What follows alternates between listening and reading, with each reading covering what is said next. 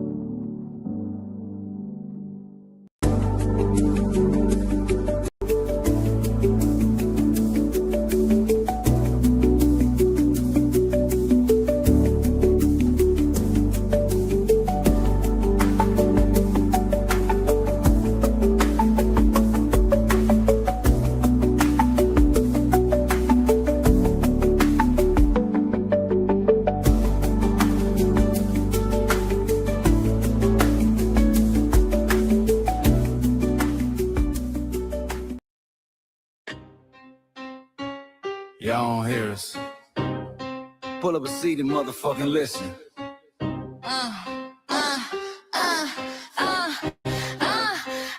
Pull up a seat and motherfucking listen. Hey, pack your bag, time to go home. Talking crazy on our soil where our blood and bones grown. This our grind, we outside on it. While y'all fools on the outside looking, y'all show no respect to Black America, so leave. Hey. Y'all don't get it, so it's time to go home. Get the hell up out of America, take your digits, make it just fly on. Y'all don't get it, so it's time to go home. Get the hell up out of America, take your digits, make it just fly on. You landed on the tarmac, fresh off the boat. Talking about y'all building nothing, man, you choking on the note. My ancestors the reason that this country even breathes. Picked the cotton, built the White House, planted the seed. Jim Crow laws, redlined the map, we was the target. You think that struggle's a costume, man, you can't mark it. We fought the wars, we bled the blood, we died for our future's chance. And you come here and give our legacy a side eye while throwing shade on the guard. While you benefit from doors we kicked down with our last breath. Now you spit on the architects who stared down death. Disrespectful, that's disrespectful, ungrateful, a slap in the face to only people who gave a fuck. So let me show your ungrateful ass to the right place. Oh, oh.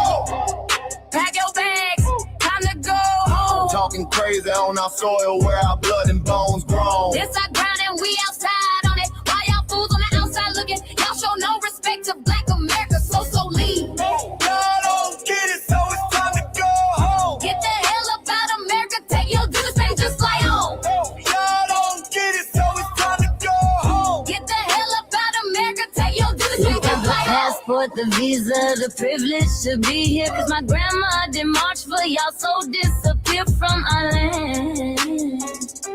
You cosplaying our pain. Think it's a trend you can borrow, but you ain't inherit the ghosts of our sorrow. We the foundation, the bedrock, the soil, and the root. You not no branch on our tree, and unproductive people always cosplaying me. Talking about we ain't do nothing. You lost your mind. We built this from nothing, time after time. From the beginning to now, we been the backbone and muscle. Why you look down on the struggle and cause a whole tussle? That energy style with disgusting is whack. So let's make it clear, there's no turning back. This land is paid for in full. In blood, sweat, and tears, and dreams deferred. You don't get to come into a house we built from the dirt and telling Black America y'all ain't worth nothing. That's a violation. Facts. Pack your bags, time to go home. It's our soil on our soil where our blood and bones grown. Show respect, this our ground. Y'all just tenants on a leash. Or get the step. Show no respect to Black America, so leave. Don't get it, so it's time to go home. Get the hell up out America, taking your business, I can just fly home. Don't get it, so it's time to go home. Get the hell up out America, taking your business, I can just fly home. Yeah, fly little birdies. Fly on back to where you came from. This ain't for you. The soil is sacred. We said what we said. It's time For y'all to go home. So fly a little birdies fly. So fly a little birdies fly. So fly a little birdies fly. Not far, far away from here. So fly a little birdies fly. So fly a little birdies fly. So fly a little birdies fly. Not far, far away from here. So fly a little birdies fly. So fly a little birdies fly. So fly a little birdies fly. Not far, far away from here. So fly a little birdies fly. So fly a little birdies fly. So fly a little birdies fly. Not far, far away from here. Bye bye, little birds.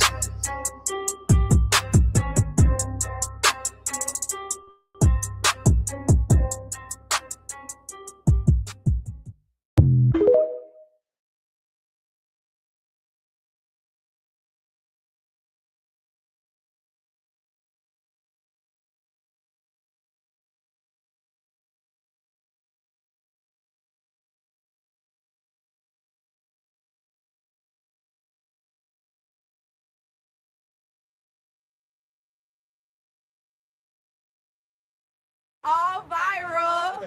Man, y'all make sure y'all share this video and make sure y'all subscribe to All Viral Access Media. You know the vibes.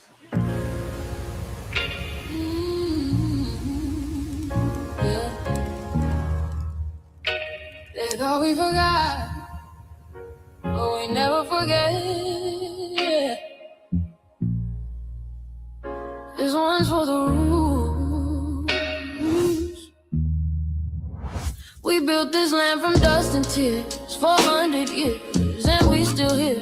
They write new rules, but they don't see every freedom they got came off you and me. We planted seeds, they took the bloom. We lit the flame, they left the room. But we back now, no disguise. The spirits woke, we realize all we want is what we earn. That sweat and blood, yeah, that table turn. You can't buy culture, can't fake that fight. This is our day, this is our ride. We happy.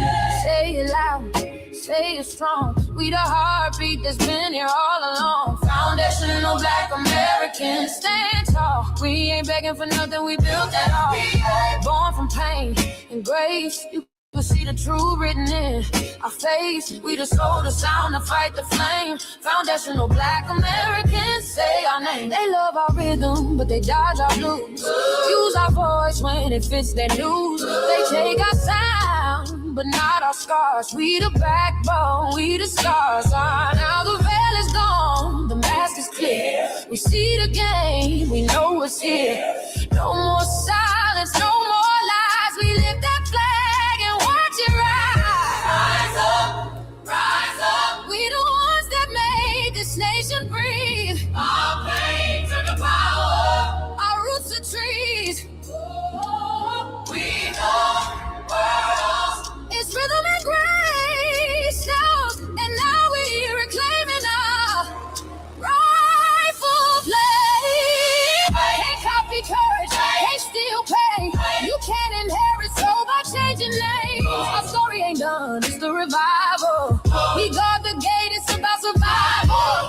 We FBA, say it proud, say it loud. The world dances on what we vow. Foundational Black Americans. Still we stand, still we fight, still we demand. Every block, every song, we've been right here all along.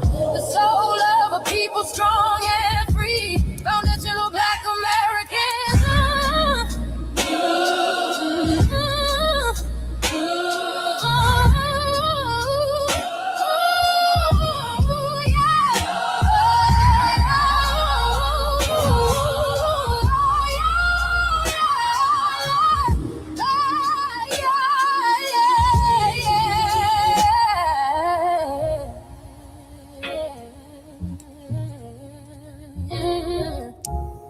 We the first, we the root, we the fire. Still rising, still here. Foundational Black American.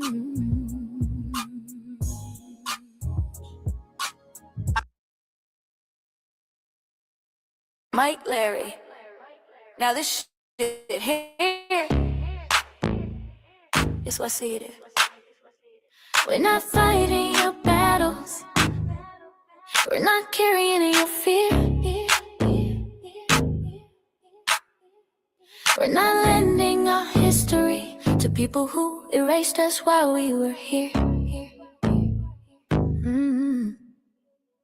Just cause you're born here, don't make you FBA. That makes you a citizen, learn the difference today. This is lineage, not a look you can wear. Not a costume you borrow when it benefits you there. You used our culture like an access card. Backstage pass, a straight facade. But now the mirror's in your face, no disguise. And you're uncomfortable looking truth in the eyes.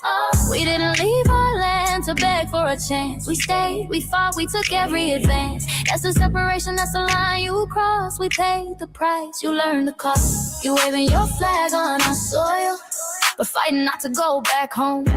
Waving your flag on our soil, building comfort on a foundation you didn't know. We waving our flag, red, black, and gold. Stood our ground, never sold. You waving your flag on our soil, but scared to build what you claim you love. Our humor, our style, the way we move, the smoothness, the sound, the things we prove. Music we birth, language we shape, innovation forged under constant escape. Warrior spirit means stay and defend, not flee your land and rewrite the end. You call it success, but don't confuse the two. Ease came after what we went through. You abandoned your land and called it strategy. You wave that flag loud, but won't return to build your legacy. That contradiction tells the story for you.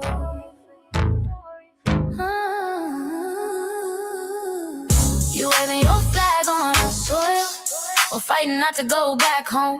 We waving ours where we were forged, every inch earned, every brick known. We can't be deported, and that truth changes everything. We can't be deported, and that truth changes everything. We know who we are, and now we see who you are too. Just because y'all born here doesn't make you FBA at all. It makes you an American citizen. It's biologically impossible to be us because it's a lineage, not some damn costume you can just put on to look cool. You immigrants and immigrant Americans has used our culture as an access card, a backstage pass to our culture. Now y'all have to look in the mirror.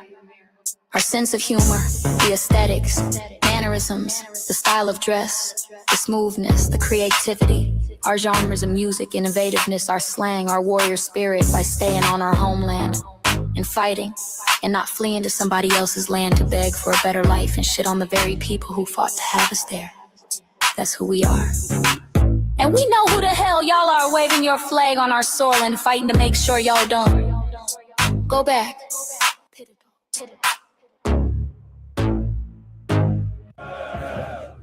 You can't leech off our culture anymore. Beat it!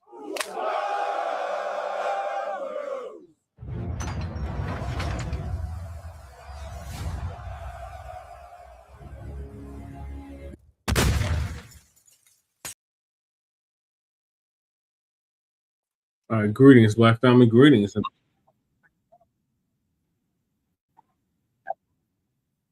Greetings, Black family, greetings, and thank y'all for tuning into another episode of the Frontline Black News. I'm your host, Chain Krumah, and we're joined with our other host, Lady Che, and we have our West Coast correspondent in the building, Shabaka Sankori. That's Shabaka's Black Experience Enhancer, which I'm the co-executive producer and co-host of. Greetings, Shabaka, from the Mile High Income and illegal migrant flooded city. And on this season 6, episode 11, part 1 of the Frontline Black News, we'll be discussing several topics. The first topic is the tangibles. This is the year and the decade of tangibles. So continue to mass up the tangible for your vote, Black family, all the way between now and 2100. Then we got the Democrats show hypocrisy, voting to defund ICE. Then we lost our brother Desmond Wilson of Sanford and Son. Demond Wilson. Demond, D-E-M-O-N-D. I don't mean to correct you, but it's Demond Wilson. And I used to watch Sanford and Son on NBC. And he was always telling Fred stuff, and Fred will always come back and say, "You big dummy." Yeah, and turns out Fred was the big dummy. Okay, Demond Wilson of Sanford and Son, thank you for the correction, Shabaka, suddenly passes away at 79. He was no dummy. Then Trump is bringing back mental asylums or institutions in asylums. When is that motherfucker checking in? Whenever Biden checks in. Then they could be selling. Innocent Black man sitting in car brutalized by white cops. Lawsuit exposes cover up. Then we lost our sister Sonya Massey end of 2024. And her killer finally gets sentenced. She got sentenced to 20 years, which, if you ask me, is not enough. Exactly. Gets 2 years behind bars after federally shooting and killing Sonya Massey during a police encounter. Sonya Massey's family reacts to Son Grayson's sentence. Reacts to Sean Grayson's sentence. And then Dr. Gladys West, who helped develop GPS technology, dies at 95. Gladys Mae West, the hidden figure of GPS, global positioning system technology. And last but certainly not least is segregation. Like old Frogface would say, segregation yesterday, segregation today, and segregation tomorrow. Still happening in 2026. Truth and data. And we are based out of East Denver, North Aurora, Colorado. We give the news from a frontline and Black first perspective. We are part of the New Blacc Media and also the signal boosters of the New Blacc Media. We have been around for 6 seasons now and counting, and we have several platforms that are part of the Frontline campaign. Frontline Black News is the first one. We started back in 2020, 2021. And then Shabaka's Black Experience Enhanced is based on the 50th anniversary of the founding of the original Black Panther Party for Self-Defense. And not to be confused with them others. And we started on Blog Talk Radio back in 2016 and have been around for 11 seasons now. Shabaka's Black Experience Enhanced covers the Black experience from the beginning of time until 10 minutes ago. It's also part of the Frontline campaign and has recently, within the last 2 years, moved from Blog Talk Radio to StreamYard. Please make sure you like and share the broadcast, family. And join us on StreamYard, YouTube, Frontline Black News. The links to all of our channels are in the description, including Frontline Black News. Yes, that's right, Black Joe. Got to end that qualified immunity. Frontline Black News, Frontline Black News 2, the backup channel. Make sure y'all sub up to that. Just in case you try to take Frontline Black News down again, there's 3 strikes, you're out. And we were just on 2 strikes. So they're trying to take Frontline Black News down. So we got a backup channel just in case. So make sure y'all sub up to that. Then my personal page, Justin Parrish, aka Chan Kruma. That's the channel where we stream all the city council meetings and community events and whatever I might feel like filming for that day. Then we got Lady Chase channel, the Revolutionary Agenda, the RBA. Make sure y'all sub to her channel as well. That link is also in the description. Our cousin out the Bay Area, Jay Militant. His channel link is also in the description. What's Cracking TV with Jay Militant. Our brother out the Mile High, our B1 certified brother, Cool Keezy. He usually does our intro track for the Frontline Black News. His link is also in the description. Our brother out of Virginia, by way of New York, Raise Omega, who we were chopping it up with earlier. His link is also in the description. The Church of Black Power, our brother out of Watts, California, who's now in Houston, Texas. His link is also in the description. And last but certainly not least, we got our brother Black Truth United. Brother that came up with the B1 Rolodex for FBA and B1 businesses. It's a modern day green book. The link to his channel and the Rolodex is in the description as well. Also, we have the petition for reparations. Please sign it to change.org petition. That link is also in the description. It's kind of beating a dead horse now, but required Paul Birdsong to cease representing the Black Panther Party. He has since ceased and assisted. And now he wants to start calling his party the Black Lion Party. This petition is to get him to stop representing the Black Panther Party. So if you're still up to it, sign it. Even though he's already denounced that he's no longer a part of the Black Panther Party, thank God. And then we got support Lady Chase GoFundMe. Her link to her GoFundMe is also in the description. And then we got copyright disclaimer under Section 107 of the Copyright Act of 1976. Allowance is made for fair use for purposes such as criticism, comment, news reporting, teaching, scholarship, and research. And I do not own the rights to the music. And if you don't understand racism, white supremacy, what it is, and how it works, everything else you think you understand will only confuse you. In all 10 areas of human activity, and that is economics, education, entertainment, labor, law, politics, religion, sex, and war. And some say health and nutrition. And that was by Mr. Neely Fuller Jr. Transitioned exactly a year ago. It will be tomorrow. Soon to be tomorrow. At the age of 95, ProduceJustice.com. And when you, a Black person, are captured by any race soldier, you must never fuss, fight, or flee. Comply and defend yourself in court. Also by Mr. Neely Fuller Jr., ProduceJustice.com. And last but certainly not least, we got racism, white supremacy. It's conscious and subconscious behavior to maintain white genetic survival to prevent white genetic annihilation. And that was by the great Dr. Francis Cress Welsing, who transitioned exactly 10 years ago at the age of 80 here in Colorado, ironically enough, Shabaka. And shout out to our FBA brother Tariq Nasheed out of Los Angeles, California, for paying for her funeral, along with several others. So those are the topics. Make sure y'all hit that like and subscribe button. All right. Anything before I get to the tangibles, Lady Shay? Yep.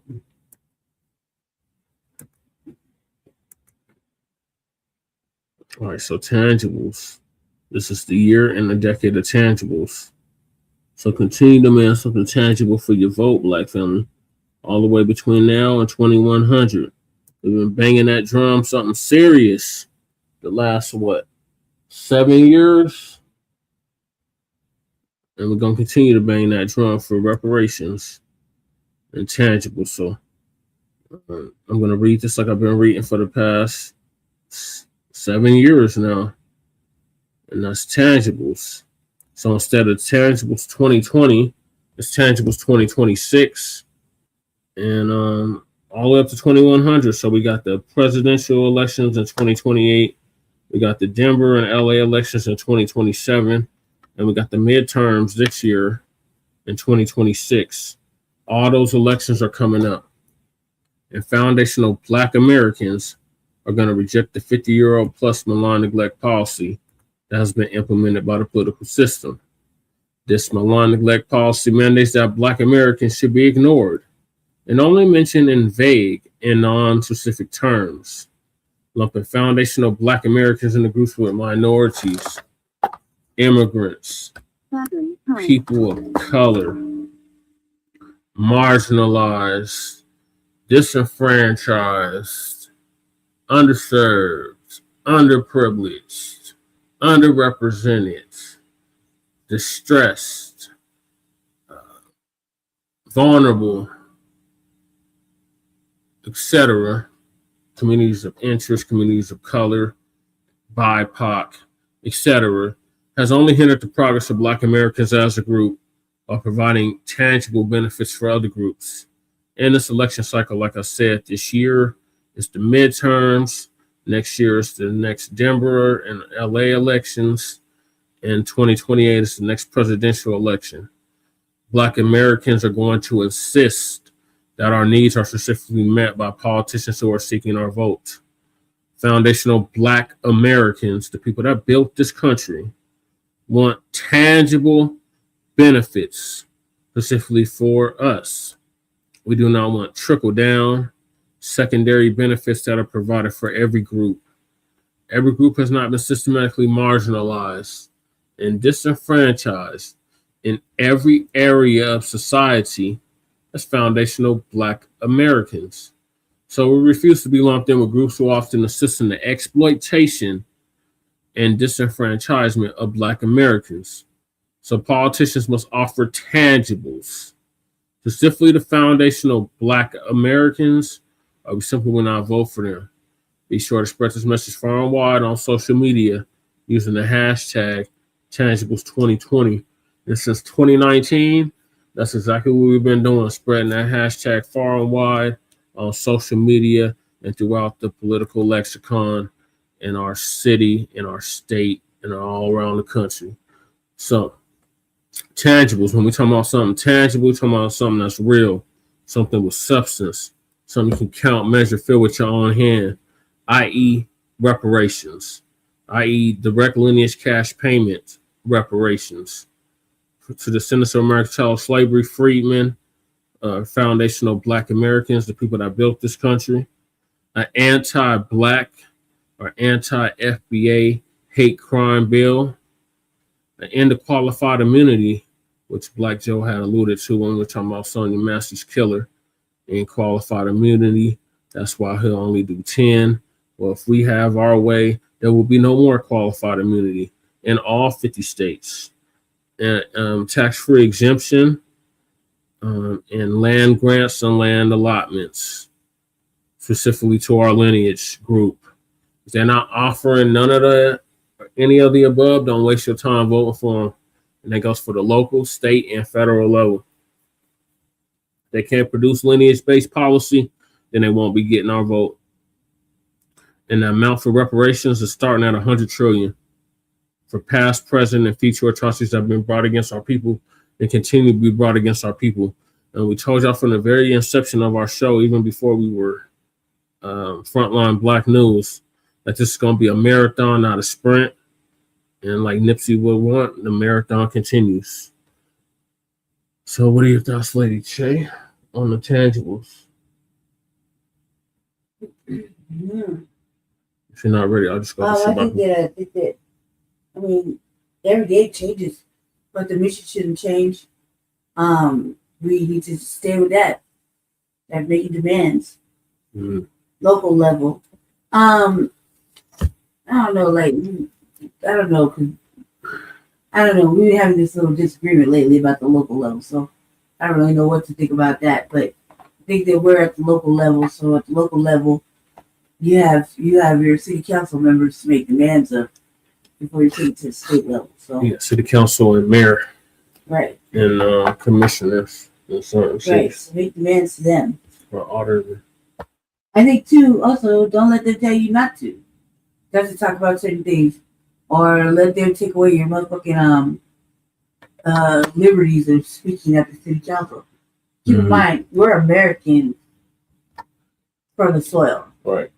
So we should be allowed to speak at our city council before any illegal alien. Right. So don't let them give you the lofty overlook and just try to make you sit it down so they can allow immigrants to make unreasonable demands of our city. So, and that goes for any city. Right. That you got these bold motherfuckers making demands to city council. Because once it starts there, they take it all the way to the next level. And they think they can do it because they're in a blue state. Yeah. So yeah. That's it. Tangibles. So hold your vote like you hold your swiller. Or your children. All right. What are your thoughts on the tangibles? Thank you, lady. Okay, the tangibles is not a handout. It is a debt that is owed. Okay.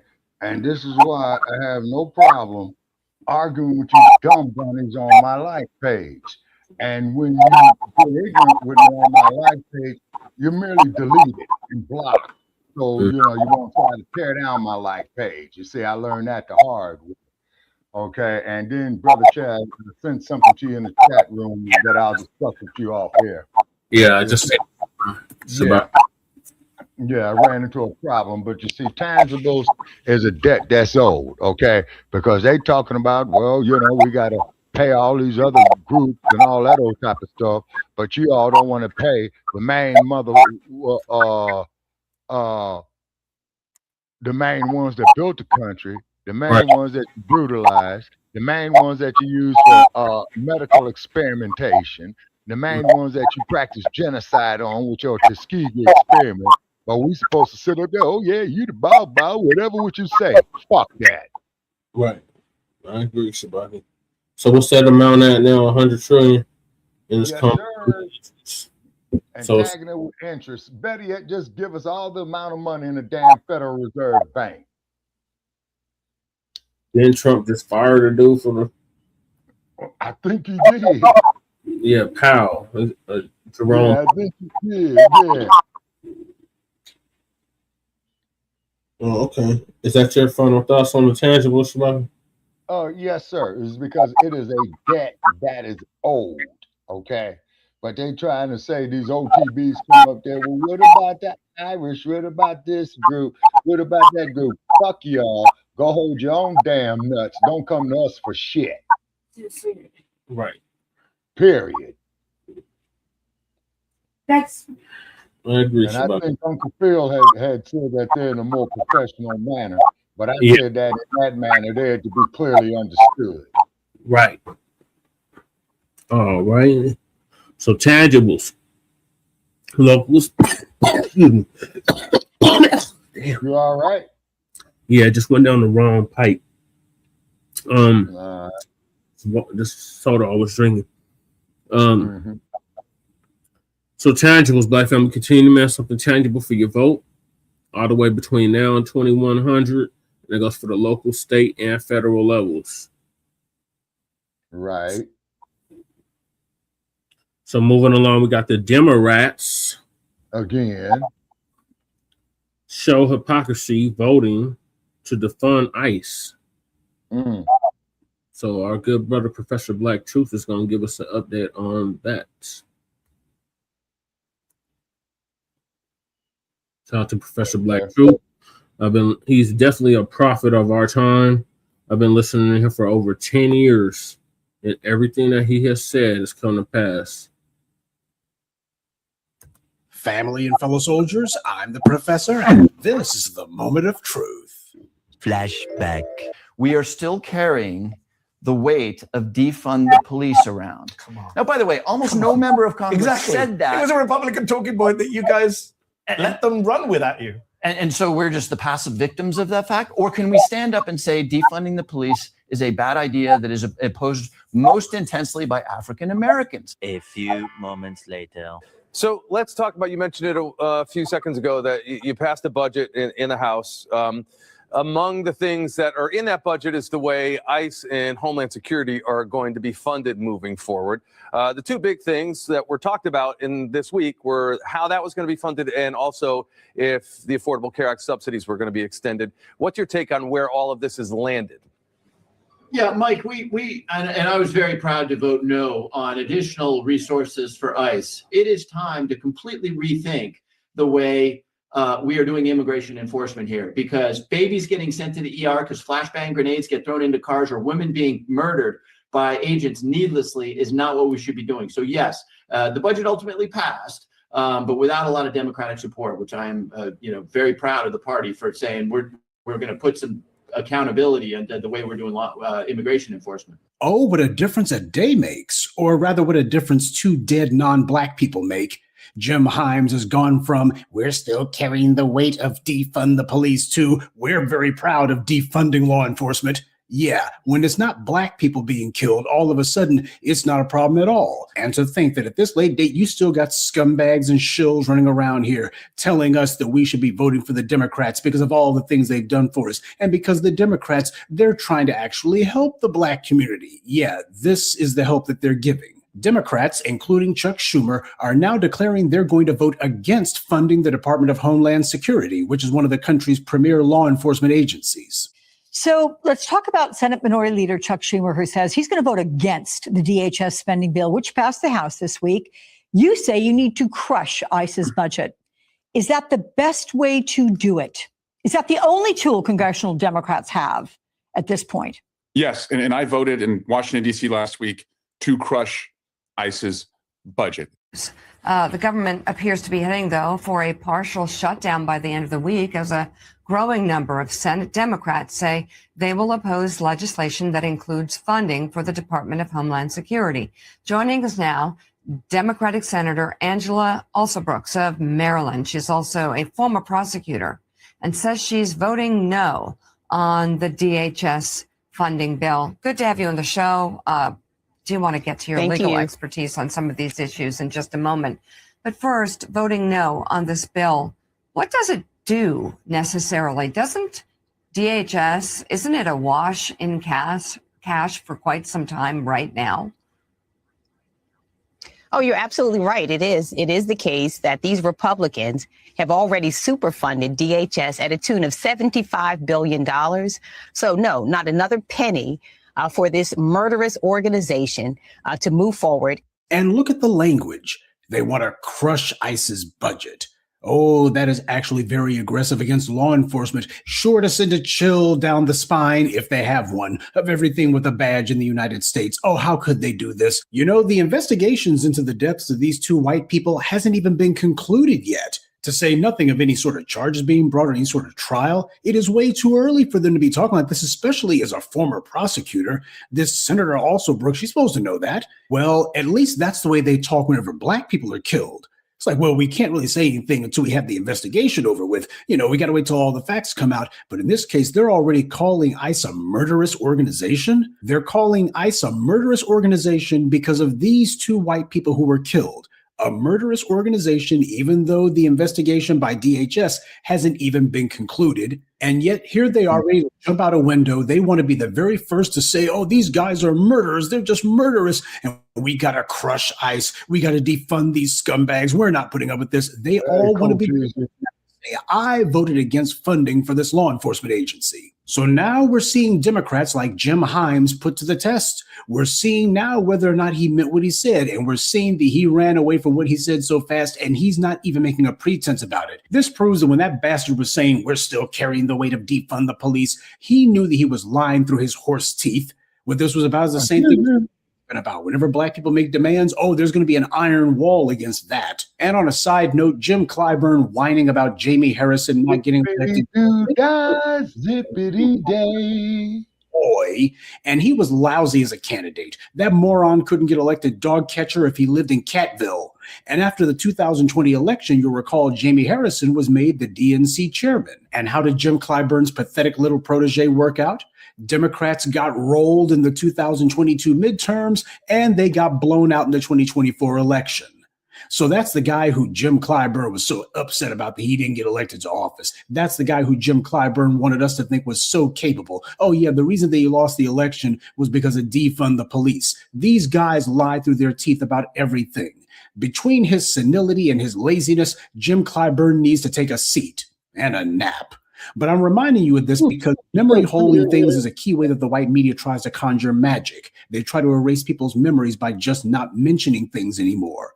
We're seeing a real-time example of exactly how there's a racially biased program at work where both parties are concerned. These Democrats know the real problem is them, but they made the decision that they were going to make us the scapegoats whenever their failures led to them getting beaten at the polls. And I don't care if they want to whine about us, but I do care that they are allowed to advocate for the very policies that they spent years lying and denying about, and they just get away with it. So we've gone from defund the police as political suicide to Democratic senators and congressmen saying that they're going to be voting against funding the Department of Homeland Security. And Mika the bigot Brzezinski didn't bat an eyelash at that one. She just gave a murmur of assent. No talk about how isn't this politically unpopular or about how the Black community isn't objecting to ICE. Shouldn't Jim Himes have been saying that? This would be a good time to remind that scumbag about that. Well, you don't see the Black community complaining about ICE. I mean, why? The Black community, they support ICE's activities. You don't see them protesting, do you? And also, there's no talk from Democrats about how the issue is training or reforms.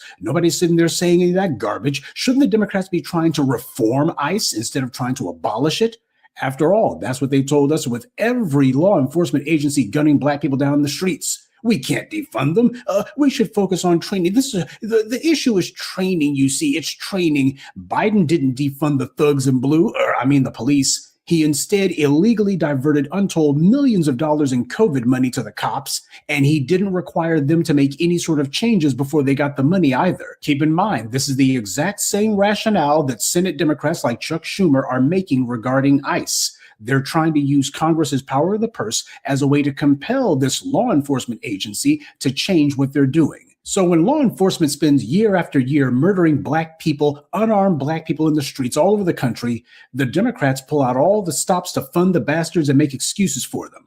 But when just 2 white people are killed when they were interfering with a legal law enforcement immigration operation, then we need to shut down the agency responsible? Oh, no reformation here. These guys can't be reformed. We have to abolish them. This is not a training issue here. This comes straight from the top. People have to be held accountable. I mean, just look at how shameless the Democrats are being about this. They suddenly figure out how to advocate for something as long as it's not Black people who they have to advocate for. And they are just so upset that the ICE goons are acting like anonymous randos. Yeah, no different than the police. The time to be calling out armed white men in the streets who call themselves acting like police even though they're not, that was when Kyle Rittenhouse was killing people. That was the time to call it out. And you had the police in Kenosha. They were giving him a thumbs up and an attaboy. They knew exactly what that scumbag had done. But the Democrats, they weren't terribly bothered by that. No talk about, hey, if a police agency is acting like this, we need to make sure that whatever federal funds that these guys are getting is put on hold. No, they weren't doing that. You had Jim Himes, Jim Clyburn, and all the rest of them saying, defund the police. That's political poison. We can't do that. The enemy understands the rules of racism, and there's a number of rules in place for the dominant society, too. White deaths can and are overlooked, depending on how and why they're killed. These people died protesting the removal of illegal aliens. And look at how the Democrats and even some Republicans are reacting to that. Oh, we can't allow this to stand. And this is the reason why the Black community is not getting involved. There's no need. When the people who are being attacked aren't Black, then the white media sounds the alarms. The politicians will treat it as a public safety issue. People treat these deaths as if something bad had happened. And that's the reason why we're not getting involved. If Black lives are not going to be treated with equal weight to everybody else, and they're not, then what the hell will we look like getting out there, putting on the cape for anyone? Any Black person who doesn't understand this at this late date is certified stupid. And while the Democrats are trying to make it seem as if there's some sort of groundswell going on, this is a tempest in a teapot. It's a PR issue which the orange man is going to deal with and move on to the next scandal. But you know who can't move on? The failed Black misleadership class. The same people who have been successfully leading the Black community around by the nose, these individuals are MIA right now. That's because they know that all of that Black support that they thought that they were going to be having, that they could always count on, it ain't there. And they know why. Nobody's even bothered to ask where Messy Jesse is at. How about where Al Sharpton's hiding in the sound stages of MS Now? How about the clowns from these phony so-called black organizations? Where are they at? These sock puppets for white power were always controlled opposition, but without us, they're nothing. During the BLM protest, you had a bunch of tethers and foreign flags and other weirdos who were trying to use the media attention that the protests were getting to promote literally every other issue under the sun, from trans issues to, of course, immigration. And that was because we had a bunch of tethers who infiltrated the community and who hang around us, always trying to mislead us into backing what's important to them. They were going hard in the paint to say that America needs to give amnesty to all the illegal aliens now. And it was the Blacc Media who called these people out. We knew what the game was. These people were straight up ops. You have these silly Negroes at these BLM protests who were ready to jump out a window and couldn't wait to act a fool for immigrants. And that was because they were illegal aliens themselves. You know, people like Nicki Minaj. They were brought to the U.S. illegally, and their family and their friends are also illegal aliens too. And that's the reason why, as far as they were concerned, oh, these dead black people in the streets, that doesn't matter. What matters is making sure we don't get deported. What we see in Minnesota with the Somalians is only a microcosm of a far larger problem. This is why people like Congressman Horsford was declaring publicly that he was an immigrant first and only. And that's a major part of why trash like Jim Himes feel like they can go ahead and do this fork-tongued lying in front of the world, in front of our faces, because they know that there's nobody in Congress who's actually going to call them out on it. There's nobody who has the moral courage or the intellectual honesty to do so, not on our behalf, certainly. What's called for here is for the black grassroots to start demanding lineage litmus testing. That's what's called for. Start bringing it up publicly. We have to stop being bashful about demanding to know this and to have it declared publicly. When we see these off-code Negroes running around, we have to get in people's faces and ask where their folks are from. Now, for some of you, that might make you a little bit uncomfortable, but you need to get over that. Demanding that the police be punished wasn't normal until we made it normal. Demanding reparations wasn't normalized until we made it normal. Demanding clarity on this issue is not something that's going to be encouraged by the dominant society, because the obscurity serves the dominant society. And no, this is not going to be a pleasant thing, because what the tethers are doing to us is not pleasant at all. We have to make the block hot for these guys, put them on the spot, tell people that it is not okay to allow folks who made it their culture to undermine and attack us to be able to hide amongst us, and then we're supposed to be acting like we're all on the same side. We need to draw a line between those who are B1 and make sure we know who's on our side and who's not.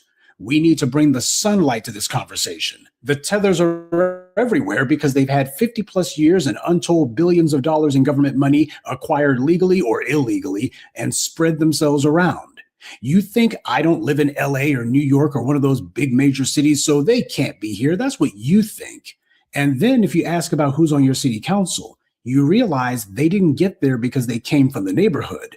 They got there because they worked at a university or some company paid to bring them to town. These out-of-towners who suddenly have lots of money, usually from white sources, and they've got white society support to call themselves being our leaders. That's how they declare themselves. They're our leaders, and they always got lots of white media support, and they're running for office to be our representatives. And in so many cases, we don't even know who the hell these people are. We just take people at face value. We don't ask questions. And that's how this happened. And your pork chop preachers and political pimps, they've been in on it. Most of them are shills and tools, and they've known all about it. But their job was to keep us distracted, keep us pacified. And that may have worked for a while, but it's not working anymore. That's why you had Don Lemonade doing that attention whoring stunt in Minneapolis, trying to force himself into the news cycle. Those clowns he had with him, they don't have any influence. They've got absolutely no force behind them. They have no base behind them. They were just a bunch of randos off the street. Without the black grassroots, white power's flunkies have to do their own dirty work themselves. And that's not effective. And speaking of not effective, we got to make sure that when people sit here and lie and claim, oh, well, the reason that we can't do defund the police is because it loses us elections, it's time for people to be held accountable for the lies that they tell. So this is just the latest in an avalanche of examples of precisely why it is that the black grassroots is sitting this mess out. These people are making it blatant and in our faces that whatever they say to us is going to be exactly the opposite for everyone else. And that being the case, who the hell is going to be voting for this? Not me. And I don't think you're going to be voting for it either. This is why we put ourselves first, and we're not sitting here trying to have any sort of alliances or otherwise trying to call ourselves protecting some politician. There's absolutely no reason for the Black grassroots to be sticking its neck out for the dominant society because they're the dominant society. Whenever these guys so much as stub their toe, there's going to be all kinds of people who come running breathless with anticipation. Oh, how can we help you? They're not doing anything to try to find any dirt under the fingernails of Renee Good or Alex Preddy. And that right there tells you everything you need to know. They're not trying to dirty up the victims, and they're not bringing ICE on and just compassionately and patiently waiting as they explain, well, this is the reason why we had to gun that woman down in her own car, and this is the reason why we shot that guy to death in the street. They're not doing that, and they're not bringing on anybody else from law enforcement to explain, well, it's a training issue, it's a training issue. Oh, no, they don't want to hear about training now. They don't want to hear about training, and they don't want to hear about reform. And you know what? I don't want to hear about that either. Not for the police, and not for the Jim Himes or the Jim Clyburns or the rest of the trash in the white media either. This morning's briefing is to make sure that you keep your eye on the ball, because what's happening right now is there's already being a response, and a robust one, to the killing of these two white people. For all those shills out there, all those morons who are wetting their pants thinking, this is the start of Nazi America, well, you can go ahead and stop crapping your diapers now. There's still plenty of time before the midterms. As usual, the people who actually are the victims of all of the police killings, the people who actually are being targeted illegally, they're the ones being ignored. You don't have anybody out there trying to hold up government funding for police agencies until changes are enacted. Nobody in front of the cameras frothing at the mouth and saying there won't be any more funding for this or that police or sheriff's department until they do what we say. And as long as that's the case, the political posture we're going to take will be a seated one. Damn cool. Good day and be one. I'd like to take a moment to mention some of our contributors: Andrew Lewis, Bo McLean, Rebellious Zoe, Cedric Etheridge, and Esfeo Dingaswayo. Salute to them, and thank you to everyone for listening, liking, and sharing this message. Black empowerment only exists because of you.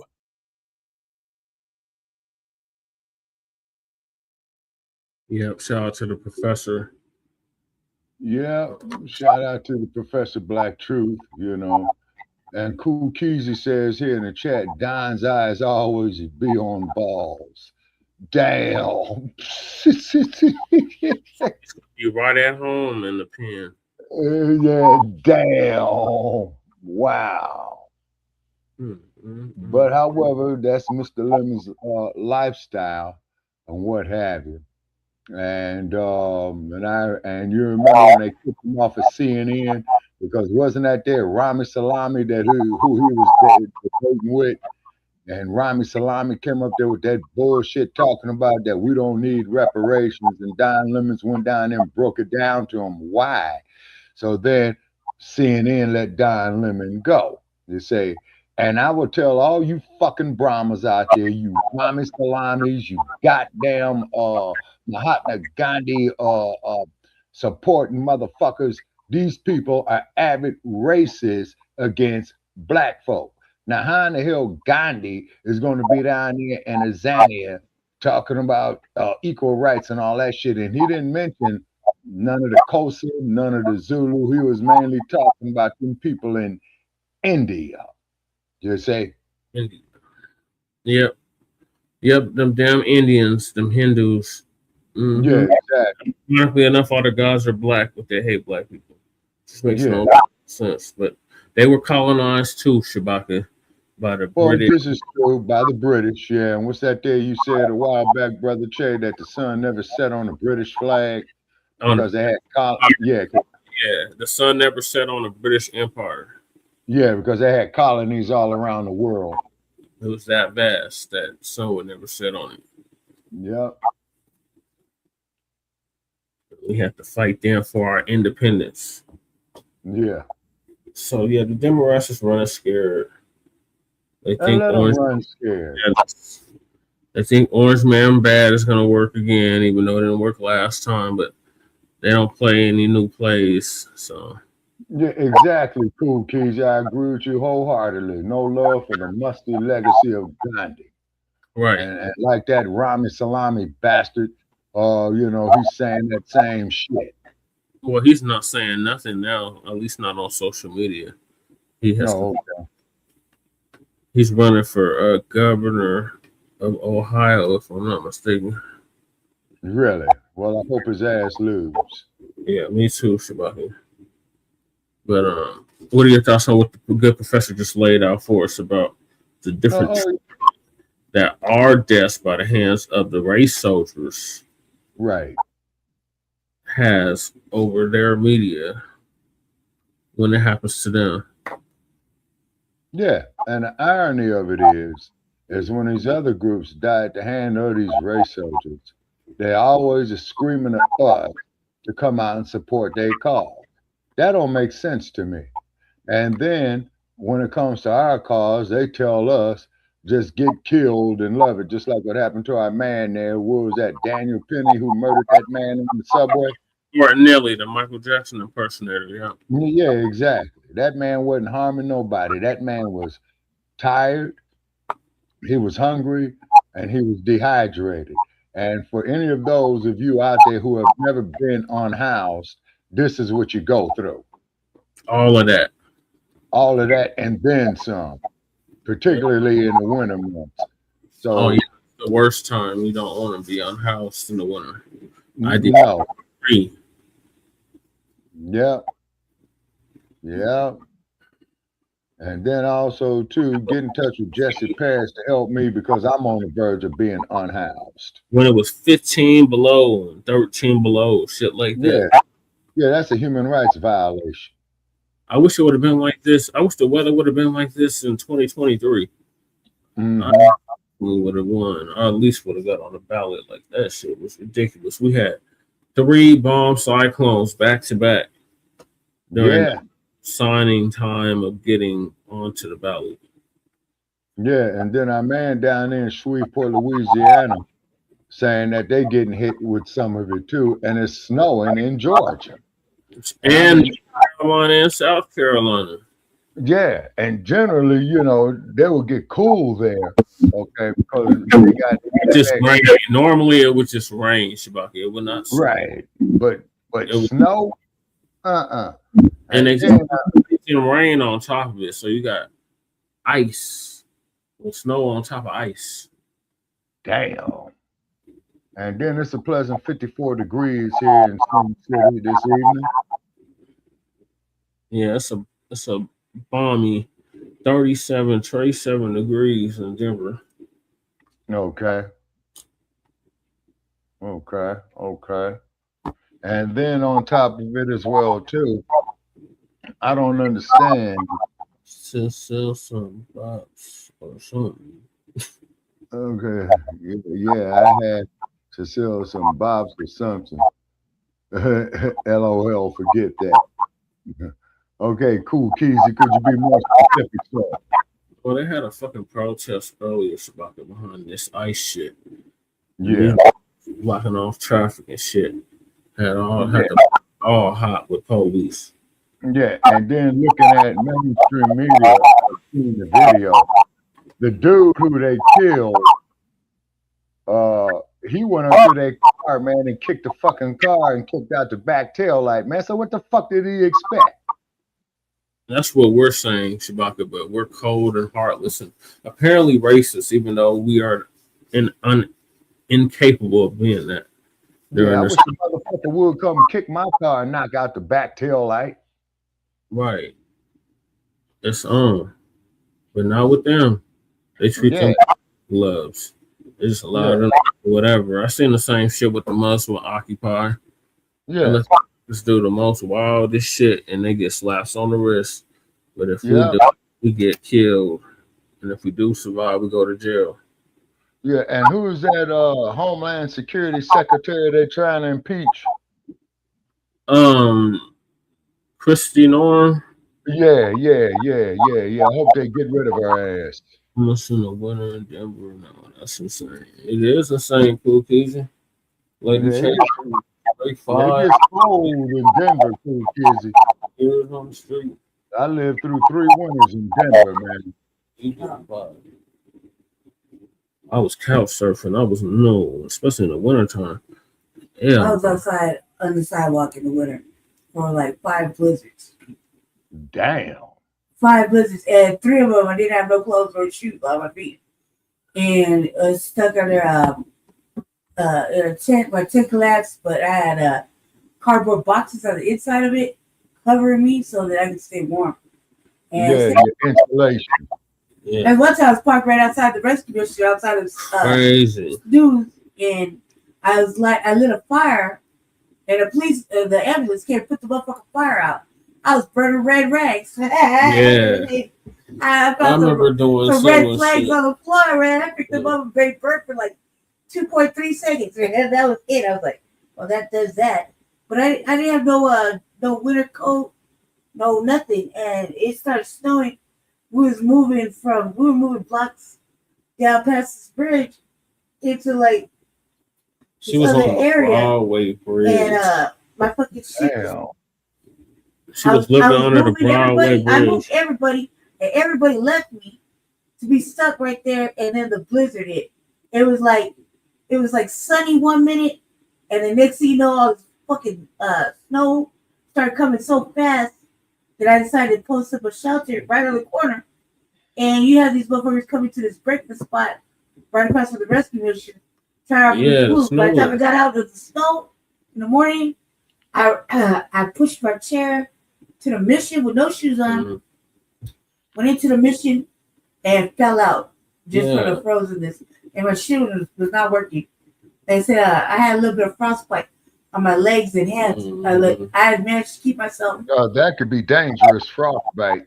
I managed to keep myself warm through that because I was under horrible conditions.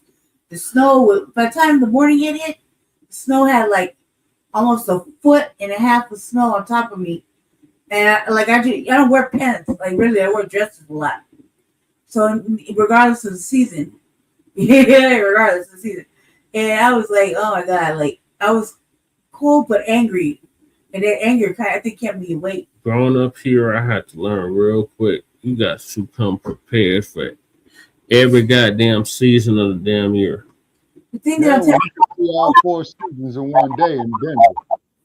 The thing that I'll tell you about being homeless in Denver as a woman is that we don't got no resources.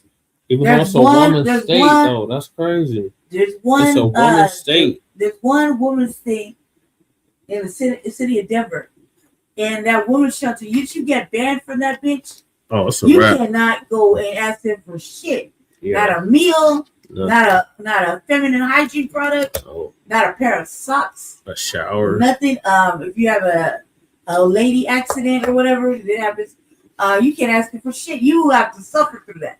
So for 5 motherfucking years, because the person got DNR'd. Within 3 days, I was banned from that bitch.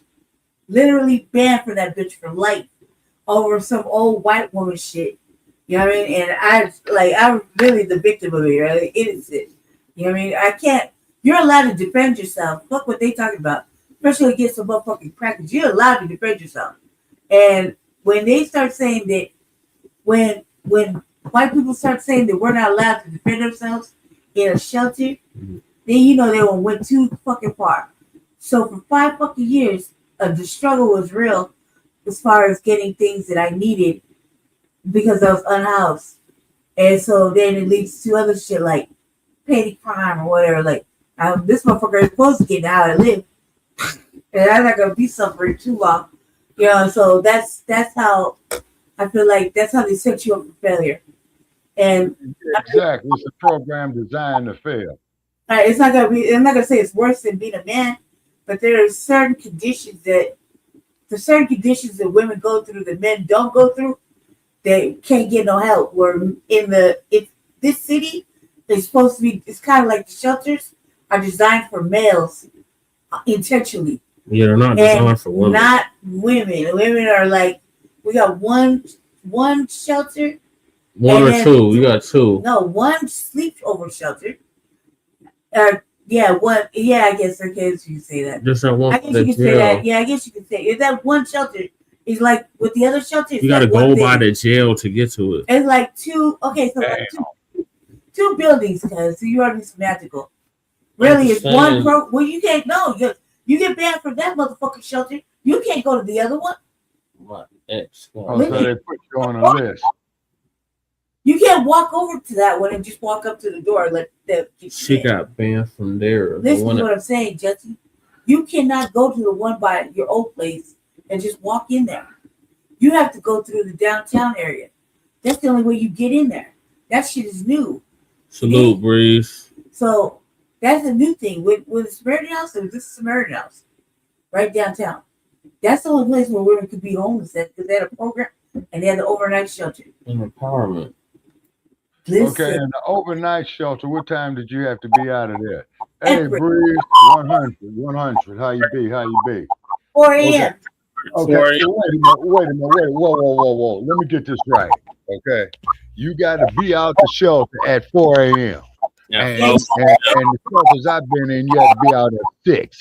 But we all know that the coldest part of the day, the coldest part of the day is just before sunrise. Yeah. So they expect you out at 4 a.m. It's like that with the male shelter too. It's like that with the male shelters. They don't give no fucks.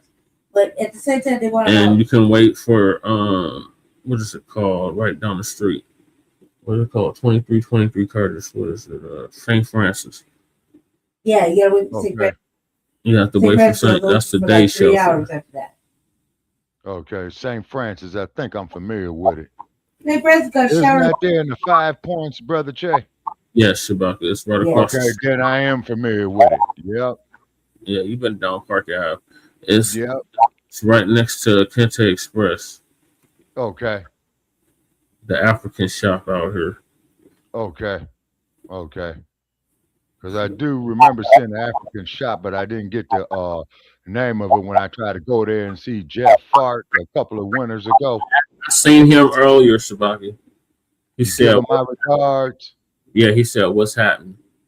Okay, well, what's happening is, I'm not going to crumb bum on that, man. Yeah, tell him thank you, man, and tell him I said the same thing likewise. Yeah, he was like that hoodie he had on. He had a cold Denver hoodie. It was all blue, but it had Denver in red. The D was in red. That wasn't no stuff for the ponies, was it? The Broncos, Shabaka. No, it was for the Nuggets, apparently. Because the original color. By the way, Mr. Che, yeah, the Lakers and Nuggets, it should be mixing it up because now we on the basketball.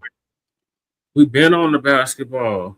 Wait a minute, you're right, because basketball starts in the fall, like about September, I think. October. Yeah, okay. All right, October. So we're in January, so playoff births ought to start happening around April. Same thing with hockey. Oh, yeah. Well, I ain't into hockey, but off of research I done to find out it was a black man that invented the sport of hockey. Yes, it was, Shabaka. They used to play it in Kemet, but they used to play it on the ground. Okay. Okay, so I guess that there would be the field hockey versus the ice hockey. But there was a whole squad that they ended up fleeing to Nova Scotia. Nova Scotia? Yeah, and they started their all-black league in Canada. Oh, okay. Okay, Cool Keys is saying this. What do you think about Sharif at the Montebello Ice Rally? He's married to him. He got family that's of that community. So I can't be too mad at him. But I don't support it. I don't support that shit. What was the question? He asking about Sharif. What's the question though? He said, what do you think about Sharif at the Montebello Ice Rally? Yeah, no. I have a lot of things that Brother Sharif does. Something else. A lot of things that Brother Sharif does that's kind of like no. But Brother Sharif has been doing the same shit for decades now. You know what I mean? And I think that because his wife is she's Mexican. OTB, is an OTB. I don't really think it has anything to do with his wife, really. I think that it has everything to do with him. These are being a supportive. This is what we call supportive of everybody in the community type. He's been a supportive all lives matter type individual. Yeah, Shabaka, we used to have him on the other platform. Yeah. So There's some things that like now, given all that we've learned, outside I like really street, but like street, some of the stuff we wouldn't know about unless capital, was out there. All the brothers and sisters you see out here, they got white people on there. Some people. And you see a lot of that out here in Sin City too. No, go ahead, Lady Check. I'm saying is some things are like now, we look at differently, but we wouldn't have known about half the shit going on in the city if it wasn't for Brother Street. Yeah, shout out to Cop Watch. He started Cop Watch in Aurora. If it wasn't for him, and out there with all them OTVs, we wouldn't know half the shit. He's the original Cop Watch. And when he used to tell us on the radio. Mm-hmm. Okay. He's a DJ. He's been on the radio since Jeff was on the radio. Jeff is. Oh shit, we forgot to commemorate a big RIP to a fallen soldier by the name of Dr. Daddy-O. Yeah, I heard of Dr. Daddy-O. I don't know his dossier, but I have heard the name. Well, I have his book, and he was like one of the first pioneers of West radio. Oh, okay. He moved from somewhere in the damn South out here. Oh, and also too, we want to mention WURD Wood Radio out of Philadelphia. Yeah, shout out to them, Shabaka, but he was our first black radio out here. Oh, okay. On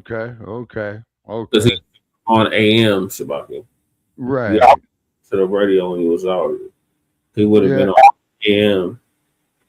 And it was Power 1510 Power 1510 KDKO. KDKO.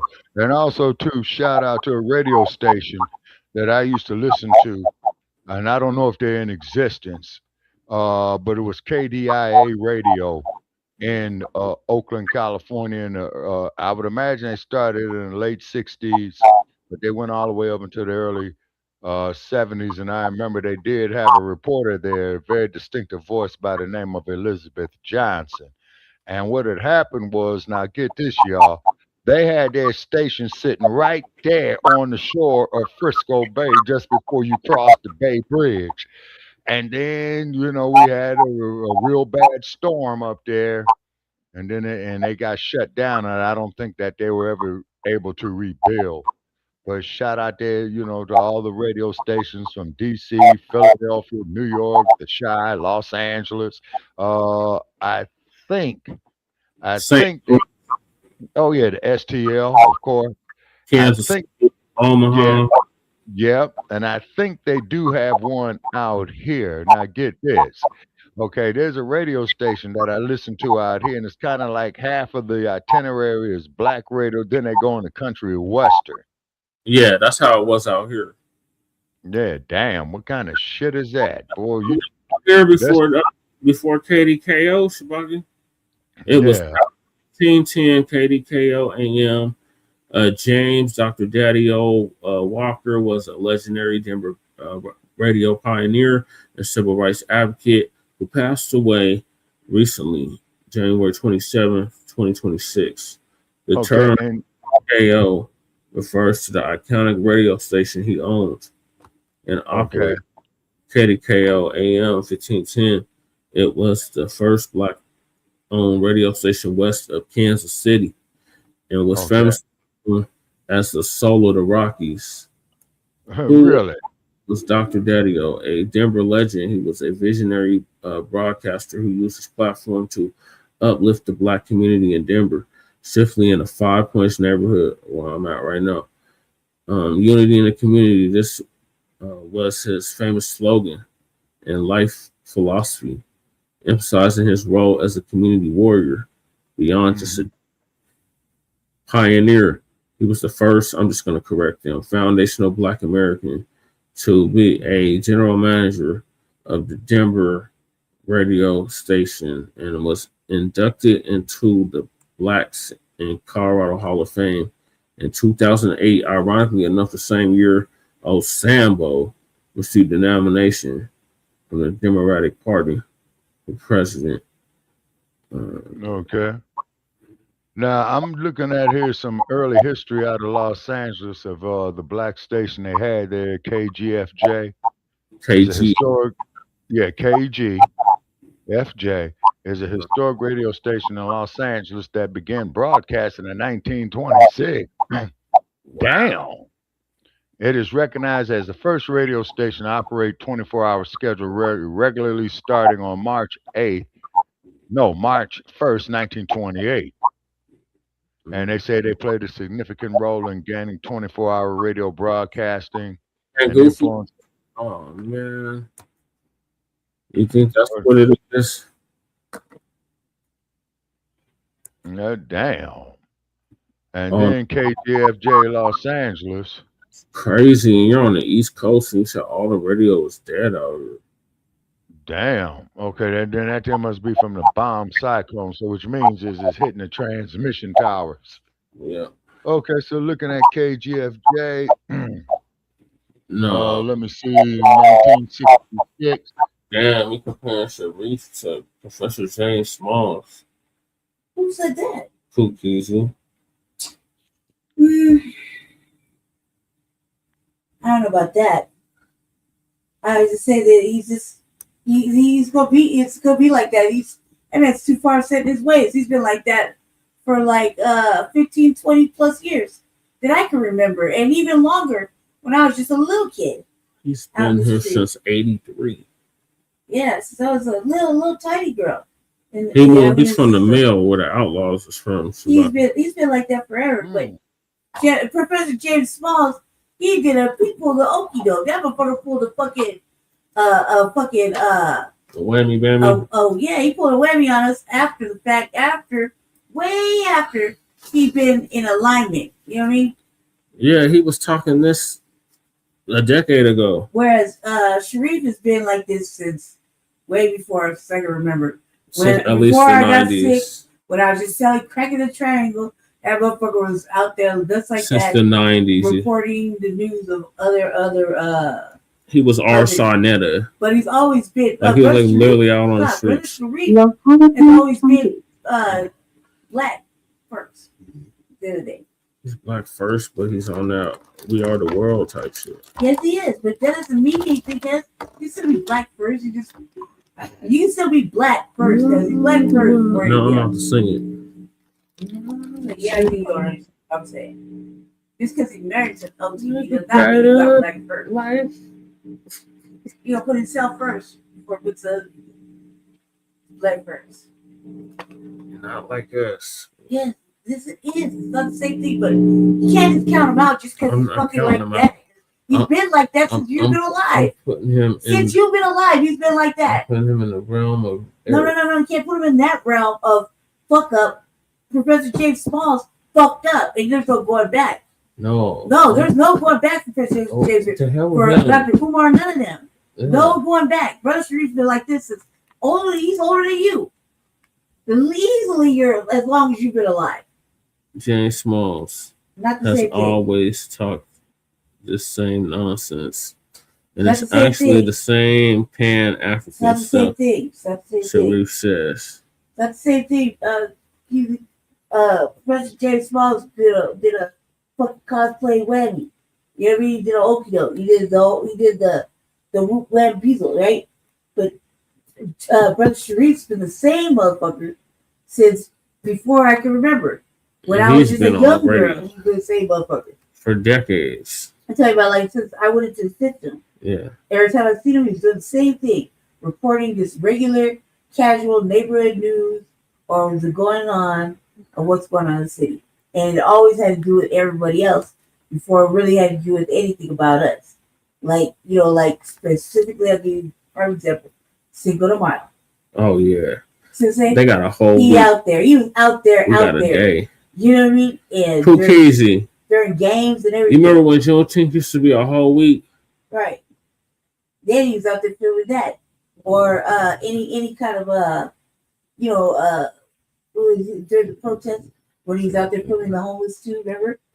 He was out there doing a whole bunch of shit. He was doing a lot. It doesn't. Yes. His caping for the illegals does not take away from his contribution to the black community. Right, and he keeping for the illegals is what he thinks he needs to do because none of us are doing it. He's So it's gotta be that one. It's gotta be that one He motherfucker out watches there. all law enforcement. He's like an auditor, like KDOT. Look, one of us gotta be out there to film this shit, and he's chosen himself to do that work. Yep, somebody Because got to none of do us it. went out there for that motherfucking protest. I used to, before I got hella tapped in with the new Blacc Media, I know Sharif all my life. Me too, Cool Keezy. Join the club. That's what I'm talking about, Keezy. That's exactly what I'm talking about. Until we got until we got to realign, like a legitimate alignment, being BYS certified, etc., codified, and whatnot. You see it. Yeah, exactly. Same thing. So that's why I'm saying none of that has anything to do with contributions to us, because without him, we wouldn't know half the shit we know. Right. And it goes on in the city, especially since we're not tapped into the last remaining fucking coon vision of fucking the cultural center at 2:00. The, You know what I mean? The coon zone. They call it the free thing zone. Free coon zone, yeah. And it's free coon zone. Right. It's trying to be the biggest coon you can possibly be. At In the 2:00. shop. At 2:00. Do the tap shoe. And Right. completely different in person. But on radio, it's just like coonery. Let's do it up. Hell yeah, and all week.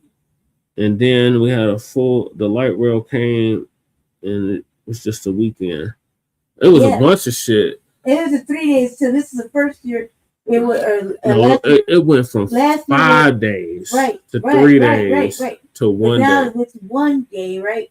Yeah. And we talk about that all the time, especially in front of the OTVs, especially when they want to celebrate their fucking pride. They celebrated pride and a protest. Yeah, he's during reporting the news, Juneteenth. Kizzy. Do you think that's kind of odd? That they got money And for then the they pride? Wait, stop. They gave money to the pride people because they could have paid for Juneteenth. They could have. They used to. They could have. Right? Instead, they paid for Pride to have a whole motherfucking week, and they had the No Kings motherfucking protest on the same day we have Juneteenth. Same day, same time. Well, no, we got them to change that. No, we didn't. Look it up. They had the fucking protest and Pride on the same day we have Juneteenth. On that Sunday? Look it up. That there's diversionary from Juneteenth. Yeah.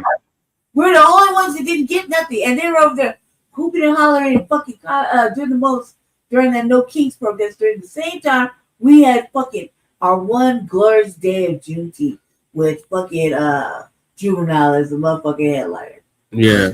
That's it. That's all. You're welcome. Juvenile is out of New Orleans, right? Yeah. Yeah. And he was out there filming all 3 events. I wish no one knew about Juneteenth. We should celebrate it without anybody knowing. Yeah, until old Sleepy Bruce. Yeah. Until Sleepy Jim Crow Biden made it a holiday. Yeah. Yeah, you remember. That's where all hell broke loose on her trying to destroy. But see, things like Juneteenth, Malcolm X's birthday, we don't ask no motherfuckers permission for it, man. We just do it. Right. Like Malcolm X Day. We just do it. Like We just do it. We just do it. Yeah, and the city of Berkeley is the only city that I know of that celebrate Malcolm X's birthday as a municipal holiday. Well, I thought Omaha did too. Okay, I would imagine Omaha would, yeah. And I do know, because it's been a while since I researched on Omaha, but I do know they have a museum to the X-Man. And then, of course, as you do know, Omaha, Nebraska is home to the undefeated super middleweight champion, Terrence Crawford. He retired, Shabaki. Yeah, and I want him to stay retired. He don't have nothing else to prove.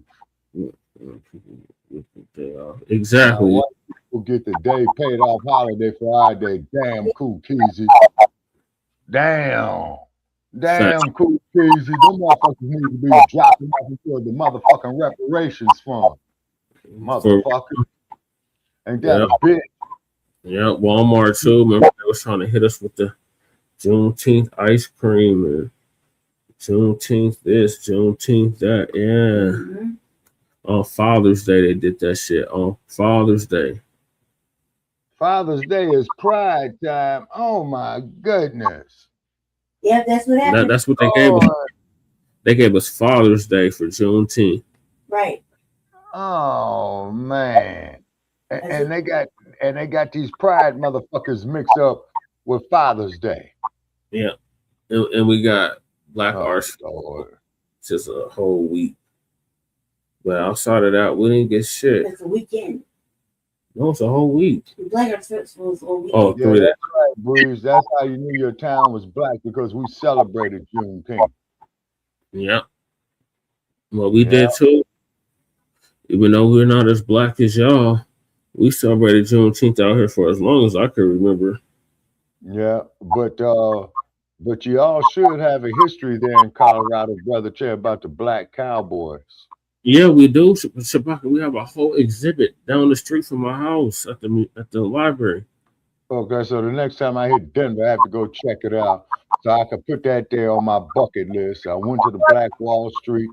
Then I want to go. Then I did go to what was that there? Fern Hall, down there in the 5 Points, where Sonny Liston was training for his fight. Back in the 60s. Remember what I told you they was trying to do? They was trying to put a mural of Cassius Clay, Muhammad Ali. Clay. Yeah, that's who I heard of. I never heard of Cassius Clay. Oh shit. And Sonny Liston. Right. Yeah. And that is out of respect for Ali's memory. Oh, we know you from Hempstead, goddamn. We know you from Strong Island, Breeze. He's talking about, I'm from Hempstead, Long Island. We know that. Well, I hear it gets cold there on Long Island, Breeze. And we get to the next topic. Yes, we are going to get to the next topic. Is everyone done on the Democrats showing their hypocrisy? Oh, yeah, and they deserve to go right straight to fucking jail. All right, so we lost a real one, and that was Demond Wilson. Yep. Ladies and gentlemen,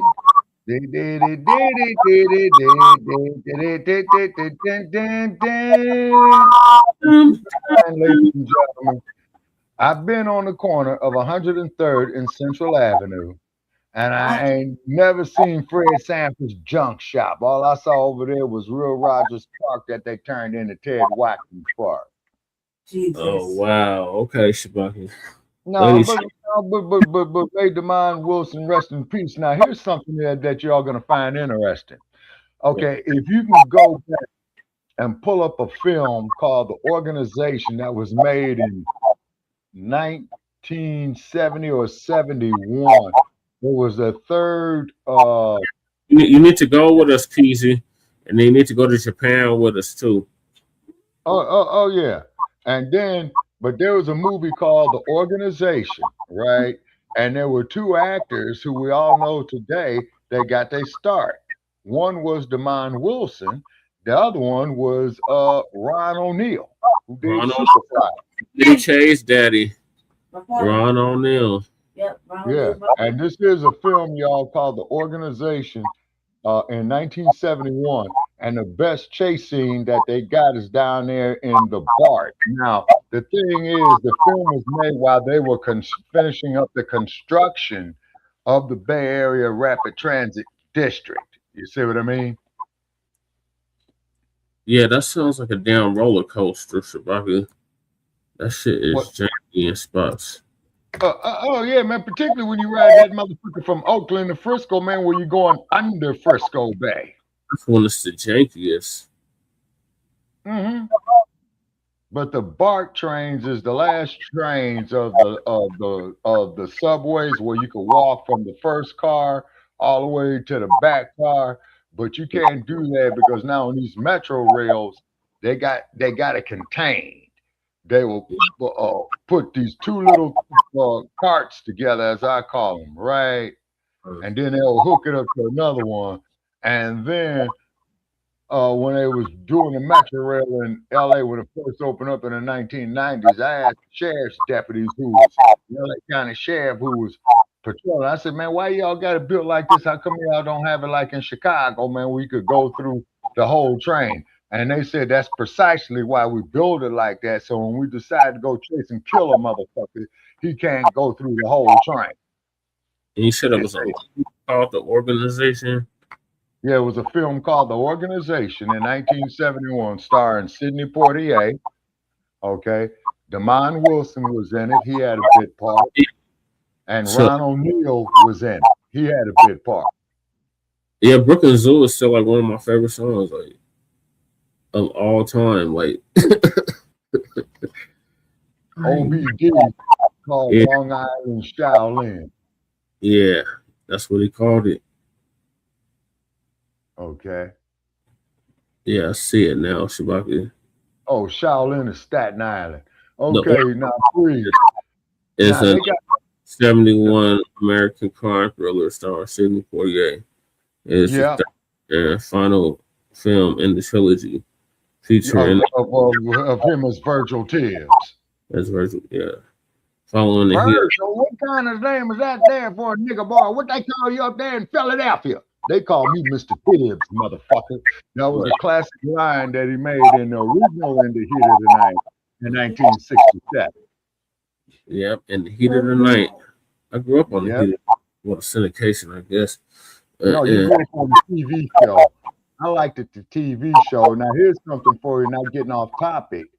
And somebody had reminded me on Facebook that the girl, Luann, who was from Mississippi, was the granddaughter of the grandniece of Nina Simone. And I put up there in response, I said, well, I'll be Mississippi goddamned. Because, you know, Nina Simone made a record called Mississippi Goddamn. Yeah, she did. She sure did. Yeah. Son don't get mad hurt. Laugh out loud, chill. Son don't get mad hurt. Oh, he talking like he from the god MC Rakim from Strong Island. Okay. Yeah, he's from New York. Yeah. Okay, he's not Long Island. He's calling it Strong Island. Okay, I recognize. Okay. Yeah, he's MC. We gave him that title, but he put that damn culture vulture above him. How the hell? We gave you Rakim, God Allah, the God MC. We gave you that title, and you just gonna pass it on to the white boy that is literally a white supremacist and used to do punk rock before he was doing any kind of rap with Dr. Dre, even before Stribble Jam when he lost that to Juice WRLD. Nobody, man. Okay. YouTube Brooklyn Zoo. Yeah, that was my shit, Kookies. It's still my shit. I ain't never been taken out. I'm the army. What does he say? I'm the army and ain't one strong. I never been taken out. Tripping on that. Yeah. All right, let me move on. So, Sanford and Son, y'all. So, Hype Plus gonna give us an update on our brother Desmond. Yeah, it debuted in 1971, and what it was to counter Archie Bunker on All in the Family, who was a white racist supremacist. Yeah. Reporting live from Hypocrisy Club in Atlanta, Hype Plus News. I'm John Opp. It is with our deepest condolences that we have to report that Grady Damon Wilson of Sanford and Son fame and of the golden era of Hollywood has passed away at the age of 79. Yeah, he did. Wilson, who was a veteran of the Vietnam War in the mid-1960s and would become a decorated soldier, leaves behind 6 children and a wife of over 50 years. Teams will break the news on Saturday morning. Yeah. Wilson's son, Damon Wilson Jr., tells CMZ he was pronounced dead Friday morning at his home in Palm Springs, California. He passed away from complications related to cancer. As mentioned before, his life in Hollywood, Wilson was a Vietnam soldier who would find himself on TV of millions after starring in Sanford and Son for 6 seasons. Wilson would continue his acting when the series did come to an end, to later find himself behind the pulpit as an ordained minister. Oh, wow. His last known credit, according to IMDb, would be in 2023's Eleanor's Bench. As many should know, in recent years, I myself had the honor of getting to know Mr. Wilson, both on camera and some may not have known, even off camera, after he was a guest on Hype Plus several times. His no-nonsense style was both refreshing and one I appreciated, despite how embarrassing some of our conversations would leave me, as I appeared childish compared to a man who overcame a lot. In conclusion, the men in dresses thing, do you know the origin of that? Did you ever get approached at it? So to take your manhood from Get you. approached back in the day? Yeah, how long we've been talking? Yeah, we were talking for probably maybe close to 35, 40 minutes. Do I seem like type of Negro that you could come to with some bull manure like that?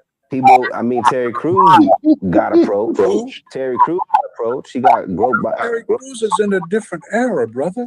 I'm from the golden era of Hollywood, the first 50 years of the motion picture television industry. Is what I'm from. I'm a sojourner. I wasn't supposed to live this long, I guess. My show wasn't supposed to still be relevant this long, I guess. Yeah. Kids 12 and 13 years old weren't supposed to recognize me walking down the street, I guess. Right. I only asked that because I've seen multiple people, even on our platform. Where was Terry Crews when I, wait a minute. Let me set you straight, young brother. 35. Yeah, Where was that's Terry mine. Crews when that happened? At one of their parties. Yes. I didn't go to one of their parties. I didn't go to none of their parties. That's right. They would nominate me for whatever. I never went. I didn't partake in that nonsense. I told my wife when we first met, if people see me on the street and say, Demond Wilson, I hate your black ass. Okay. Demond Wilson, I love your black ass. Okay. All I want from my career, Cicely is my wife's name, is for my work to speak for me. Apparently it still is. Yeah. That's a fact. Behind the scenes, he stayed who he gave the cameras. A man from a previous era who lived and gained the wisdom that this generation needed. His frustration with today's men and women was consistent. He saw a better version for us than the current state of some black men and black women not being married and operating as a whole. I would share with him about my newest chapter of being a father of two, and before I would propose to my now fiance, he would feel the side eye of me not having been married before our children. But I understood the perspective. Back in November 2025, I would check on Demond after some time just to see how he was doing, and the man who spoke with fire appeared to be a bit more at ease. Wilson would disclose with me that he had a health scare, but never shared what it was. And I, out of respect, did not share what it was he was experiencing, but could tell it was serious, despite me and him not making it the focus of our conversations. Wilson's passing not only is something I'm still processing, but highlights concerns about the industry who has used black talent to help build it up, but when it's time to give back, when they have retired from working, they're often forgotten. Both Demond Wilson and his co-star, the legendary Red Fox, do not have stars on the Hollywood Walk of Fame. Wow. Now, getting to know Demond, he was still proud that viewers enjoyed his work today, despite not having the many accolades that many others may have that were his counterparts. I feel truly honored to have had the many conversations I will with Demond, and hope he knew how I appreciate the opportunity to get to know one of the few left from a time in Hollywood that is no more, especially with him being an older black man and me losing my grandfather many years ago. Demond Wilson, you are a great man, and as more will get to know your story, I imagine that it will be an example of what living with honor, fearlessness, and love is all about. And for the record, the world should know that in real life, Demond Wilson was no dummy. Rest well, sir. For Hype Plus News, I'm John Hopper. I had a childhood homeboy named Demond. Salute to our brother. You just mentioned this $1 million contract that you had, right? And Red was also seeing a lot of money at the time. Now, upon our research, Red would end up passing away a man that owed the IRS, like he had financial troubles. Did it hurt you to know that he kind of went out that way, being the legend that he was? First of all, I don't have empathy for people that do things to themselves. There's statistics If an oppressor, if the world kicks you in the head, that's one thing. But when you don't do what you're supposed to do, I have no sympathy or empathy for you at all. Red would file every year. I just paid my corporate tax. I paid corporate tax, personal tax, property tax every year. Red would file, but he never ever paid. And they called him down to the IRS offices, and he performed, and not in a nice, kind way. And then the trucks pulled up, and they took everything. So why would I feel anything for that? That was his fault. He did that to himself. I guess because you would imagine that, you would assume that the people around him would look after him, or was that not the case? The people around him were sycophants. Okay?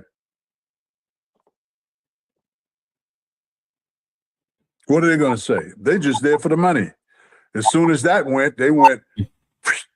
He was sitting out in front of his house. Talk to me, brother. Don't look at them notes. He was sitting out in front of his house on a box and a T-shirt, and the trucks were taking everything away. And he says, it seems like somebody would help me. He was talking to me. I know he was. Okay. So why didn't you step in? Just because of what you just said? Well, of course. Why am I going to throw good money after bad? That doesn't make sense, brother. I'm from the old school. I got you. But this is, first of all, I appreciate this candidness because you don't get this, and this is what I love. But looking on the outside in, you would imagine that Red helped you is what it could look like. It could look that way. How? Because he was a bigger star. Red was an actor. I flew to Vegas. I did All in the Family with Cleavon Little, the late Cleavon Little, Blazing Saddles. And Bud Yorkin called me up and he said, "Man," I said, "I don't want to do television, buddy. You get typecast in it, and people think you are that character." I said, "If the show hits, I don't want to do it." So he talked me into doing All in the Family. The episode was very successful. They said, he called me up a month or so later and said, "Would you like to do a series with Red Fox?" And I said, "Red Fox? Who's going to put him on television? Are you nuts? They'll never put him on television." He said, "Well, I think you guys need to meet to see if there's anything there." Flew to Vegas, 3 o'clock in the morning. We're sitting in Red's garage because he did Glitter Gulch, 2 shows a night. And immediately I noticed that there was a synergy. He didn't give anybody, it was Aaron Rubin, the producer, and myself. He didn't give anybody a chance to say anything because he was on a roll, just the bop. He'd just come off the stage.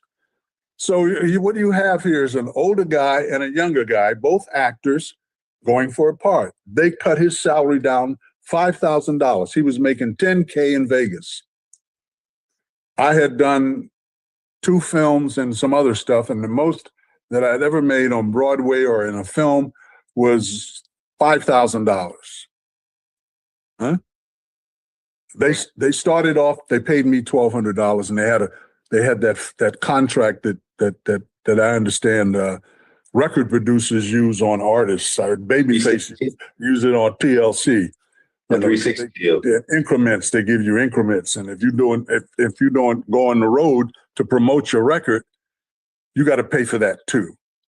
So there's that kind of situation. Red and I were just 2 actors thrown together. The thing that we had in common was that we were not going to take any BS from anybody, Black, white, Asian, or Hispanic. Red from the street, I am also. Because somebody's educated, that doesn't mean that that they're a sissy boy. I came up in Harlem. You know what I'm saying? Ain't nobody ever took my sneakers.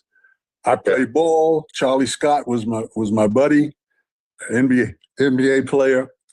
I played ball, and when you grow up in the inner city like I did, if you're good at sports, you're accepted. So Red and I were just 2 actors that came together. He never gave me no money. I never gave him any money. Money, women, drugs never came between us. Everything was on equal footing now, equal footing. As the show progressed, it became younger brother, older brother. We'd run stuff past each other. Red knew better. He's older than me. Let me say this to you, young brother.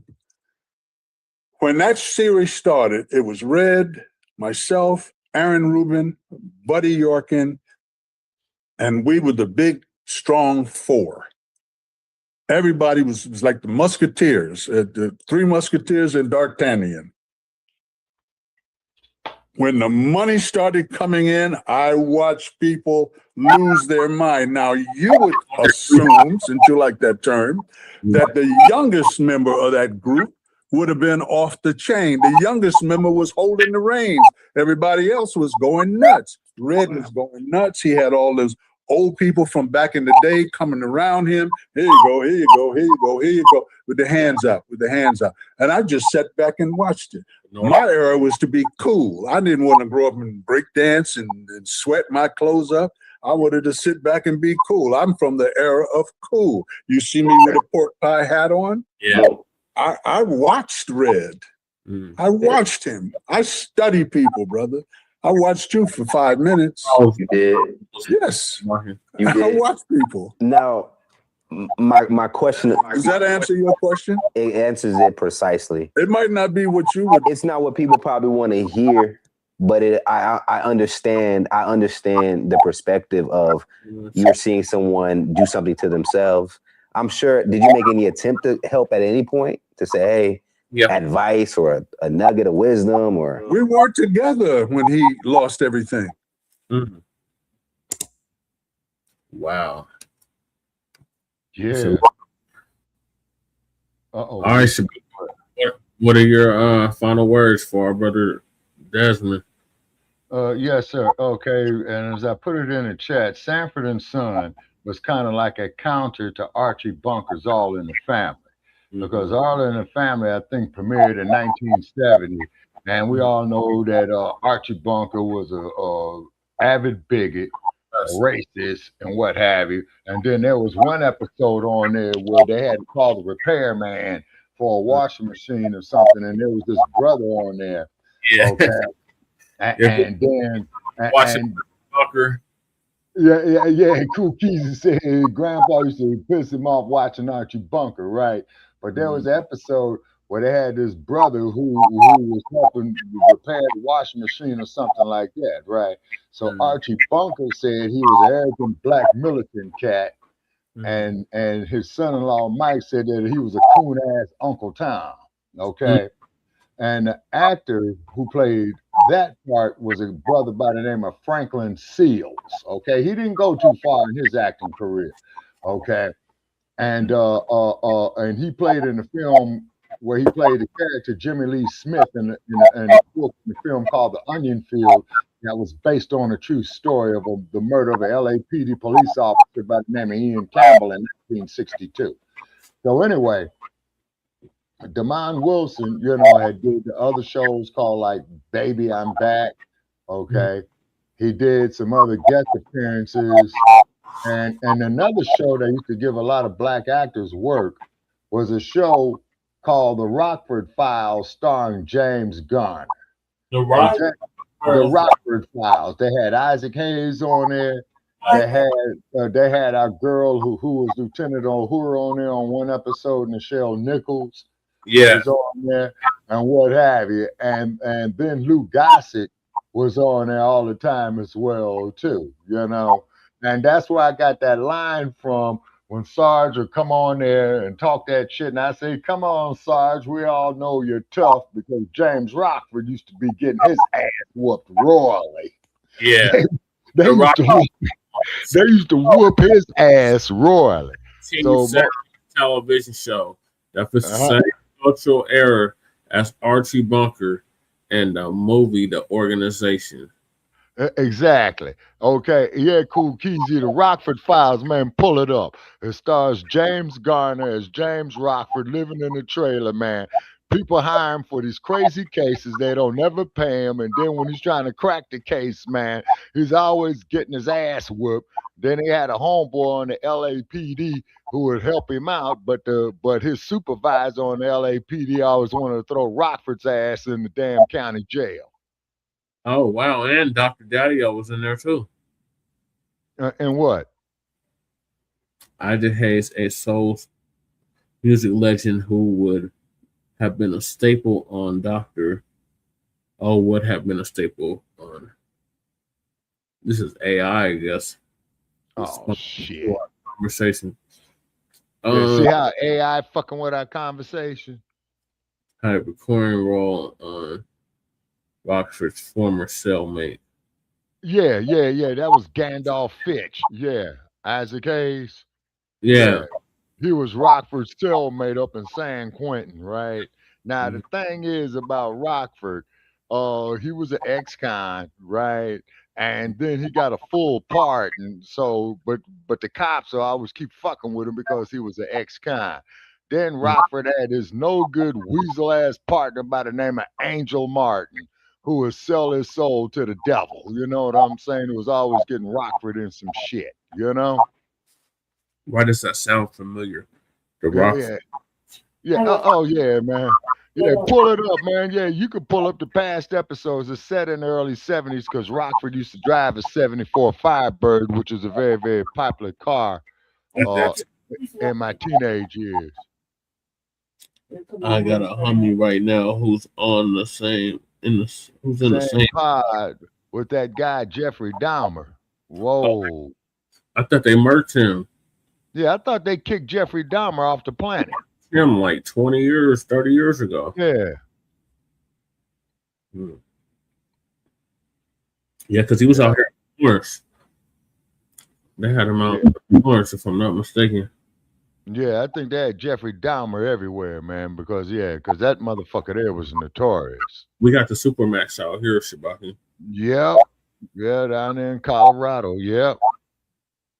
They had Jeff Fortin Supermax.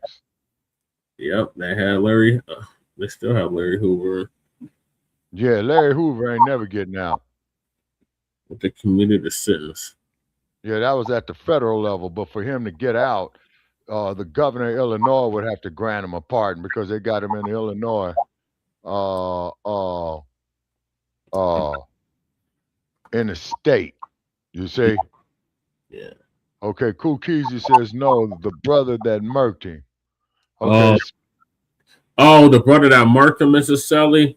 Okay. Okay. All righty. Yeah, he's in the same pod with the guy that killed Jeffrey Dahmer. Fuck Jeffrey Dahmer. Yeah, shout out to that brother. Salute. Yeah, most definitely. You know. And then too, now when you look at television, y'all, in the 70s, like say from 1970 to about 75, right? A lot of the shows had an undertone of protesting the war in Vietnam. Okay. And then there's a woman who made a song called Bring the Boys Home by the name of Frida Payne. Okay. When she made that record, Bring the Boys Home, they smashed her career, just to let you know. Similar to what they did to Eartha Kitt. Okay. Yeah, R.I.P. to Eartha Kitt, even though she turned out to be a bad one, Shabaka. Yeah, I know. That was man. That was sad when I found that out. You know. Oh, I'm sorry. Sorry, Lady Shay. What are your thoughts on the passing of Desmond Wilson of Sanford and Son? Well, Demond Wilson, not Desmond. Demond. Yes, sir. First off, let me just say that Sanford and Son is probably my favorite sitcom. You big dummy. More than likely, it's my favorite. Right? Probably my favorite. I'd have to say right now. I would have to say it's my favorite, right? And I would say the theme song had me hooked from jump. Yeah. Written by Quincy Jones. Yeah, that was Quincy Jones' score. I like ever since I was a little girl. If you ever used to watch it come on reruns. Danny. Anyway,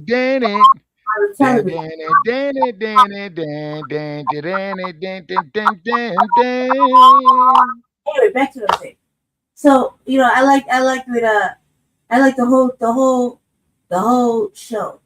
I like the fact that he was he didn't even know his name till he was like 11. He thought his name was Big Dummy. He really thought that was his name. That shit was great. I love that show. I still like that show. You catch me late at night when I have my computer ready, watch Sanford and Son, like all that long. You know what I mean? So that's as a grown ass adult, still my favorite. And then the list goes on of black sitcoms that I thought were great. Right. You know, that's and then don't forget Aunt Esther now. Can't forget Aunt Esther. Oh my God. Her name was LaWanda Page, and not cutting you off, Lady Che. But the thing about Red Fox that what he did, okay, Bubba, Don Bixley, let me see, Aunt Esther, and there was another brother who made a guest appearance on it. Those were Red Fox's homeboys and homegirls when they were coming up through old black Hollywood. You see what I mean? Through the Chitlin. Yeah, kind of like the Chitlin circuit, and they all made a promise together is that if one comes up, the one that comes up is going to pull up the other ones. And that's what Red Fox did with Aunt Esther. Yeah. And Bubba, who was portrayed by a dude by the name of Don Bixley. Oh, and then another one who passed away there too, who took over for Fred, was Grady Whitman Mayo. Pretty, yeah. But you all shy fool, Shabaka. You keep shutting Lady Che down. Go ahead, Lady Che. The other thing is that I like how the mom was over there saying about he had nothing but yes people around him, and you don't throw good money behind bad money, bad decisions, which is really a true fact. I like how he stood on his principles for the most part throughout his whole life. Yeah, really, it's too many interviews with him, and when you did see him, he kept it into a good ass perspective that people should really think about. Yeah. The other thing is that when Red Fox died, I was pretty sad. Yeah. Because I felt like, just like there won't be another Bernie Mac, right? There'll never be another motherfucker Red Fox. Right. You see what I'm saying? And I liked Red Fox period, but I liked him, Demond, and his whole character, because it showed him going from ups and downs, Mm-hmm.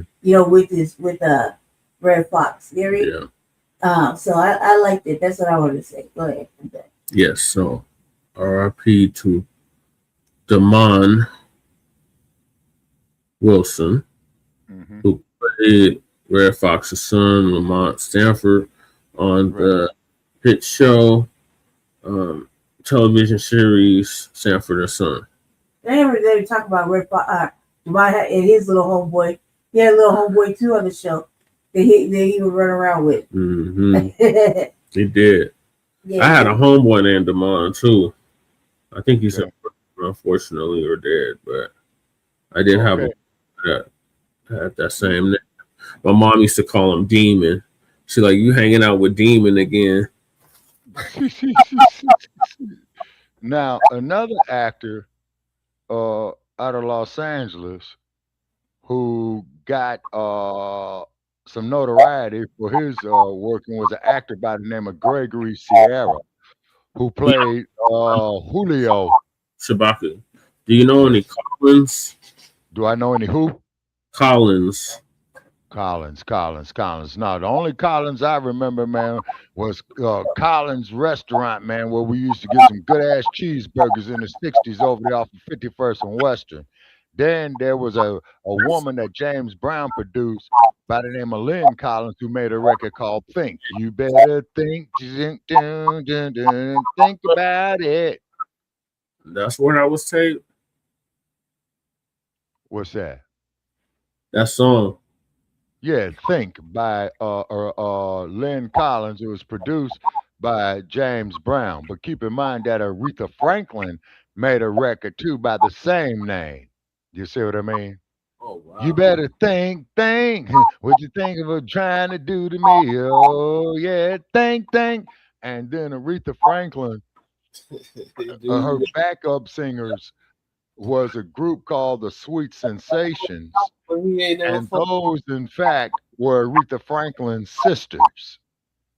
I swear, Shabaka, you should have tried out for Hollywood. Because you got the best impersonations and recollections of shit from 50 plus years ago. Well, that's what happens when you get old, Sonny. Shit, you're going to acquire some memories, when you get old. Now, in Hollywood, which is a section of the city of Los Angeles, I used to go down HB, you know what I'm saying, in the 70s and what have you. And you'll see them out there filming. They say, "Hey, sir, do you want to do a walk on part?" First thing I ask the motherfucker is, "How much you pay me?" "Well, sir, we can't give you no money, but we get you exposure." Man, fuck you, man. You motherfuckers out here driving Jaguars and shit and having all your freak parties and shit like that. And motherfucker, you can't give me $200. And back in 1975, $200 is like $1,000 today. You know what I'm saying? Say hi, Khalifa.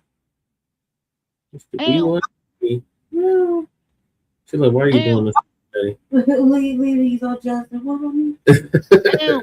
Trying to get on TV. We want to come on TV next.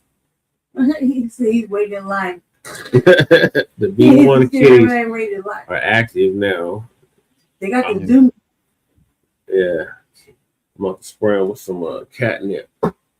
No. People make it worse. Oh, then they really be going all over the place.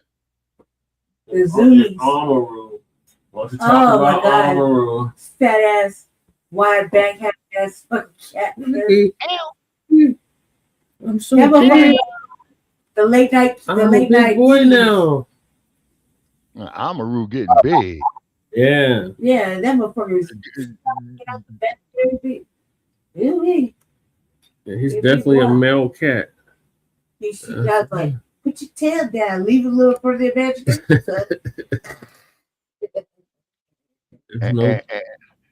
And then but cats, yeah, they're true. Right. He's out of control, that cat is. The cat's mad in violation. Just a kitty. He in violation of my eyes are uncomfortable. Yes. And I put a picture of the Black Panther up there. No. Oh, I'm gonna say this here, then I'm gonna shut up for a minute. Okay. Somebody had a picture of a Black Panther up there, right? And I said, just a kitty. I think I cried the day Michael Jackson died. I remember the day very well. I was in Denver, Colorado when Michael Jackson died. I was too. Shabaka, I'm surprised we didn't link up then. Yeah, I know. That's incredible, man. Why that didn't happen, Brother Che? Well, I was very young, Shabaka. Or something. I was in school then. I was in college. Yeah. And I was out there, doing that work for the ballot up there at City Park. And I told you where the Denver Police Department came up there, man, like goons, man, about to whoop my ass. It was 5 of them and a sergeant. And I told the damn sergeant, I says, look, man, you ought to file an application for the LAPD for a lieutenant, man. You the type, man, that they hire. Shabaka, Aurora just hired, they just hired without community support or approval. They just hired a police chief from LA. Oh, hell no. You guys in trouble. Tell Lady Che about it. No, you guys in trouble.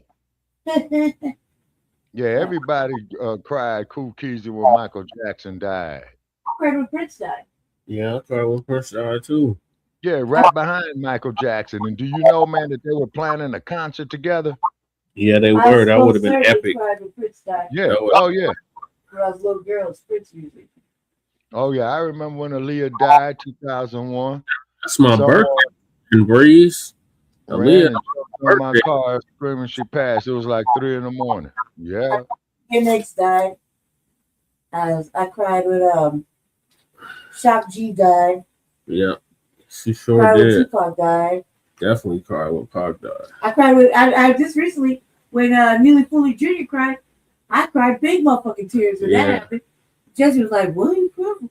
Big tears. That was the same day. That was the same day I was putting a Twitter thing on, little tweets or whatever. I was gonna shout out. I was gonna do a rest in peace, right? Yeah.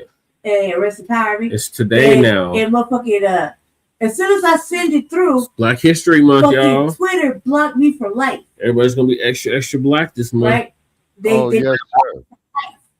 And they told me I was doing some unnatural tweets or I don't know whatever the fuck they said. And I was just like, Twitter. I was like, are you fucking kidding musty me? man. I mean, first of all, they had blocked me the first time. I didn't know how to get back on it. What did you say, Lady Che? I don't know what they said, man. What did you say? Nothing. What did I normally say? Fuck the system. Maybe, but I mean, I was just 90% of the time I really don't type in anything. I'm mostly resharing and retweeting shit. You know what I mean? Or I might throw an opinion. I just was I think the last thing I said was about the white supremacy. I don't know. I think I did shed a tear. I think there was terrorizing the little black children. That's the last thing I went off about. Yeah, I And think we then I both gave cried this when white Nelly Fuller person died. the business for butting into black conversations and shit. And I said, you get off talking to It was Nelly Fuller black that led me to the new Blacc Media. So yeah, that's what I wrote. Child, that happened. That was the last time I cried for a celebrity. Yeah, Or I was looking for all the Blacc Media I could find. Somebody was like good enough for me. And I to share my started off with Nelly Fuller, and I found Dr. Claude, we can have talks. and then I found Tariq, and pretty much the rest is history. Yeah. Okay. Yep. I don't know what I said. I'm finna smack my supervisor. You don't need to lose your job tonight, Kukizu. You don't lose your job. You know what kind of administration. He said he gonna smack his boss tonight to start the Black History Month off right. Just joking. Or just kidding. Yep, Nelly Fuller Jr. led me to Tariq. Oh, YouTubers, yeah. That was funny. Is there gonna be extra If big you know, black you know. You know, this is the month where everybody thinks they're black. The only month where all the coons are black. Yeah, the only one.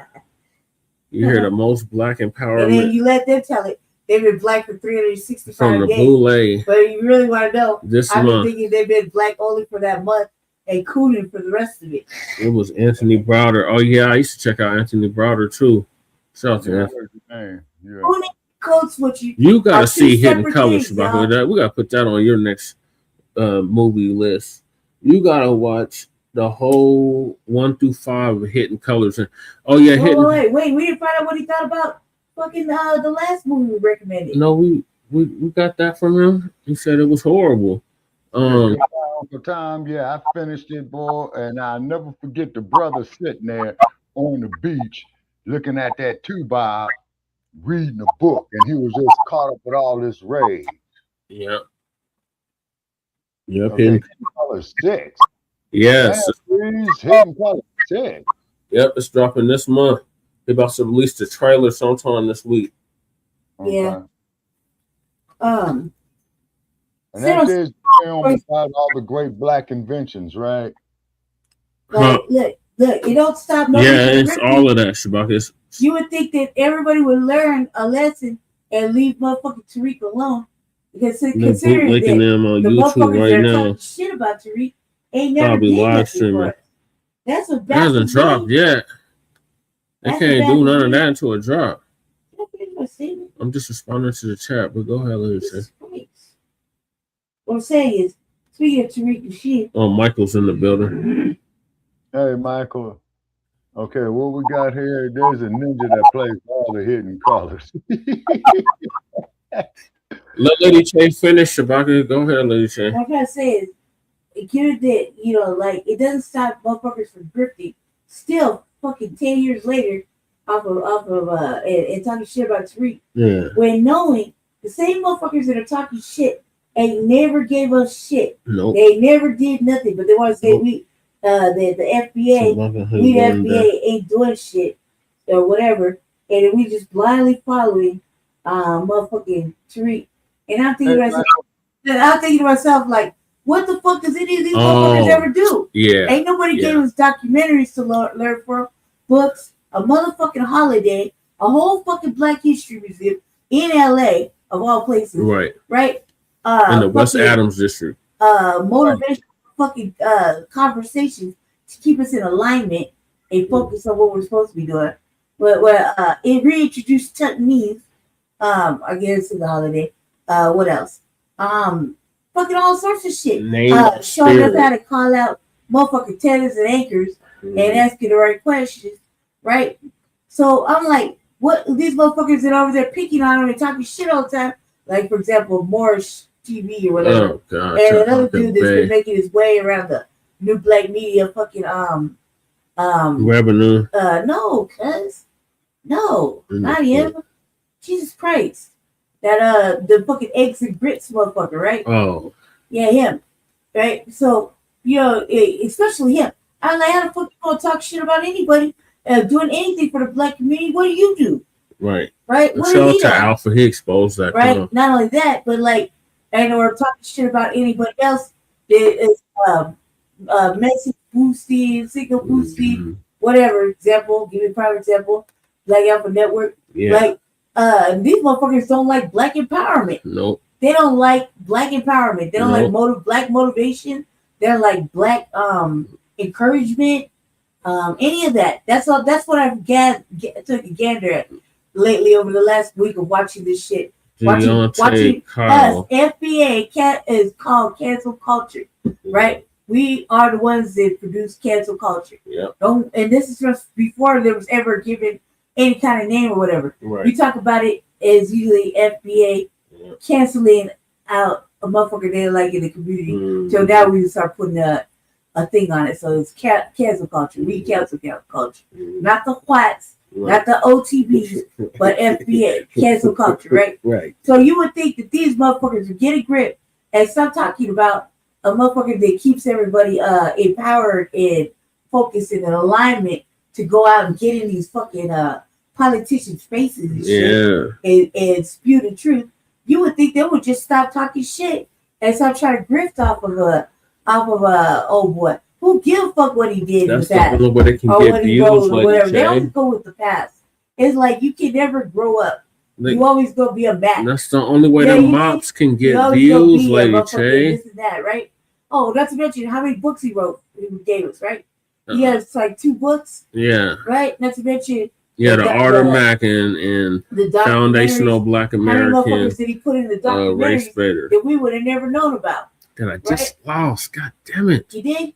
So I find that really fucking sus that everybody got all the smoke for want to use Black history, but Black American they history did to nothing. tell Not Black one American motherfucking voters thing that they do to help the Black people in their community. First. Not one Oh motherfucking God, thing. they better stop. So that's all I find. They That's better not. suspect. God They damn better it. not do that, Michael. They best not. But they want dumb shit like that. Okay, thank you, Lady Che. We hollering at shit. I got the Race Baiter book. I had it, Breeze. I still have my copy. Yeah, it's true. Yeah, you still got your autographed copy. Oh, she do another holiday package. I guess she did one, but they closed that shit too quick. That shit's too expensive. And anyone, Yeah, I don't want some Obama stuff in it. I don't want is a some stuff in tether. it. Mm. Got a mouse pad, Okay. flashlight, the books, the cards, or what else? What's something else we got with that? Cookie. Oh yeah, that cookie. Oh, the Michi cookie. Yeah. The lychee cookie. I'm motherfucking cookie slam though. Deontay confirmed his mom is a Nabisco. Oh, Yeah, so what? nobody knows his dad's lineage. Mm. So what? That doesn't take away the fact that he did that though. Yeah, Tariq signed mines at the Rally for Reparations. Yeah, you went to both of them. We unfortunately weren't able to make either of them. Plan on going though. His dad is Jamaican. Easy. That's another thing. Why are you gonna shit talk the lineage when you a tether? Right. What, you know what I mean? Like, I don't even want to get into that because I try to break myself of that fucking code. Yeah, you got your gold woot work. I still ain't got no damn woot work. Just $20 a motherfucking deodorant because it doesn't make any Breeze was supposed to send us some. That no, Crew was. Crew and breeze. That's just ridiculous. I can't fathom, man. I can't fathom. Root word. Yeah, I was singing that song today early. I got musty because I got. Shalom, family. Good to see you all. All right, so switching all kinds of gears Fine. to the mental asylums. The dump as in human shit, and we want to make that perfectly clear. Yeah, that's what that motherfucker belongs in the goddamn mental institution. You crazy. Wants to bring back the mental institutions and asylums. Okay, then he should set it by example and go book himself in one. There's a place up there called Vacaville in California. Then you got another one called Napa State Hospital, and they have housed all kind of notorious criminal, sick ass motherfuckers. Yeah, Chewbacca, that's in Joliet. It's just outside of Chicago. And these by Mar-a-Lago, they got plenty of crazy places in there. Like Joliet is in the center of Illinois. Ash Crew. Peoria is in the center. My bad. Oh. Joliet is near Springfield, and Springfield is the state capital of Illinois. Right. Yeah, but like Peoria is like the middle of Illinois. Yeah. And they got the slammer there called Statesville for your ass down there in Joliet, too. Yeah, that's what I just said, Shabaki. Mm-hmm. So, my question, one of many questions, but my main question is going to restore the funding to these mental asylums and mental hospitals, institutions to pre-1978 standards? Damn. Because remember, Shabaki, you remember this. Yeah. Ooh. I'm just got to get this out. God damn. So, during the Nixon administration. And ladies and gentlemen, I am not a crook. I get that. No, it was under the Carter administration. The funding was cut. Okay. It's just been cut ever since.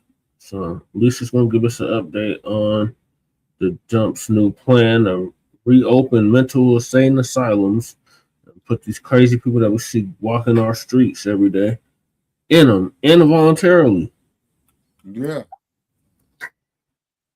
Here, hope you're doing well. Well, we're going to talk about these plans that Donald Trump has for 2026. Now, if you remember, it was Ronald Reagan that shut down these mental institutions and people were thrown all out. Yeah, I remember that very well. And he didn't care. But now Donald Trump, another Republican president, is coming along and he is saying that these insane asylums and mental institutions need to open back up. And he should be the first. Who are the intended target? Homeless people, in my opinion. You know, they really want to do something with the homeless. And my heart goes out to them because they're going to snatch them up, take them to these insane asylums and mental institutions, and they won't have no way of getting out of there. You need a writ of habeas corpus. Because you know how those institutions work. The more bodies they got, the more money they can get from the federal government. So they're not going to be inclined to let these people go. So if they didn't have mental issues, they may end up with it. And that's a shame. So let's get into this story, y'all. Okay, let me share my screen.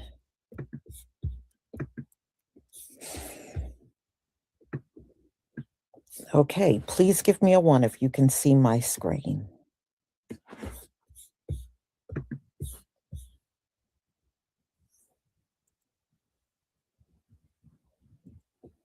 Thank you.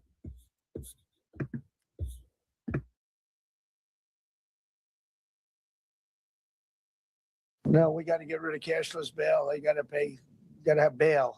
There's a reason for bail, long tested. signed an executive order to bring back mental institutions and insane asylums. We're going to have to bring them back. And you should be the first Hate to motherfucker build those committed. suckers, but You and you JD got to Vance, get the people off the streets. motherfucker. And we used to have, when I was growing up, we had in my area in Queens, I grew up in Queens, we had a place called Creedmoor. Creedmoor, did anybody know that? Creedmoor. It was a big, I said, Mom, why are those bars on the building? I used to play Little League Baseball there at a place called Cunningham Park. He was quite the baseball player, you wouldn't believe. But I said to my mother, Mom, she would be there, always there for me. She said, son, you could be a professional baseball player. I said, thanks, Mom. I said, why are those bars on the windows? Big building, big, powerful building. It loomed over the park, actually. She said, well, people that are very sick are in that building. I said, boy, I used to always look at that building and I'd see this big building, big, tall building. It loomed over the park. It was sort of, now that I think it was a pretty unfriendly sight, but I'll never forget. I don't know if it's still there because they got rid of most of them. You know, the Democrats in New York, they took them down and the people live on the streets now. That's why you have a lot of the people in California and other places, they live in the streets. They took the mental institutions down. They're expensive. But I'd say, why does that building have those bars? Boy, it wasn't normal. You know, you used. So Trump is bringing back mental institutions. On January 20th of this year, President Trump announced that he had signed a new executive order to reinstate and expand mental asylums across America. He said the idea came from personal experience, remembering as a kid in Queens seeing the barred windows at the Creedmoor Psychiatric Center while playing baseball at Cunningham Park. Trump called it an insane asylum with vicious steel that left a lasting impression. The goal of the policy is simple: get the severely mentally ill off the streets and into long-term care. It builds on his July 2025 order targeting homelessness, drug use, and crime through stronger civil commitment laws. Supporters say it's long overdue. Mental institutions have collapsed since the 1950s, and the lack of beds has turned cities into open-air wards. But critics are panicking, warning it could lead to abuse, discrimination, or even political persecution if it's mishandled. Trump's not backing down. He says this is about saving lives, restoring safety, and fixing what decades of neglect has destroyed. That's all I got for now. Click that follow button to stay up to date, and don't forget I have a free email.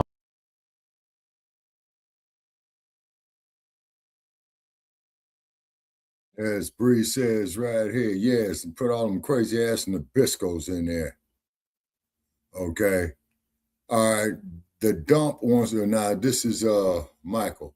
The dump wants to bring back mental health institutions because most white folk in America can't enjoy their freedoms at public parks where homeless people are causing chaos. Trump couldn't play football. Sorry, y'all, I fucked up. I accidentally hit the back button, knocked me off the StreamYard. That's fatigue, brother. No, it's not even now. I'm trying to charge this sound card and my fingers. The problem is we used to have mental institutions. Those institutions are largely closed because communities didn't want them. Communities didn't want to spend the money for them. So you don't have any intermediate ground. You can't put him in jail because he hadn't done anything yet, but you know he's going to do something. Signed an executive order. How the fuck you know what a motherfucker's gonna do?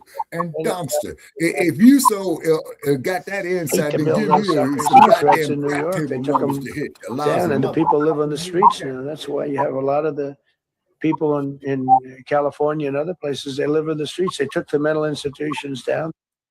What Trump is promising had actually initiated like 5 years ago. There would be thousands of people who are alive now that are dead, and millions who might be back on their feet.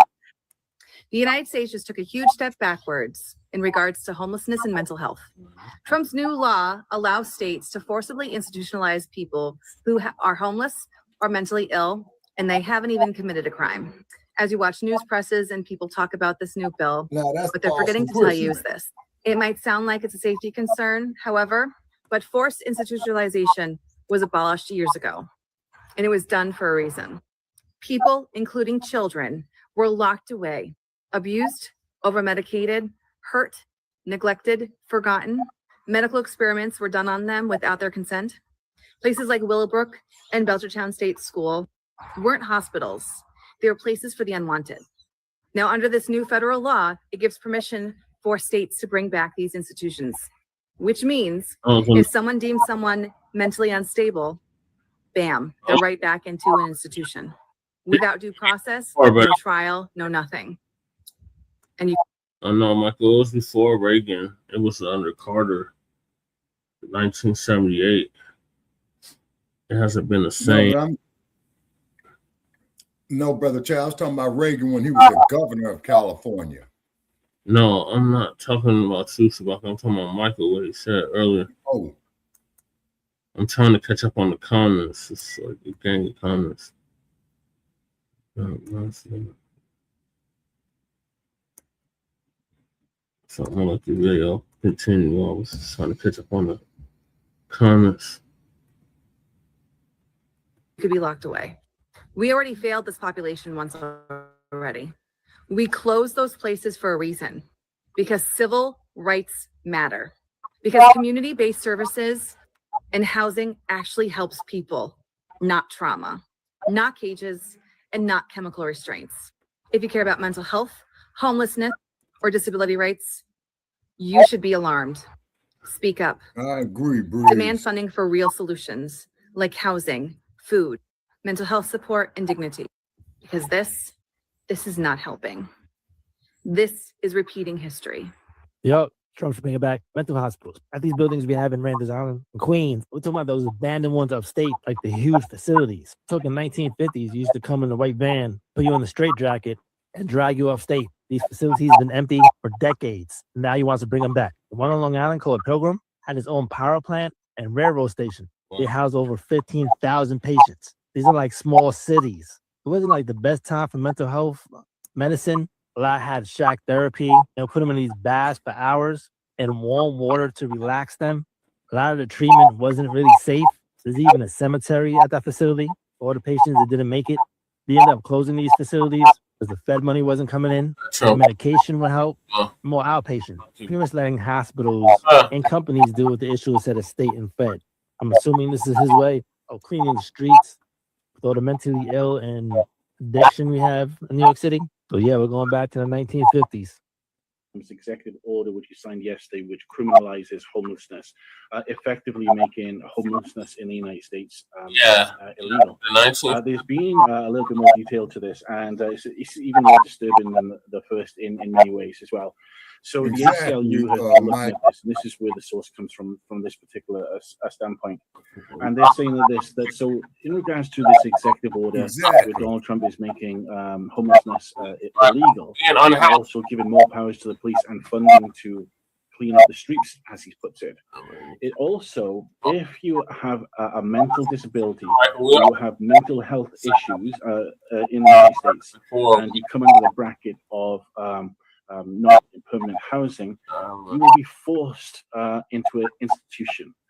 This is absolutely right. This is what they're saying. This is what the executive order is saying. So if you have a mental health disability or mental health issues and you fall into the bracket of not having permanent housing in the United States, you will be institutionalized by force.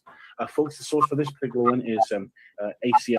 Mental health hospitals are making a comeback. Trump signed an executive order and he confirmed it yesterday, January 20th.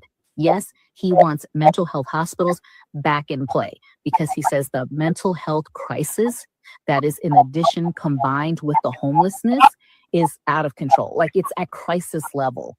A lot of the crimes that are being committed in these streets are not just criminals, they're mentally challenged people.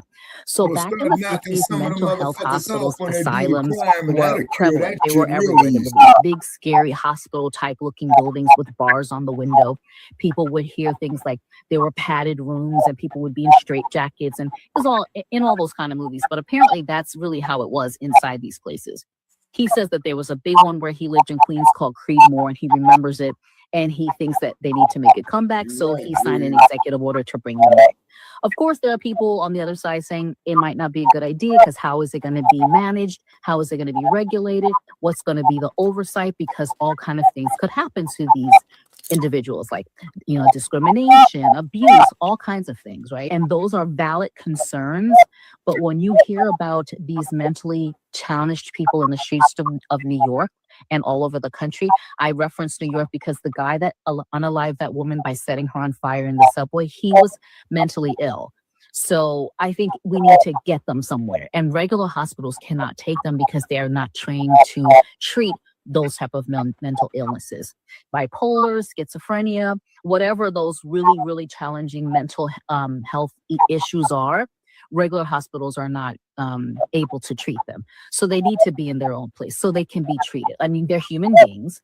And back in the 60s, they started like closing these places down because of federal funding was going away. And these hospitals were just releasing these people into the street. That is not humane. If they have mental health issues, that's an illness. It needs to be treated. And because we didn't have a place to put them, we just put them in the street. No, I think they need to come back. And I think they need to be managed properly and with like really nailed down, buttoned down oversight so that we can help the people, so that they're not homeless and they're not in the streets committing crime. Like we can't just like they were opening the doors and letting them out to the street. That's inhumane. So I think it should come. I think they should come back. I'm happy for the executive order. I want you guys to tell me down in the comments what you think. Do you think it's a good idea? Do you think it's a bad idea? What are your ideas in terms of? I think it's a fucked up idea, lady. You crazy to even endorse some shit I want to like have a that. conversation about it. And if you haven't followed, You don't want to have a conversation with me, you raggedy ass I have heifer. a free newsletter over on Substack where I talk about things that I don't typically make videos on. It's called Make It Make Sense with Andronique. So Trump is bringing back insane asylums. This is amazing news for us regular people out here in the world. We're just going to have to go through a few questions just to make sure that before we take him in the slammer. Excuse me, ma'am, how many genders are there? Oh, 7? Okay, get in the van, ma'am. It's simple, just like that. Should we be the only country out of 195 countries to not have a border? Sure, why not? Get in the van, man. Get in the van. We're going to clean up this country one by one. Did anyone notice in Trump's little speech about how, it wasn't even really a speech, it was just some little comments about how he wants to rebuild mental institutions and he'll spend whatever he has to get it done because it has to be done. Don, if we need to home these people, why don't we build them homeless? Homeless facilities. We're homeless facilities. Like, why is it that we've got homeless people on the streets of rural Michigan? Where's the government funding for that? You're going to tell me that you're going to drop $300 billion probably to rebuild all these state institutions, which, by the way, if you look around, they're all still standing. They're all still standing. All these state institutions are still standing. Mm-hmm. I can name 3 that are within 3 hours of me.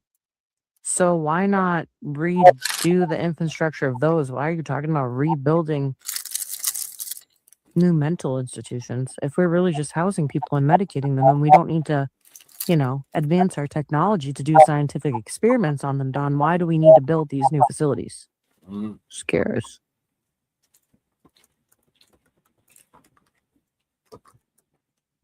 Make me so nonchalant. Well,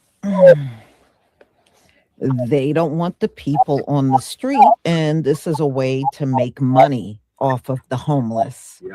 Putting them in these facilities, and then they get all kinds of federal funding, and really that's what it is. At the end of the day, they're going to make money off of them. I don't see your comments about it. So yeah, I know. Look like this stuff is coming back. So don't be shocked if one day you look up and there's a facility being built in your community, because that's what's going to happen all over the country now. I don't know if they're going to revive these old buildings, but I would imagine they'll probably have more up-to-date buildings built for this stuff. And yeah, so if you are homeless, you're going to be forced into these places. They are going to force you in. And That's really sad. And voluntarily commit you. Mm-hmm. Yeah, I mean, it'll probably be very similar to the prisons. Yeah, forced labor, just like in the prisons. You get 10 cents a day or $1 a day. You know, they're doing it in the immigration detention centers. So this will just be another facility where people will be locked up and making pennies on the dollar per day. If they're able-bodied enough to work, yeah, they'll probably work them. Mm-hmm. They will work them to death. So, y'all, this will be my final live for today. Thank you for being here. Thank you so much for all of your support. Let's see here. Alcha supporting. Thank you so much, Antithesis, for your support from my channel. And one of many ancestral shadows. Thank you for your support. Presidents are being set. Stay alert, stay aware. Yes. Yeah. And if somebody is missing, chances are they may be in one of those facilities. You know. So y'all, please enjoy the rest of your evening, and I will see you tomorrow with all new topics. Shalom, family.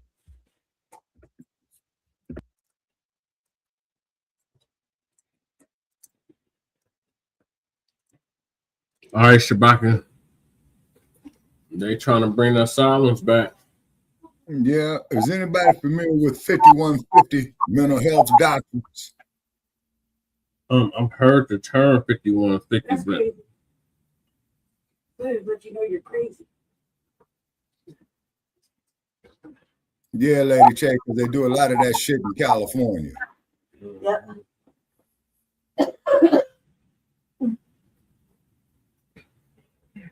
Because you got 5150 crazy, you got 5150 violent. Yep. You got 5150 homicidal, like a crazy bastard like Charles Manson. Mm-hmm.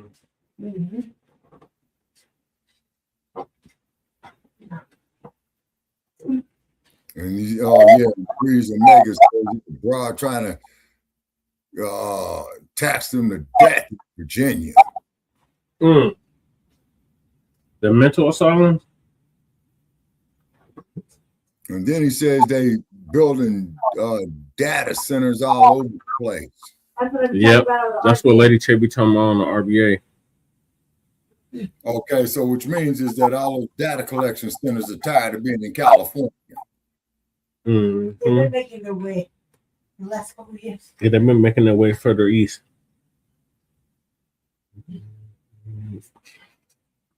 I think they're trying to build one here.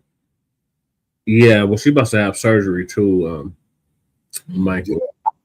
Oh, by the way, I just want to put this out there, Brother Che. Guess who's been up on CNN quite lately? Oh, Al Bobblehead Sharpton. No.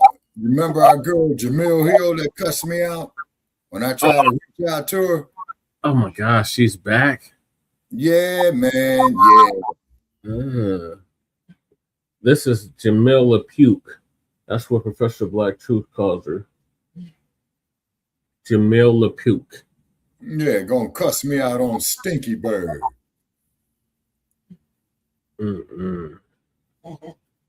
Yeah, she used to be on ESPN. Michael says he knows that white women. Okay, wait a minute. Michael was saying he's saying that Lisa sounded more democratic. Okay, yeah, that Michael. Yeah, they do like zombies. I'll let you go. Oh, he's talking about Dawn of the Dead, y'all. Yes. Right. Remember Dawn of the Dead? Later, 28 days later. Resident Evil.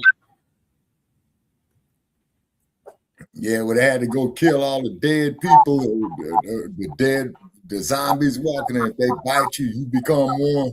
Yep. That's like the chase shit. Oh yeah. She'll binge watch the hell out of some damn Walking Dead. Sure. Yeah. And then any of you Hollywood producers out there, if you go make a film called Resurrection of the Mental Dead, I will sue your asses. Right. Yeah, we created the hashtag for that. That's right. We sure did. Thank you for reminding me, Shabaka. Let me put that up. Resurrection of the Mental Dead. We got the group by the same name too. So we inspire and ask all brain dead motherfuckers come over there, get resurrected. You want me to share the link for some reason. And you remember when Doug used the term brain dead, Brother Che? Yes. I wonder where the hell he got it from. Had to been us. For sure. Yeah. And we got a Facebook group called Resurrection of the Mental Dead. Yep, they do, Cool Keezy. Shout out to Great Black Shark. You know what? You right, Cool Keezy, because I be seeing a lot of these biker gangs out here going to the store with all them tats on and stuff like that, right? Yeah. I saw one that had 5150 on them. That's why I got to check my damn gun rights because they disarmed me in California. Yeah, but you can carry in Nevada. Except Clark County. Yeah. And I told you, and I'm just saying this here for the sake of our viewers, Brother Chad, right? You can't open carry in Nevada except Clark County. So I asked one of the people here, I says, how come you can't open carry in Clark County, but you can in the rest of Nevada? They said we got too many people out here from Los Angeles. Bad babies. The cats done knocked over their food. Oh, let's jump it off bubble green. Are they playing with the bowl? They're trying to eat the food off the ground and just spilled. I'm about to spank them. They didn't know. They was playing and they attacked Lady Che and they fell off and knocked the food off. Jumped on my chest out of nowhere. It's like scared the hell out of me. Yeah. Because ball of yarn for them. Yeah, gotta get them that. I got some in the store. Not bad. A lot of yarn in the store. Yeah, she does have a gang of yarn in the stores. Yeah, that's how they get their sparring in. Mm-hmm. Now, Breeze is saying that this crazy ass governor they got, she's about to tax the hell out of us, saying you can't use gas machines to landscape. Everybody could be out of business. Exactly. With that damn number. That's a CIA agent, right? That's who worked for the CIA or some shit. And she's now the governor of Virginia. Oh, hell no. They should not have no spies or former spies being governors. Right. I concur, Shabaki. All right. Are you done, Lady Che? All right. I'm going to move on. Damn, John. I'm going to fall asleep, man, after 3:30, man. Oh, Shabaki, that's another 2 hours from now. 3 hours. That's 3 hours for you. No, the 3:30 mark on the time. You got 2:43. I'm talking about 3 hours. 30 mark. Yeah. Oh, okay. Well, you have time to get to this next topic, and that is innocent black man. Ringing the doorbell. Yeah, you know, like that. No, there's nobody else in the studio. It's just me and Shabbat.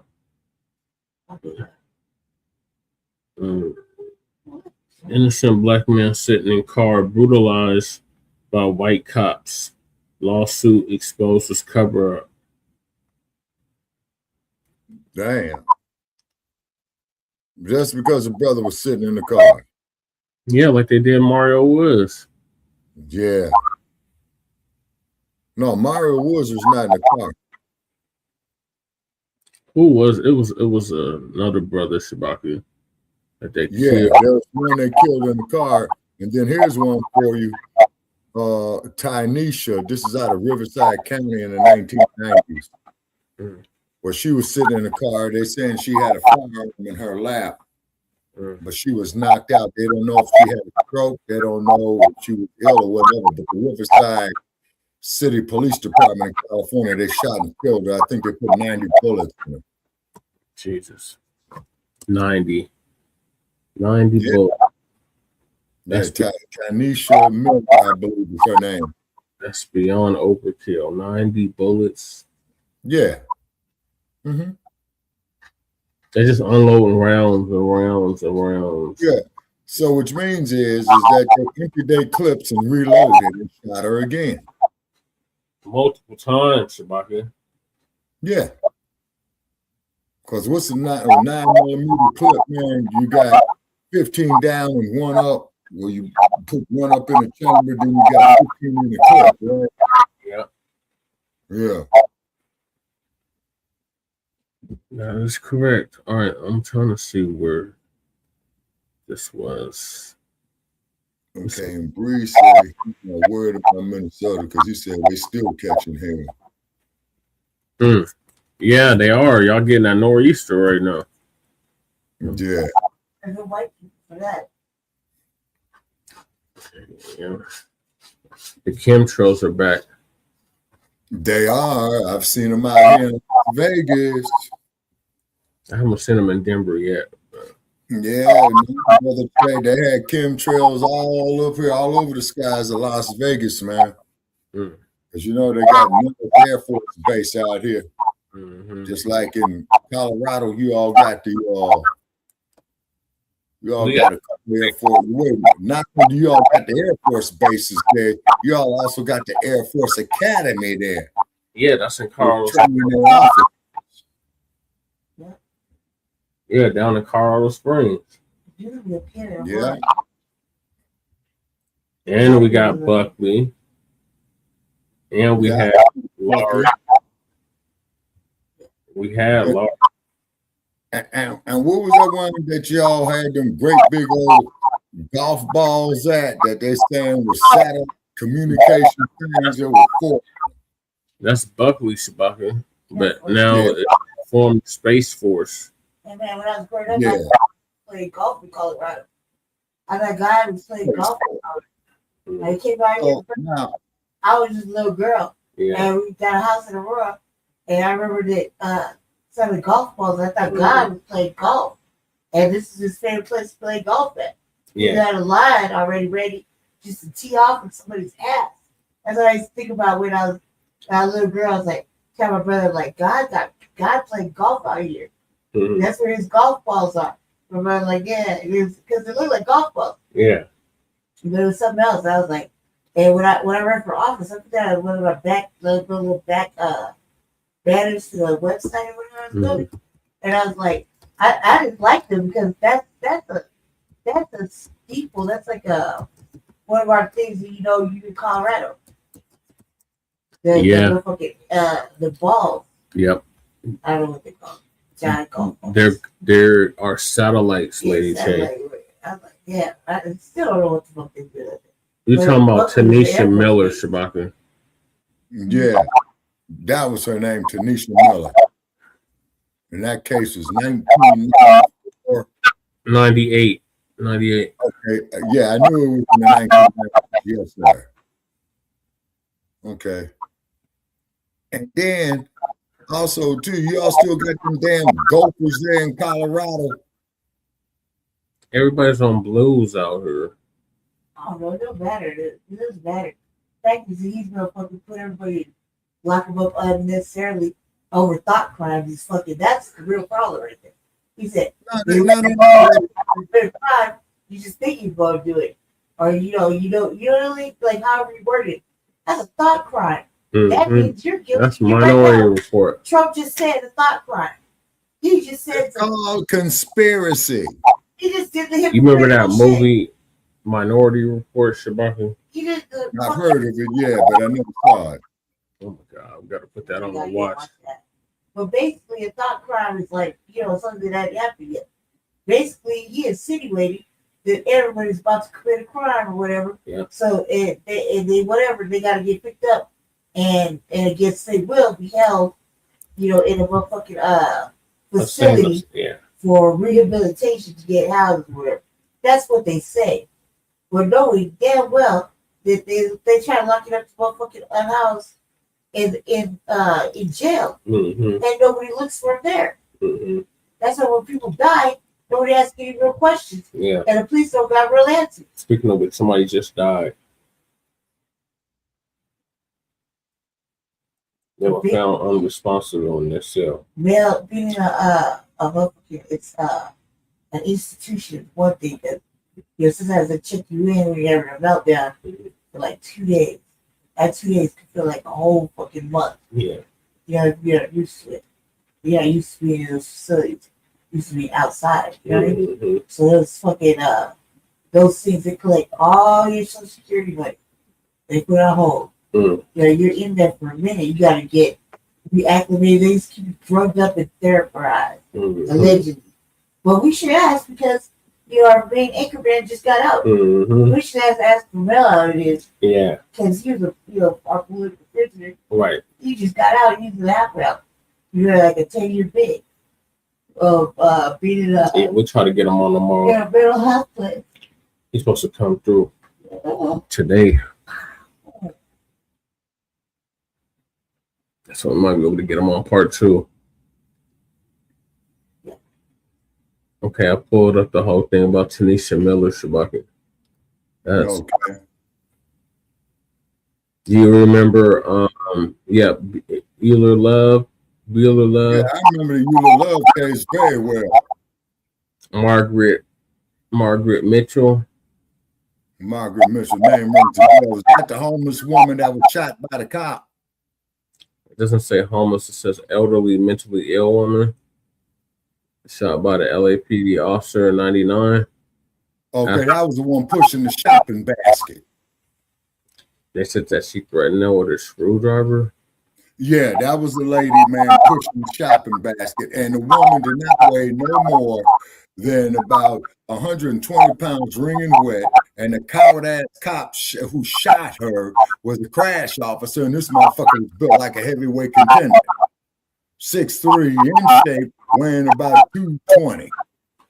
And he's talking about that she was a threat to him. I can see if he knocked her upside the head with the nightstick and took the screwdriver, but I can't see him shooting that woman. They did that in Riverdale or Riverside. Yeah, Taisha Miller was Riverside. The one with the shopping cart lady was in Los Angeles. Yeah. Because California got this bullshit ass law. It's against the law for you to remove a shopping cart from supermarket property. And what a lot of them got, I noticed out here in Nevada too, they got the little stopper on them. Yeah, we got them here in Denver. Oh yeah, I know damn well you got them there in Denver. But what was those stores that you all had back there? King Supers. Yeah, our Kroger's. Yeah, it's King Supers. Yeah, King Supers. I remember King Supers. Yeah, we still got King Supers and Safeway. Yeah. And they don't have Safeway out here. We used to have Albertsons. Okay, they got Albertsons out here. And they got what they got call this motherfucker here. It's an affiliate of Kroger. Now Loaf and Jug. Yeah, no, what they call this motherfucker? It starts with an S. S. But Crew, he'll know about Kroger because Kroger Foods are based out of Chicago. Yeah, well, King Supers is part of Kroger Foods. Okay. And we got Smiths out here. That's what we got. Smiths. They part of Kroger Foods too, because they always giving me these coupons, right? Yeah. And I be telling a motherfucker like this, what kind of savings am I getting? You giving me a coupon for 50 cents on something that costs them $10.95. Yeah. You bumping my head, man. Mm-hmm. You know? Yeah. And what I do with them coupons, I look at them, man, the motherfuckers go right straight, man, in the shredder. Yep. While I was shredding all classified documents. It says Black History Month. It says shop Black first. Yeah. History Month long. Yeah, we shop Black first. Oh, Kroger. Oh, so Kroger has launched its annual campaign to spotlight Black-owned and founded brands in our stores. Wait a minute. They doing what? They sponsoring Black-owned brands? In their stores. Now, my question is this. How come all our Black-owned stores are not doing that? Why these OTBs figure they're going to cash in on Black History Month? Mm-hmm. You feel me? Yeah. Kroger is currently at the center of several high-profile stories. Merger. Yep, they merged with Albertsons. Okay. Or they blocked it, actually. Following a blocked $25 billion merger with Albertsons. The two companies. You know, Snoop Dogg was trying to do something too, man, food-wise, and they blocked him. Remember that? Yeah, he had his own cereal. I forgot the name of it. Remember the name of the cereal that Snoop came up with? Lady Che. I think it was Snoop Checks. It was something. Because I was going to buy me some. They're having a whole conversation in the chat. They have Publix. They have Publix in Georgia.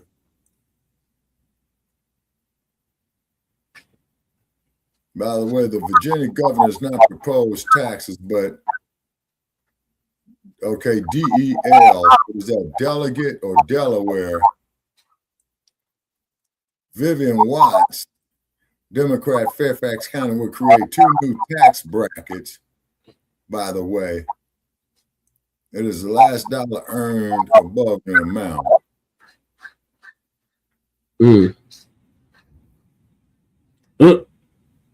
Yep, I seen that yesterday, Cool Keezy.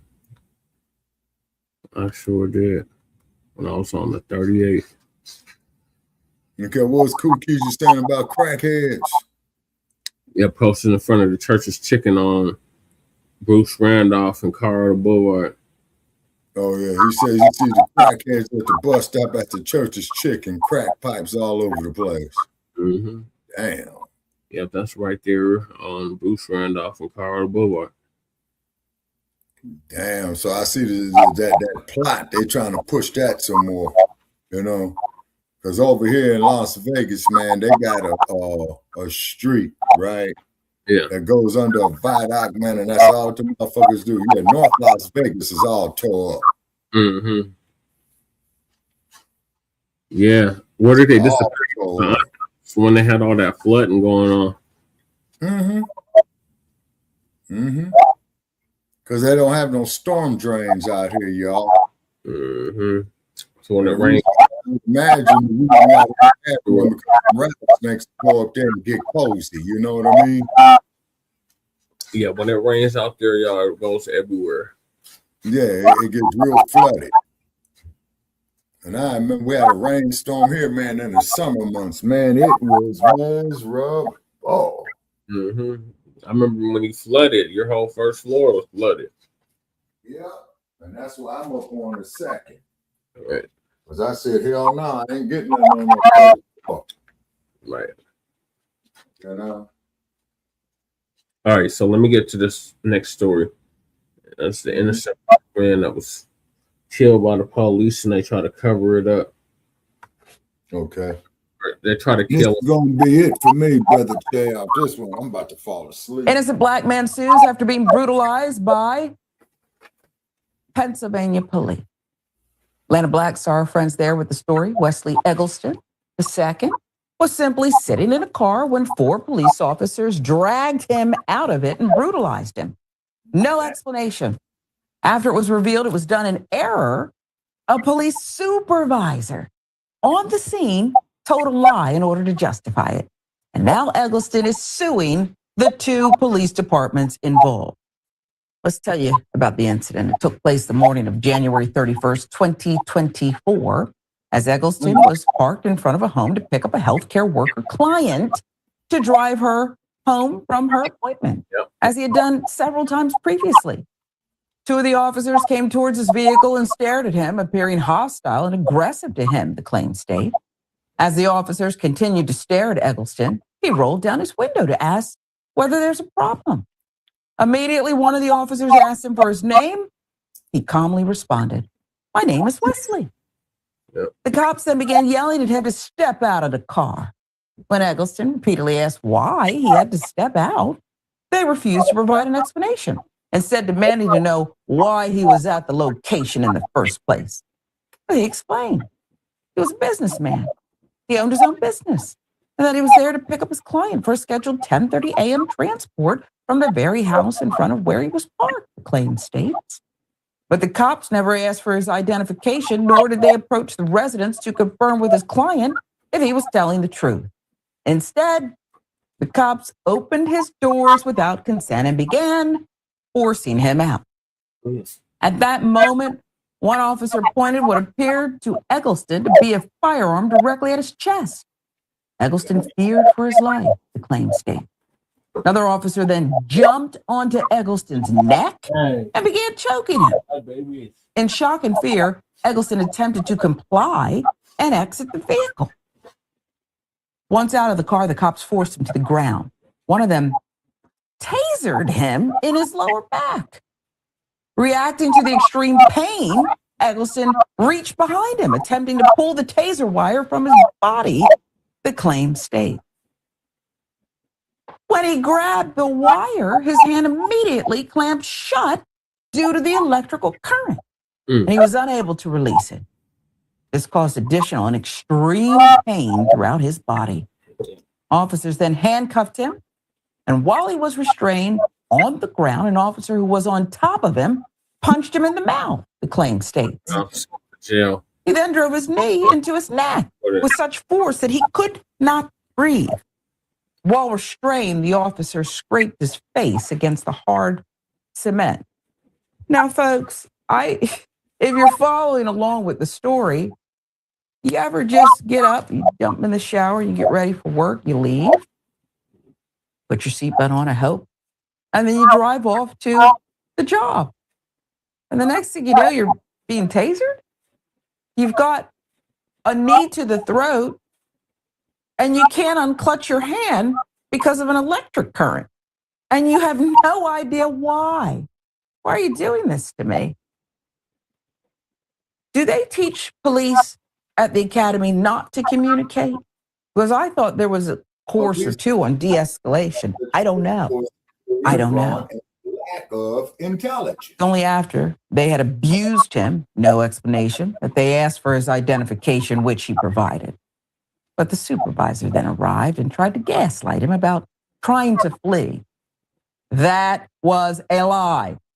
According to a lawsuit filed January 16th in federal court, which states the two law enforcement agencies involved in this incident, Pennsylvania State Police and the Parkersburg Police Department, routinely abuse citizens and ignore their complaints. Claim also states both law enforcement agencies have a history of not disciplining or terminating even the most egregious troopers and officers, allowing these violators to resign, keep their pets safe. No action taken against these individuals. Lawsuit accuses both agencies of excessive force, unlawful seizure, failure to intervene, and civil conspiracy. Both departments have since refused to release the names of the officers involved in the beating to Eggleston's attorneys, which is why they are listed as John Does in the lawsuit. You got the nerve to wear a uniform, a badge, but you're protecting the unlawful. Also listed as defendants, along with the John Doe cops, are Parkersburg Mayor John Hagan, Parkersburg Police Chief Brian Murtaugh. Show your smile if he's the one in the middle.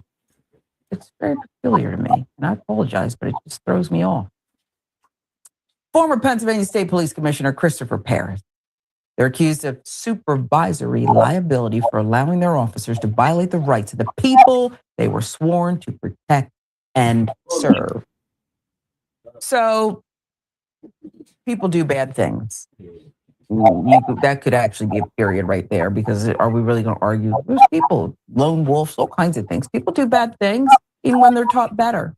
But Elliot, that's not what we're talking about here. We're talking about two departments who are accused, according to the lawsuit, of engaging in this kind of behavior again and again and protecting it, doubling down on it, conspiring to do more of it and to keep the truth from coming out, not protecting people, hurting an innocent man who has to sue just to get some semblance of justice. And I would guess, and this would just be me guessing, that once he filed this lawsuit, there probably were people behind the scenes trying to figure out how they can target him some more.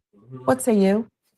Yeah, that wouldn't surprise me at all. I mean, this story is one of those that just gets worse and worse the more you read it. Like when you were first beginning, I was like, oh, that's pretty bad. And then I was like, oh, that's worse. Oh, that's even worse. So yeah, it's horrible to hear about. I think I feel like I need a shower now. And also we have once again an example where there are people who are law enforcement officers who act unlawfully and then claim that actually it's the victim's fault. And gosh, if that doesn't sound kind of familiar based on the past few weeks. And then they whisk away the person or people who committed these alleged crimes and protect them and keep them from any kind of accountability. It's almost like this is a very widespread problem. And this is just another example of how far reaching it is. But who knows, what do I know?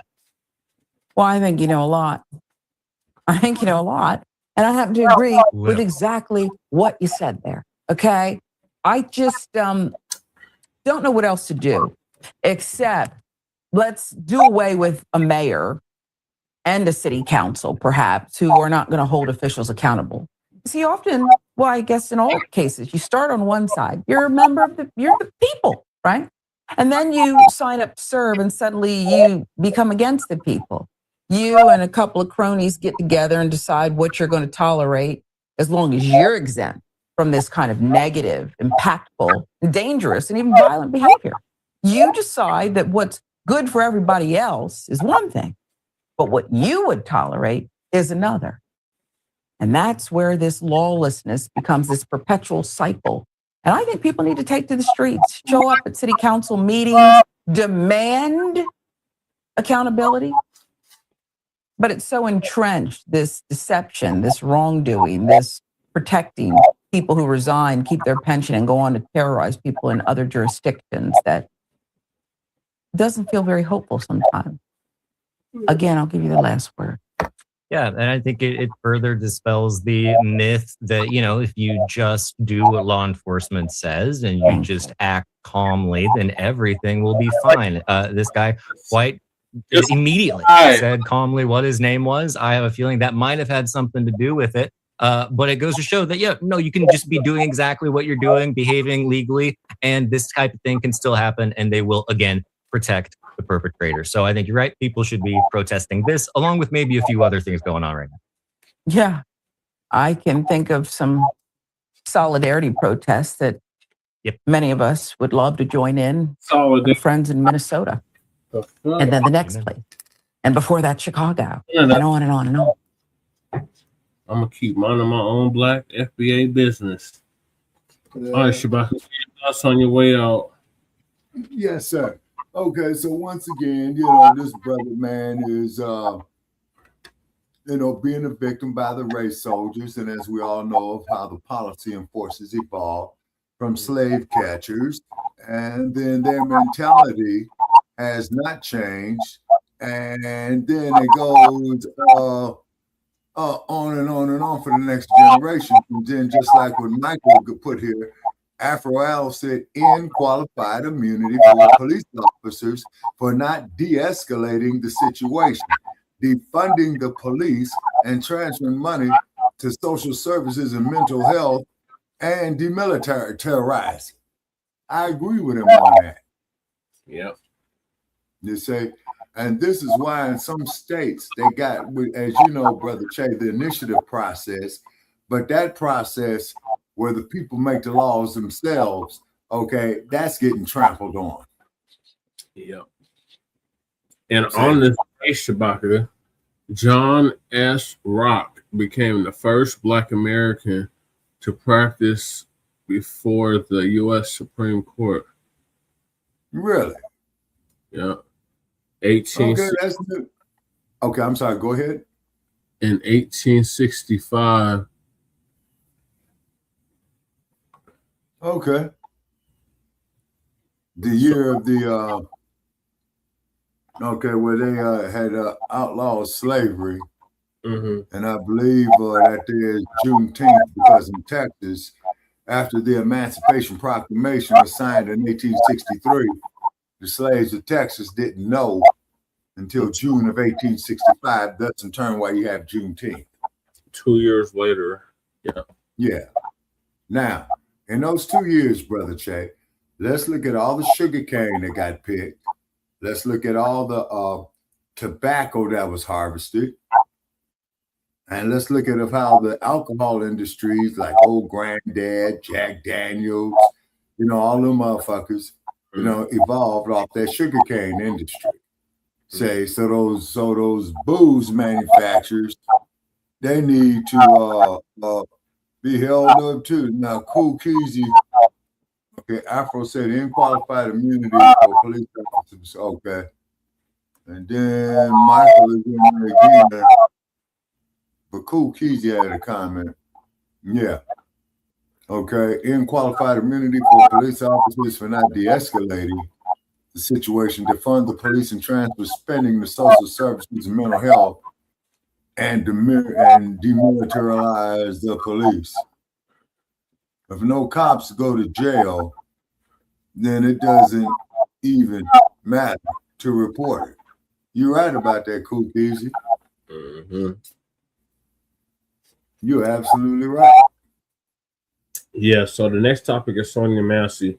We did cover enhancement. We didn't get your take on it, Shabaka. Yeah, condolences to her family, for starters, number one. Two is that cops should be facing a damn death penalty. It's going to be epic. Okay, Bree said he's going to Japan. Yeah, we're planning it. I know I'm off topic, but Sasha just sent me some info just now. Okay, so you are going to Japan, the land of the rising sun and of the samurai. Yeah, we got a link up in LA first. New to streaming. Somebody's putting their referral link up there for the StreamYard. Yeah, it's me, Shabaka. Oh, okay. StreamYard keeps making me do that for some reason. Comments. So, those your final thoughts on Sonya Massey and the brother that just had a lawsuit against the PD? Yes, sir. Because once again, as we do know, is that the police are policy enforcers, okay, that evolved from slave patrol. The U.S. Department of Labor. Slave patrols. Yeah, you see, so therefore the mentality of the raping, slave trading pedophiles carries on to the police department, that passes on through generation to generation. See, who is that? Demetria K. Yeah, but she's not actually the next topic. The next topic is Sonya Massey. Oh, okay. Well, Sonya Massey. And then what are your thoughts on Gladys West, the sister that came up with GPS but didn't get the credit for it? Oh, yeah. And I'm going to give her the credit because she revolutionized high tech. She revolutionized mapping, particularly for truckers and people delivering essential services. So the GPS is good on that. So which means is that she, for all practical purposes, put Thomas Guide maps out of business. Yep. So you got 15 more minutes, Shabaka. So you got time. Sonya Massey. years because they charged him with second-degree murder. He should have been. Yeah, exactly. So what it means to do, depending on what that state is, Breeze, it should be a damn special circumstance, is because she called the police. We do want to get to some breaking news. To report a crime at her place. Yeah, and she winds up becoming a crime victim by the police. Yep, Miss Gladys May. Yep, she did pass away, Breeze. Okay, inform me of who Gladys May was. That's the sister that started GPS, the one you just talking about. Absolutely. Okay, I stand corrected. Okay. So therefore, with her invention, hopefully her family is getting residuals off of it, is because you got whole industries that developed from it, and you got industries that are dependent on it, such as cab drivers, such as truck drivers, such as trains. Yeah. See, so which means is that due to her invention and innovation, she had created trillion-dollar industries. Yeah. Her family should be taken care of for the next 25 generations. I agree, Shabaka. I concur. But first, let's get to our sister Sonya Massey. Her killing sentence to 20 years, as Breeze has alluded to, which if you it's nowhere near enough. It should have been 45 to life. He took a life unjustly. Right. And he had his life taken. Yeah. Actually, the motherfucker deserves the death penalty, if you ask me. Yeah, that too, Shabaka. But again, he needs to have his life taken. Yeah, that's what I'm talking about. He needs the damn death penalty for taking that woman's life. Yeah, Breeze, trains, planes, and automobiles. Oh, anybody ever see that movie with Steve Martin, trains, planes, and automobiles, and the ships as well? Yeah. Yeah, I remember that movie. Right. Steve Martin, that man went through pure unadulterated hell. Yeah. Trying to get home. Mm-hmm. And they kept playing that song, you're messing with the wrong guy. Yeah. Just be on the alert for Japanese people being covert about their racism. Other than that, please have a great time there. Now, I did hear about that there too, Michael. Mm-hmm. Yeah, I did hear that there too. So, it's all over the world. It's global. Yeah, and from what I understand over there in Japan, they call black people kokojin. They call black people samurai too. Oh yeah, the samurai. Yeah. They were the ruling class of feudal Japan. For all practical purposes, the samurai class ended, man, when Emperor Hirohito said we must bear the unbearable when they dropped those two atomic bombs on Hiroshima and Nagasaki. Yeah. Like I told Sarge, just like I told the rest of these motherfuckers out here during World War II, why didn't he drop them damn nuclear bombs on Munich and Berlin?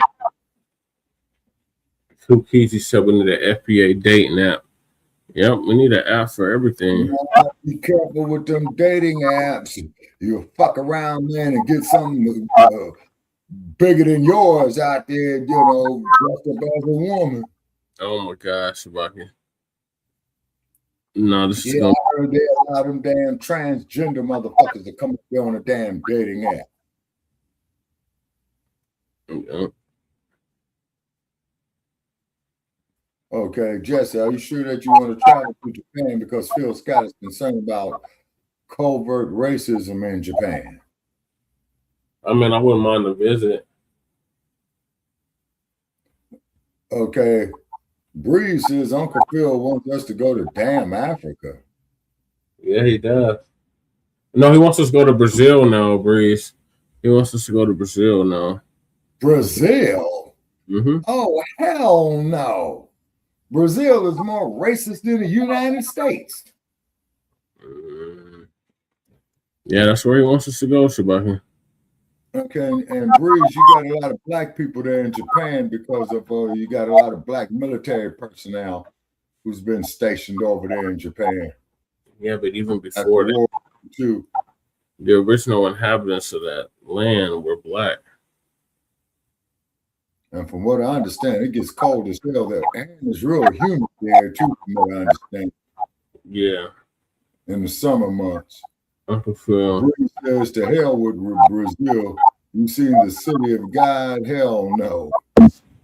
Yeah, you talking about Rio de Janeiro where they have that big ass white statue of white Jesus. Yeah, yeah.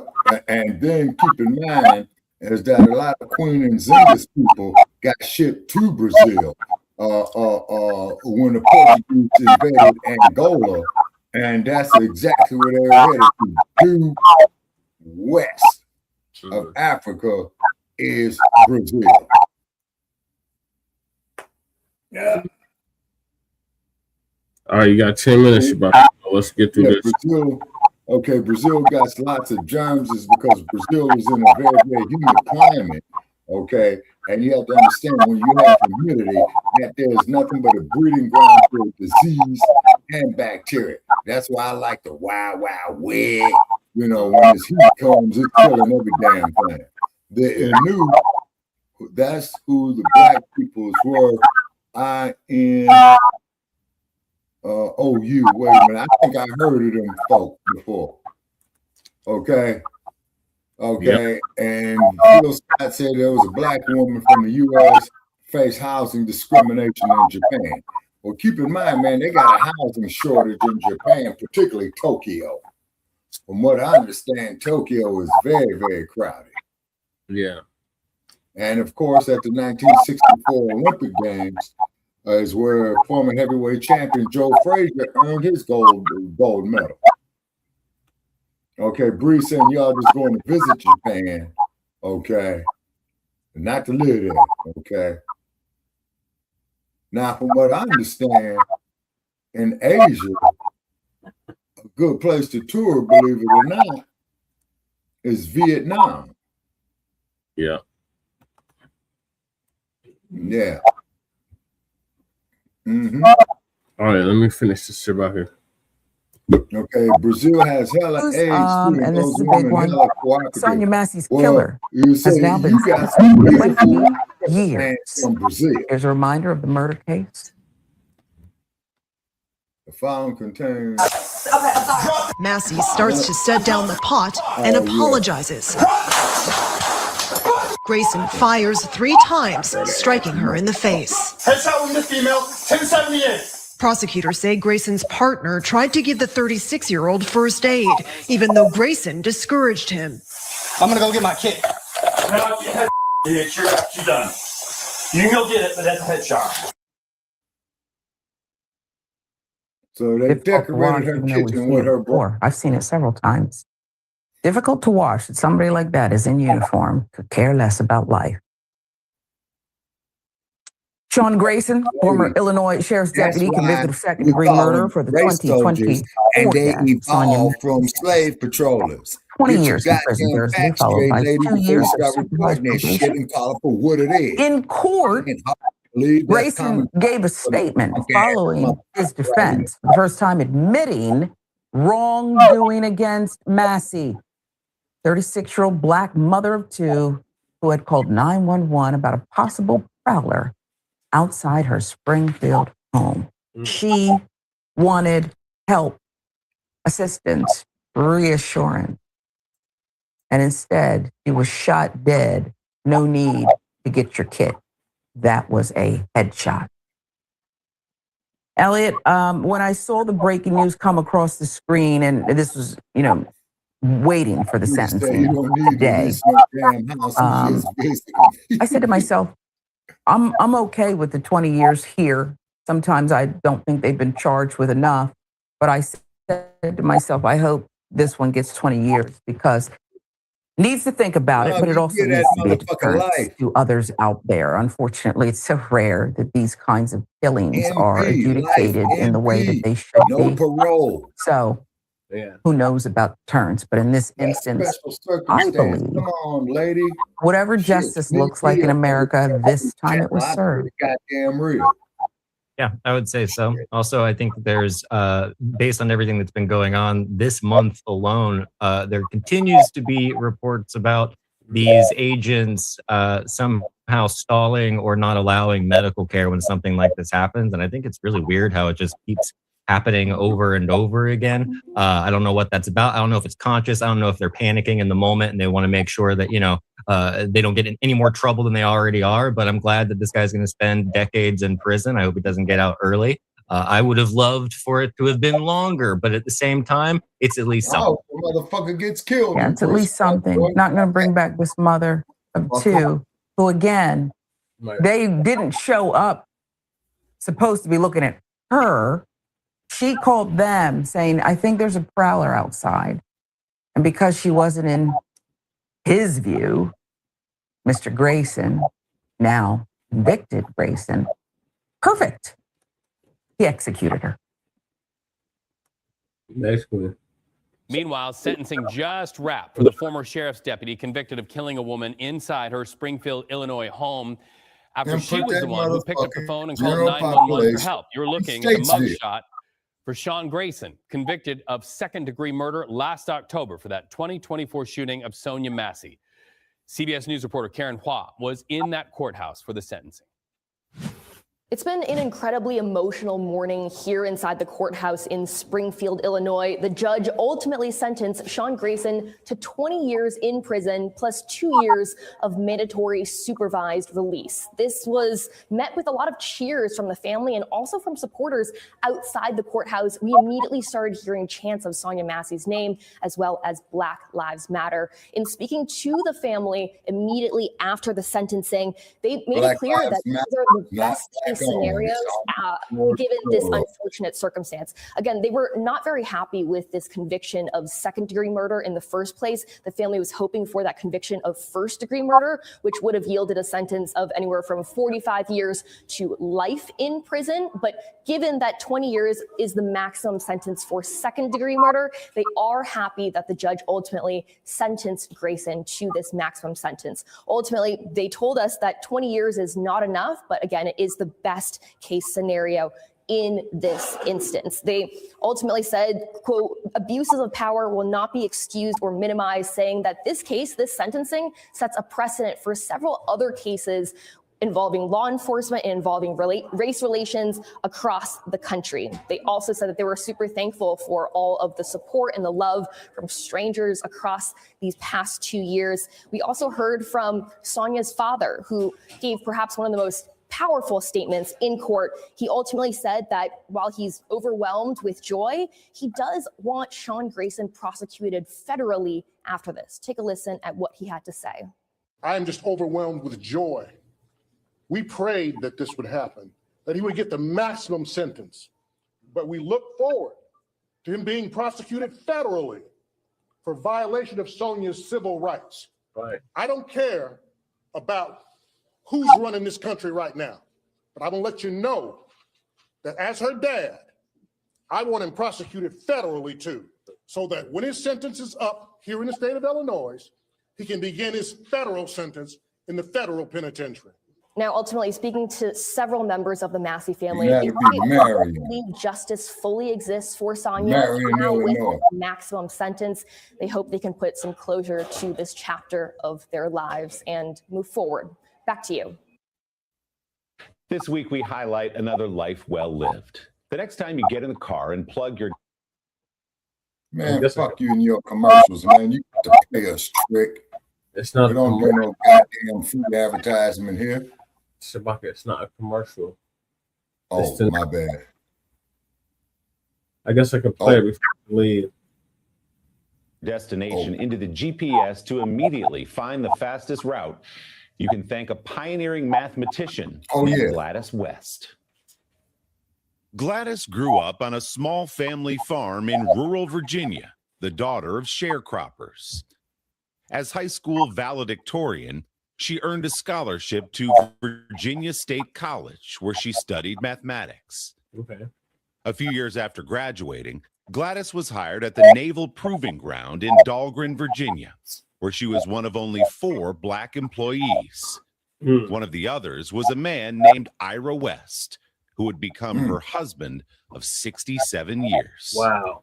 While programming large-scale computers and analyzing satellite data for the Navy in the 1980s, West developed an increasingly precise and accurate map of the Earth's shape. Her algorithms and data mapping created the functions and laid the groundwork for the modern global positioning systems, or GPS, found in phones, cars, and in military weapons. West retired from the Naval Surface Warfare Center in 1998 after 42 years of service.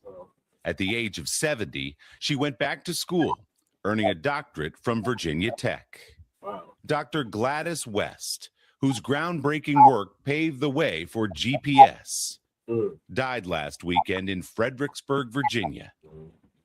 She was 95 years old. Full life, full life. Hey, thanks for watching. And don't forget, you can catch the Today Show every morning on NBC or take Today. You don't like Al Roker, Shabaki? Step it, fetch it, coon ass motherfucker, man. I've been looking at his ass for the last 30 years. All right, Shabaka. What is your farewell? My farewell is I'm glad, the white boy, Sandra Massey, got some time. I would love to see him do the rest of his whole life in jail, but I appreciate her father standing up for his daughter, saying when that bastard finished the state time, he needs to go right straight into the federal pen, which is in Marion, Illinois, if I'm not mistaken. Yeah. Also, too, Breeze says, Breeze Omega says he's part Japanese. He ain't worried about nothing about going to Japan. He says being Asian ain't the same thing. I've been in Okinawa, Sapporo, all over that island, even out in okay, wait a minute. He says even out in the country, they rock with FBA. They don't like Nigerians. Oh, wait a minute. Yeah, hold on, brother Che. Didn't we do a story on that? Yeah. About the Japanese getting rid of their Nigerians. Yeah. Okay. And then he says part ain't whole. So somebody's commenting to him. Okay, that's Michael. Okay. Who says he's part Japanese. Okay. And then Breeze is saying being Asian ain't the same thing. I've been in Okinawa, Sapporo, all over the island. Yeah, I remember Sapporo, Japan. That's where they had the Winter Olympics in 1972. Thought the name sounded familiar. Breeze is military. Oh, okay. All right. So he's been all over the world. Okay. Even out in the country, they rock with FBA, but they don't like Nigerians. Mm-hmm. All right, Breeze is saying his response part ain't whole. Michael responds, sometimes Japanese people can't tell the difference between black people from America and those from the continent. Okay. And Breeze is saying, oh, they can tell. I've been there, they know who the hell we are. Okay. All right. Okay. Yeah, well, if I was ever to go there, if I was ever to go to Tokyo, two things I'd want to see, right? I would like to see the actual streets where the brother from Ethiopia that ran the marathon barefooted in 1964 and won the marathon. I'd like to see those streets if I did it, because I remember at the 1984, I went and saw the people who had ran the marathon just before they went in to the LA Coliseum. And one thing about those marathon runners, I will say, Brother Che, the winner came in, that's the gold medal, right? The second one gets the silver, the third one gets the bronze, right? But I saw in those athletes running that marathon, nothing but the sweat and determination, realizing that they lost the race. They ain't getting no medal, right? But the determination just to finish it. So that makes me have more respect for the marathon runners. In other words, oh, I lost. I ain't getting no medal because you got to be the first one. But I just want to start out and finish these 26.5 miles, I think it is. You see? You know, so, and then they had those vans, Brother Che, bringing a whole lot of them dudes in them ambulances that collapsed out there because the heat in LA in 1984 was pretty bad, you know, because it goes desert heat. And when the closer you get to the beach, you know, the cooler it gets, you see. Okay. All right. Mike says, Jesse, his mom traveled to Japan. Okay. And traveled to Japan and caught a racist Japanese woman discriminating against a black customer who Keezy says, I'm messing with you. And then Breeze Omega says, yeah, Africans. I'm no damn African. They can tell the difference. Yeah, they can tell the difference. Yeah. We're going to bid you a good night. And I got to take my Geritol and shit like that and get my old man rest and shit. All right, so having me on. And then when you're done, I'll share it, you know what I'm saying? Because it'll still be up on my page, I think, because I'm going to put the URL up there. All right, so y'all have a nice night, and it's 50 degrees now. Philip Scott said covert racism is more dangerous than overt racism. Yeah. Right about that, Mike. Yes, sir. Yeah, that's what you got a lot out here in the wild, wild west. You know, they covert with their racism. You know what I'm saying? And I know what I'm talking about. Okay, so I'm gonna bid you good folks a good night. This is Shabaka Stan Corey for Frontline Black News, signing off from Sin City. Come on, 7-Eleven, clack, clack, clack. All right. Good night, okay. Shabaka. All right, Brother Che. Wait a minute. What's this here? Uncle Phil got a Mexican wife. Yeah. Oh, that's interesting. Well, he's down there in Great State, Texas. You know what I'm saying? Right across the Rio Grande. You know, down there, Governor Bud. You know, Governor Rolades. Hope his damn wheels fall off on his wheelchair. All right. I'm out. Talk to y'all later. All right. Okay. All right, so RIP to our sister Sonya Massey. I said 20 years is definitely not enough. That best should have got life without the possibility of any kind of parole or death penalty. But this ain't a perfect world. Unfortunately, no, to me, yeah. Lo mein.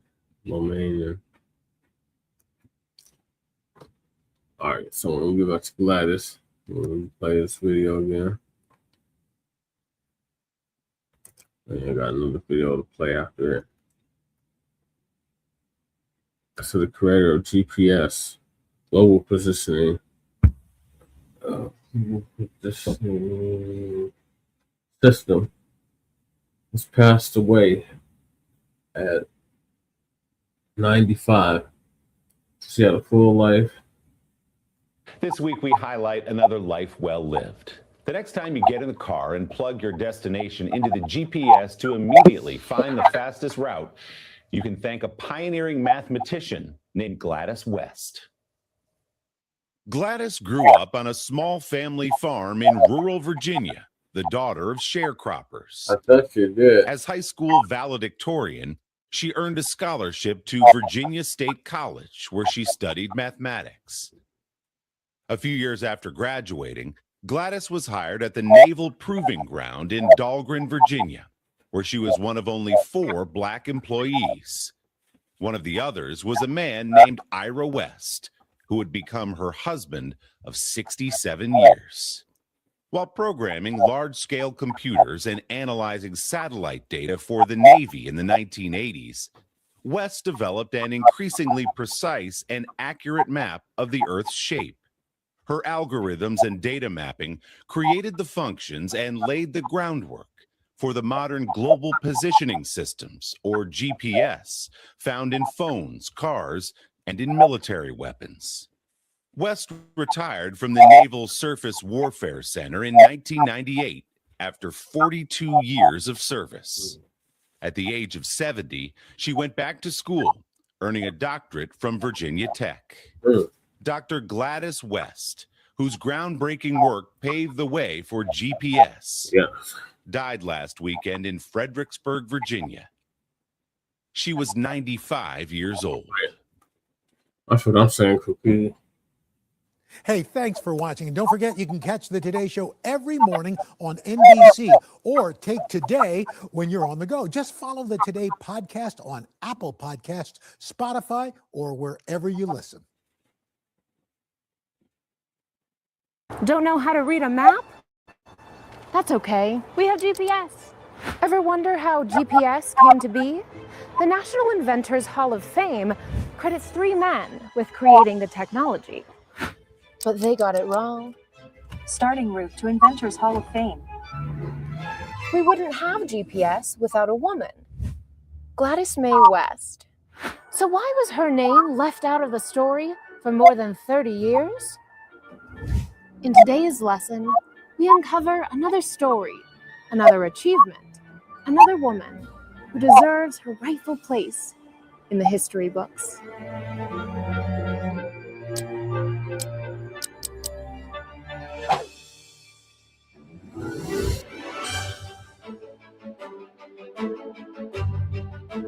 GPS, Global Positioning System, an invention that changed the world. You use it every day. Your phone, your car, even planes and rockets depend on it. The National Inventors Hall of Fame credits 3 men with creating the technology. But actually, the foundation for GPS wasn't built by any of them. The person who did, Gladys Mae West. And if it wasn't for a college alumni event and some fiercely loyal sorority sisters, she may never have received the credit she deserved.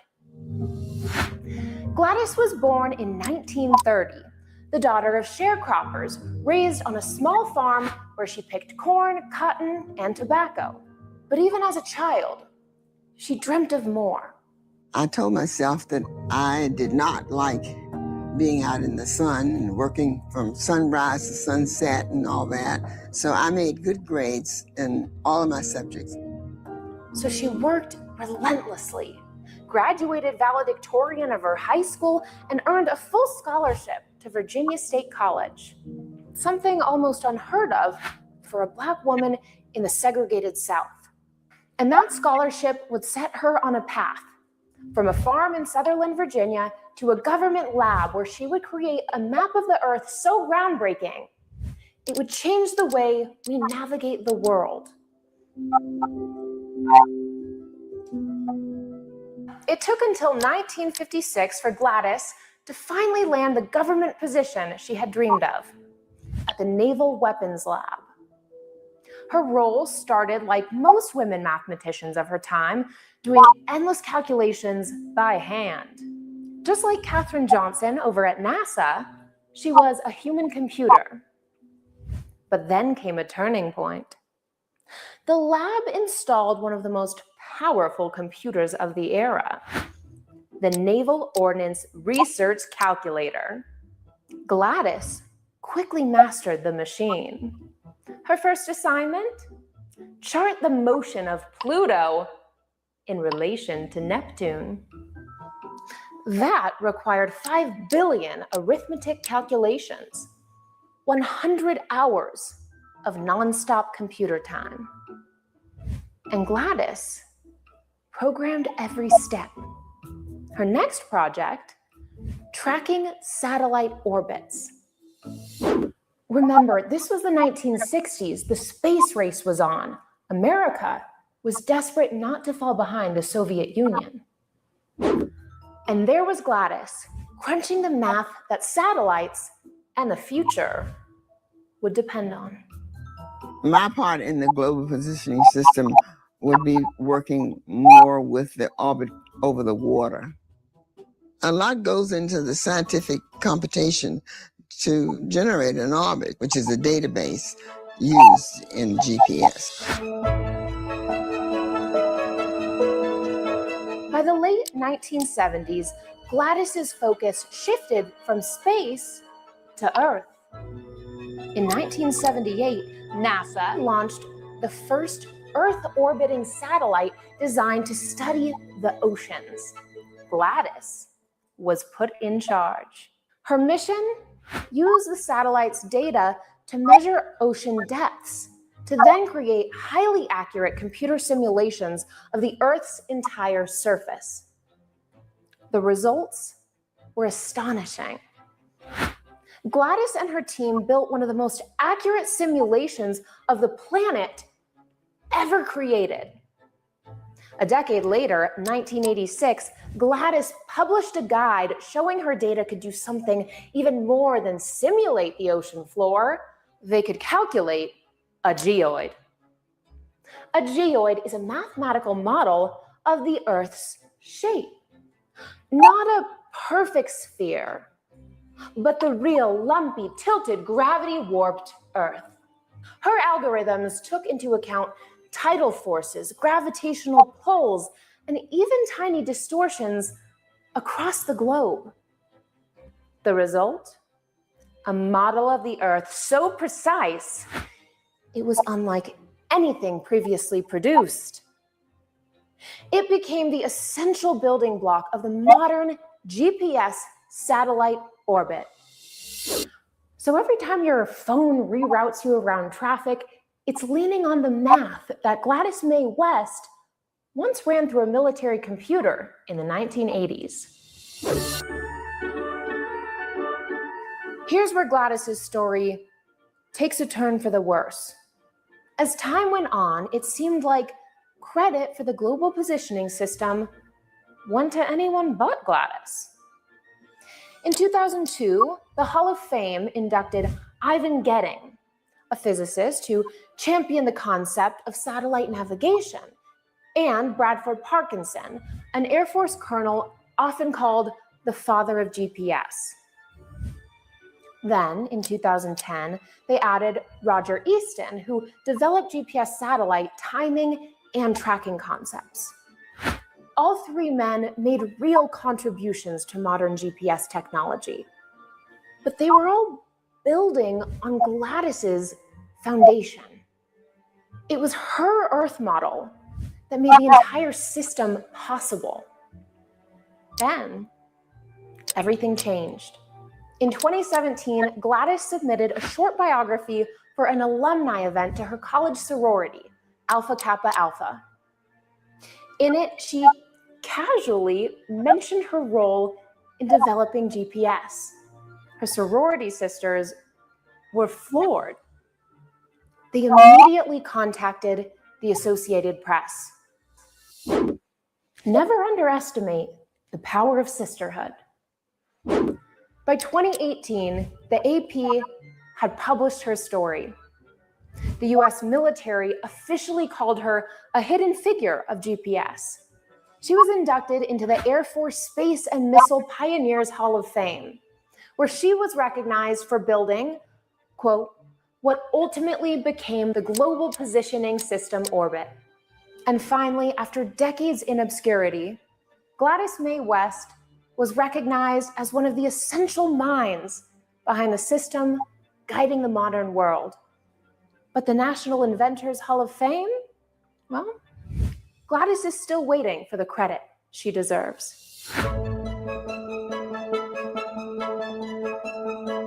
Today, the world uses GPS for everything, calling a rideshare, tracking a delivery, navigating a battlefield, even swiping on dating apps.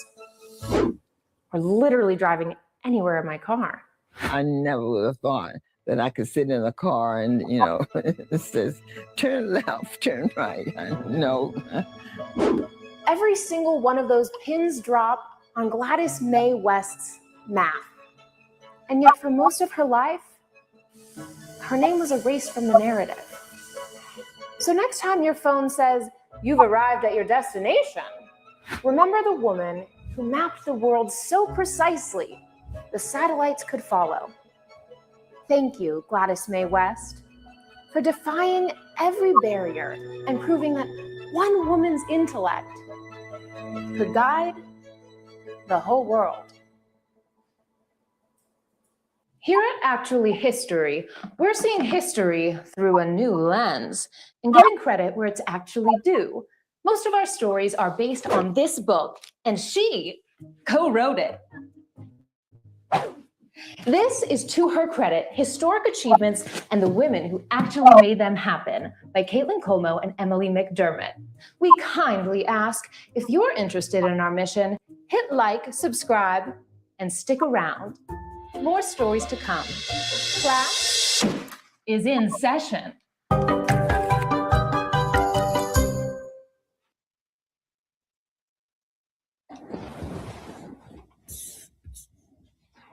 Shalom, family. Good to see you all here. Hope you're doing well.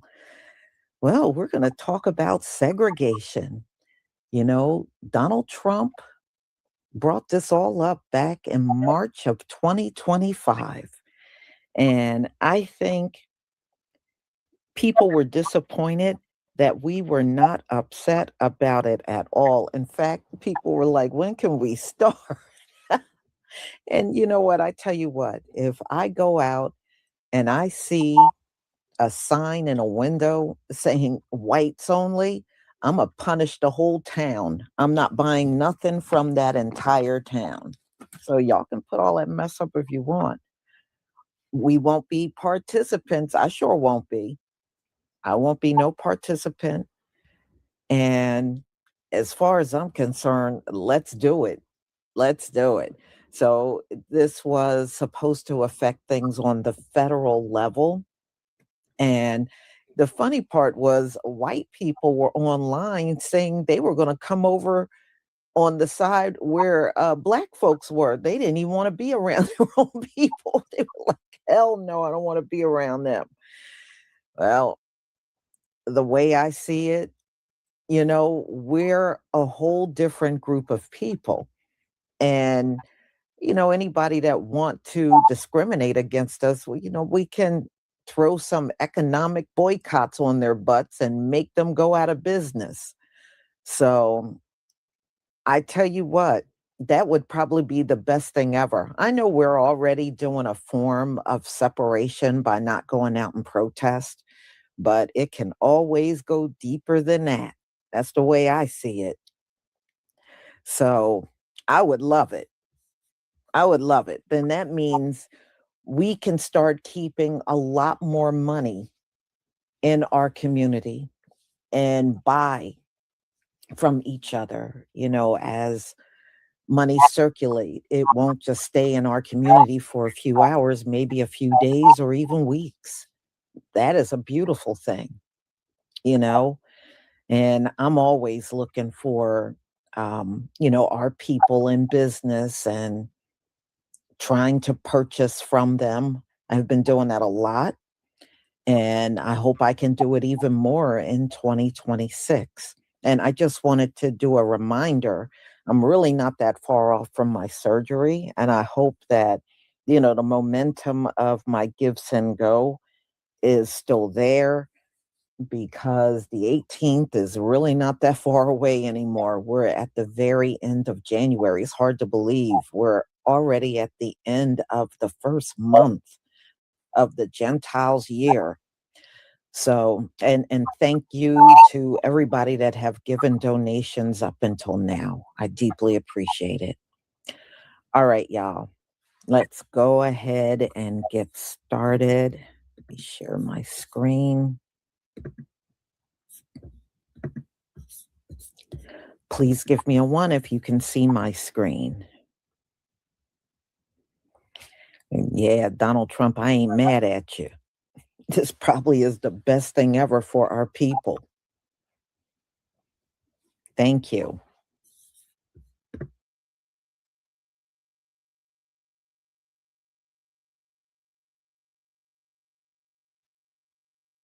Trump pulled back the law that kept federal workers in federal buildings from segregating bathrooms, drinking fountains, work areas from blacks and whites. And now in federal buildings, they can discriminate against you. Okay, let me tell you, if you didn't know that, let me tell you what's next. It's coming. Watch. The Civil Rights Act of 1964. Now, if you don't know your history, that's what Martin Luther King died for. So what he's talking about is Clause 52.222-21 from the Federal Acquisition Regulations. This was not a small administrative tweak. This was a formal removal of one of the protections that kept America from slipping back into a time where separate was never equal. Whether the intention was symbolic or strategic, the outcome is the same. Here's what we need to understand. Trump's only going to be in office until 2028 at most. Policies can be reversed, regulations can be restored, social climate can shift again. Let them fight the political battles. Let them argue about who's in power and who's not. While they're distracted, this is the perfect time for us to do what we've always done in times of pressure. You know what we've done? We've turned inward.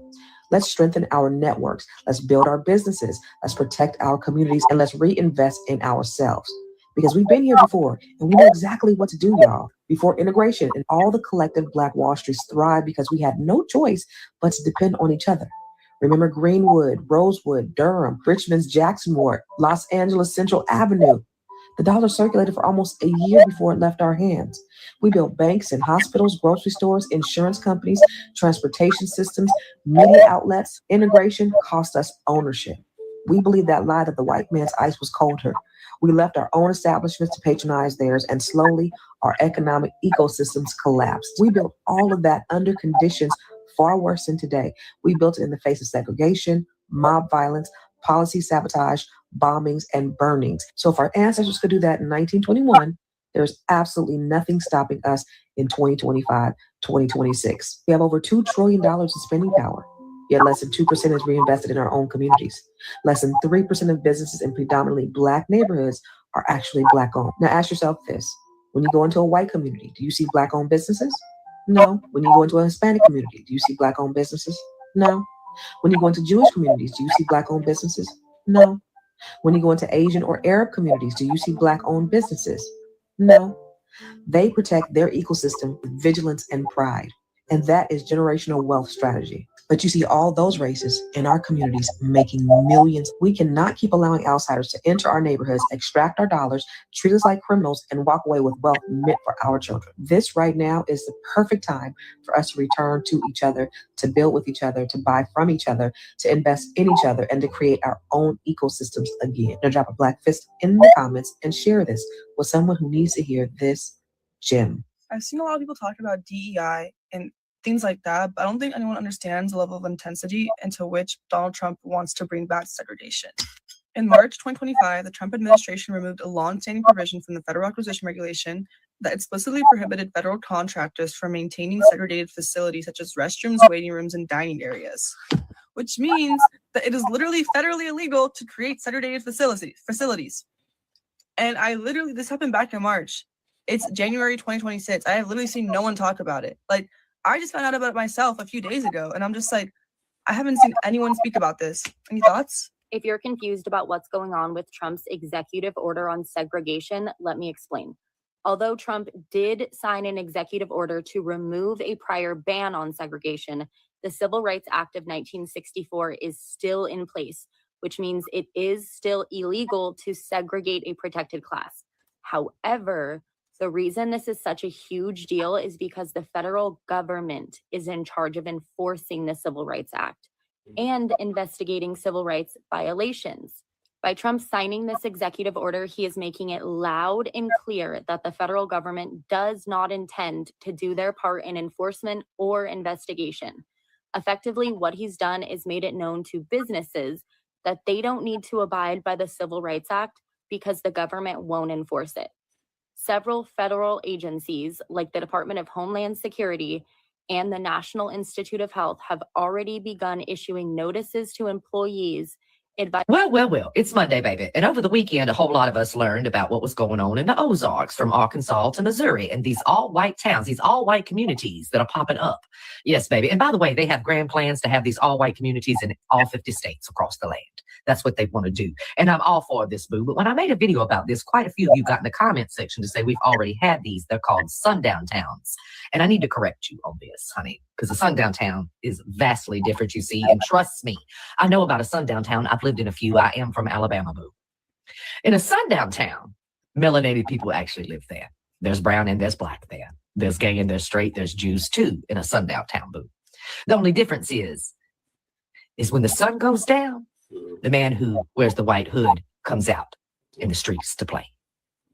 While the sun is up, you're free to roam around the town all you want to. Go have a sit down, have some lunch, a glass of tea or two. They'll even say, have a nice day and God bless you.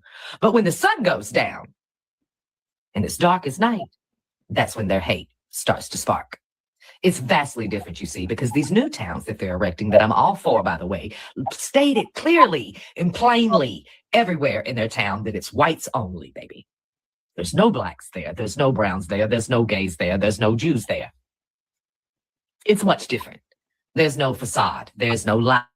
It's just their truth. We have some shocking news. Donald Trump has just effectively legalized segregation for federal contractors by signing an executive order to remove a civil rights era ban on segregated areas like drinking fountains, transportation, and housing.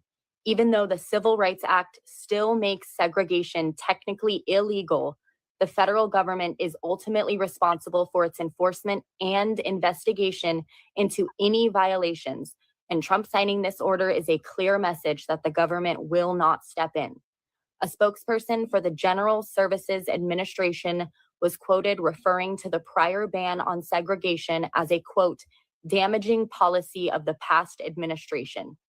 Several federal agencies have already begun recognizing these changes, including the Department of Homeland Security and the National Institute of Health, both of which have issued notices advising employees not to consider the prior segregation ban going forward. This is only the latest of Trump's attacks on DEI, but this order goes a step further given the history our country has with segregation. Rolling back segregation. What are we going to do? Not one goddamn thing. Not one goddamn thing. I speak for myself. Just my personal opinion. But I've been speaking about this and I spoke to... Shit. I went too far. Tearing myself and knocked out. So much in it. Let's see. So, to RP to Gladys Mays. It's Gladys Mays. What we know now as Global Positioning System. There's that, and now on segregation now, segregation tomorrow, segregation yesterday, today, and tomorrow. I did. Fell asleep too. Damn. Yeah, I got weed and that shit just knocked me out. I saw in the show after this clip is done.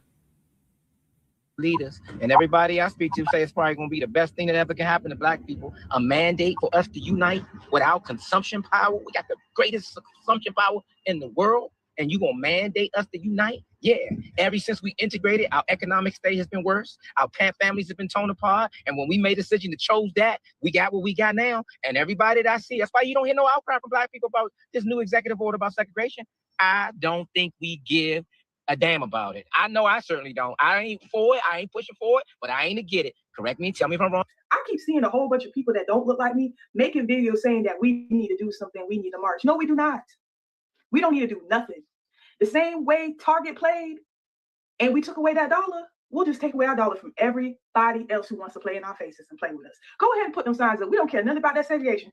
Put them signs up so we can take away our dollar. And you can learn just like Target learned. We do not care. We are resting for the next 4 years we're resting, honey. We don't care nothing about what y'all do. We don't care. They're bringing back segregation because they know a world without Black and brown people is coming, and it terrifies them. Trump just rolled back protections that ban segregated facilities for federal contractors, and the internet's acting shocked. But me, I'm not surprised, clearly. This is what desperate power looks like. This isn't about restoring order or merit-based hires. This is a tantrum from an almost 80-year-old man. White supremacy is in its flop era, and it's grasping at any old trick it can find. Segregation, really? I feel like that's how we know they're scared. Because let's be real, Black folks, we are unbothered. You can't shake people that have been surviving state-sanctioned violence since the dawn of time. We've had underfunded schools, medical negligence, and cultural erasure since day one. We don't panic when the system turns on us. We expect it.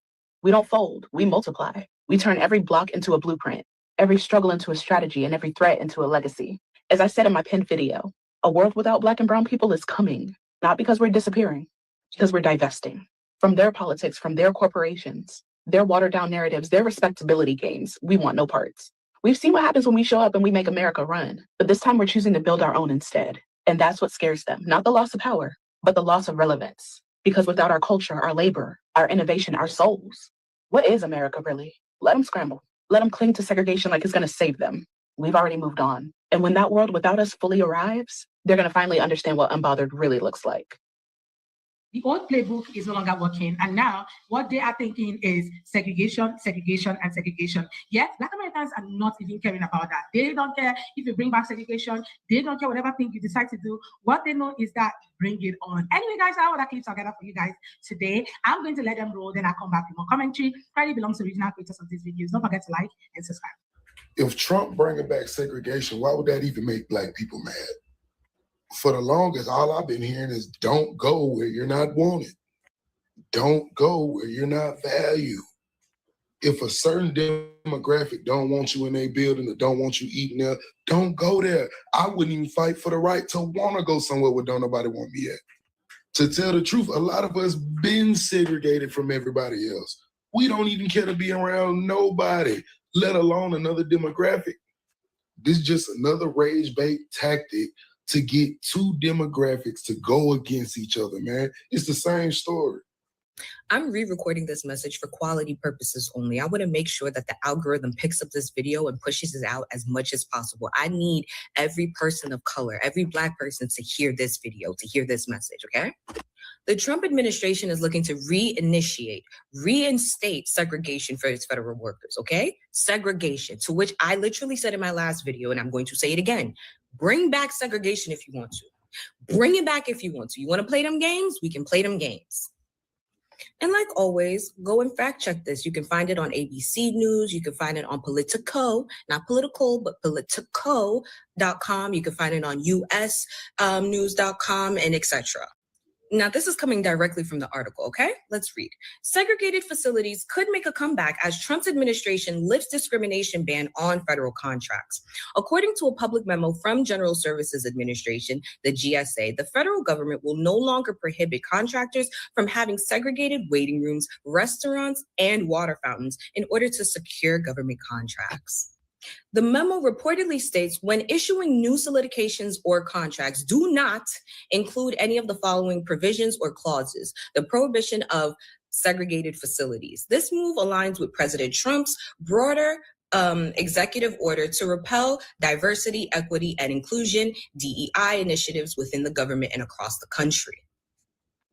Now companies will have more leeway to decide whether or not to have segregated facilities, which include restrooms, restaurants, waiting areas, parking lots, and locker rooms.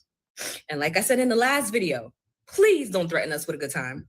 Please don't threaten us with a good time. Bring back segregation if you want to. Bring back segregation if you want to. Let our Black teachers educate our Black students. Let our Black physicians treat our Black patients. Let our Black bankers and accountants help manage and help Black people better manage their money. Let our Black athletes, okay, play for their own Black teams. All right. Let our Black people represent us in the Olympic Games. Bring it back all the way. Don't make it just a federal thing. Don't make it just a federal thing. Bring it back nationwide.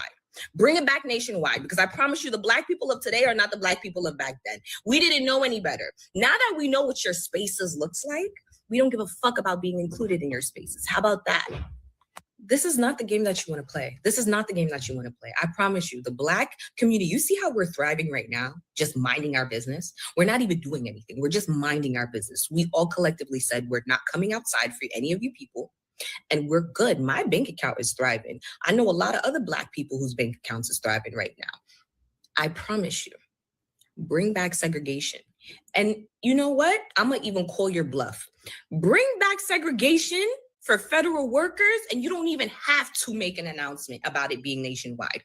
We'll do it for you. We will do it for you. We will move in accordance to what you've started. I promise you that. Let it be let it be federal. Let any of our Black federal workers be like, yeah, so they've officially started segregation. Word? We bringing that shit on the outside too. We bringing that on the outside too. We have Black-owned restaurants. We have Black-owned businesses. All we need is to get our Black Wall Street up and running again. And this time, we dare y'all to try to burn that shit down. Blood will be shed, baby. Blood will be shed, I promise you. So go ahead. Go ahead. Play if you want to. I'm telling you, outside of all the atrocities that Donald Trump will commit within these next 4 years, one of the things he will be accredited for is finally uniting all Black people. All Black people. I promise you that. I promise you that. Bring it all the way the fuck back. Let us go back in history. We have been separating our Black dollars from you. Please, we would love to be able to separate our talent too. We would love to be able to separate our talent too. Let's see who really is the superior race. The tech. Black music became white record labels, billion-dollar industries off of our talent. Every time we create, they capitalize. We are the genius, but they control the royalties. It's quite interesting, isn't it? So when we talk about the facts and segregation, I want to be very clear. It's not racist. We have to understand the dynamics of this. See, the Black dollar actually is the fastest running dollar in America. So let's do the math here. And I think it's quite funny. Black people have spending power over 1.6 trillion. But guess what? That dollar stays in our community just for 6 hours, while the white community their dollar stays in their community 17 days. And guess what? Asian communities, it stays in their community 20 days. Jewish communities over 3 weeks. Why? Because we're systemically disarmed from owning what we build. And this is no coinky dink. The scripture said this would happen. So now our dollar does the labor, but the system collects the check. And this is why I support segregation on our own terms. See, that 400 years of slavery is over. And when I say that I want us to be segregated, I don't mean oppressed. I mean organize. Let's build Black banks again. Let's educate our babies on the truth, not whitewashed lies. And let's support Black farmers, Black techs, Black healing, Black brilliance. And no, it doesn't mean I hate white people. No, it means I finally love us enough to stop begging for scraps from a table we built but never welcomed to. See, the Bible told us about this. Yet we hop, skip, and jump over the fact that Deuteronomy 28, 43, and 44 already said it. It says, the stranger shall rise above you high, and you shall come down low. They shall lend to you, but you shall not lend to them. And this is exactly what has been happening for 400 years plus years. We built houses, businesses, schools, and they took them and taxed them to death. But beloved, there's hope, because Deuteronomy 30:3 also says, and Yah will turn your captivity and have compassion upon you, and will return and gather you from all nations. So yes, I welcome segregation, because restoration is already in motion. And I want y'all to understand this. We are not asking for more. We're building. See, we were never given anything from you all. I'm not asking to sit at somebody's table anymore. See, I'm trying to go along with scripture and build my people, gather my people, not because they are more melanated, but because we need to know that we serve the Most High and that He's going to take care of us, because separation was never our curse. It was our covenant. And now it's our strategy. It says to come out from among them, be ye separated. 2 Corinthians chapter 6, verse 17. So this isn't about racism. It's about us reclaiming what is already ours.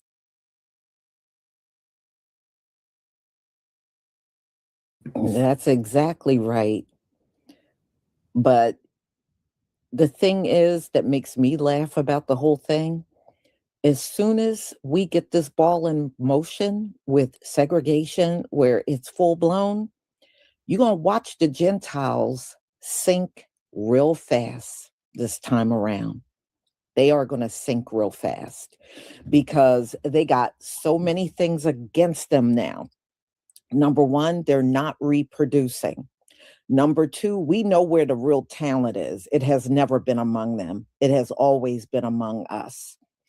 We know as far as like teachers and doctors and lawyers, you're going to see who comes out on top once we are separated from each other. You're going to see who thrives the fastest. You're going to see who's going to be sitting there trying to sabotage us because they're going to see our rise. That's what's going to happen. They're literally going to see our rise and be trying to find ways to sabotage it because at the end of the day, they are the ones that can't compete. We have been innovative our entire lives. We had to be. They haven't. They haven't. They had, they are the only group that didn't have to try real hard up in here.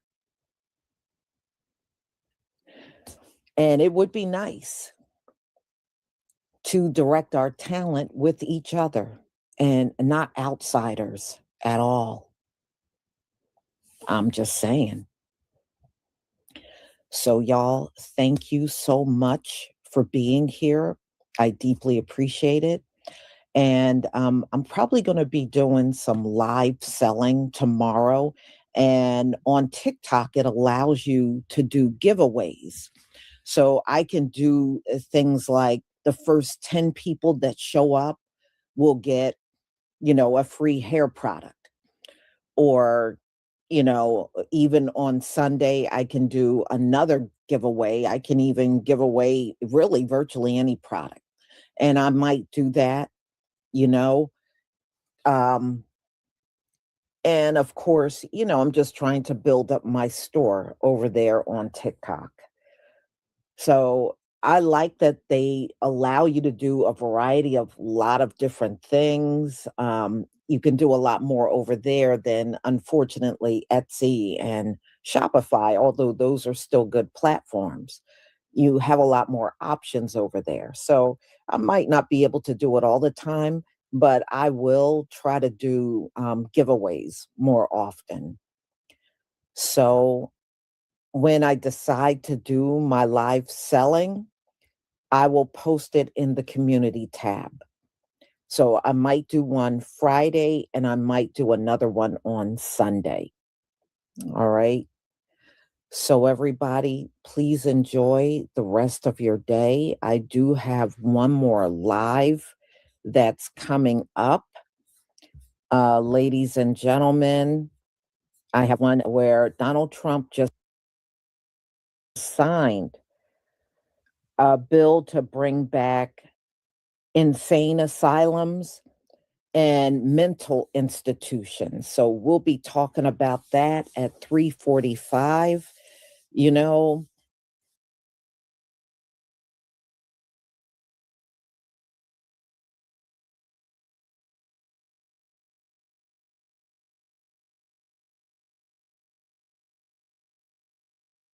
I do have concerns about who they're going to put in there because of the nature of Donald Trump. I think that's going to be his way of getting all these homeless people off of the street. He is going to utilize the insane asylums and mental hospitals to clean up all of these homeless people that are out here everywhere. And, there's a lot of people that are homeless, but they're not mentally ill. They just down on their luck, probably lost a job, medical issues that caused their homelessness. But that's what I think it's going to be heavily used for. Homeless people, if you don't have nowhere to go, they're just going to snatch you up and throw you in one of those facilities and you'll kind of get lost in there, So we'll talk about that a little more at 3:45. So I will see you then. Thank you so much for being here. Thank you for all of your support. If you can continue to donate at my Give, Send, Go, I would deeply appreciate it because, like I said, February 18th is no longer that far away. Shalom, family.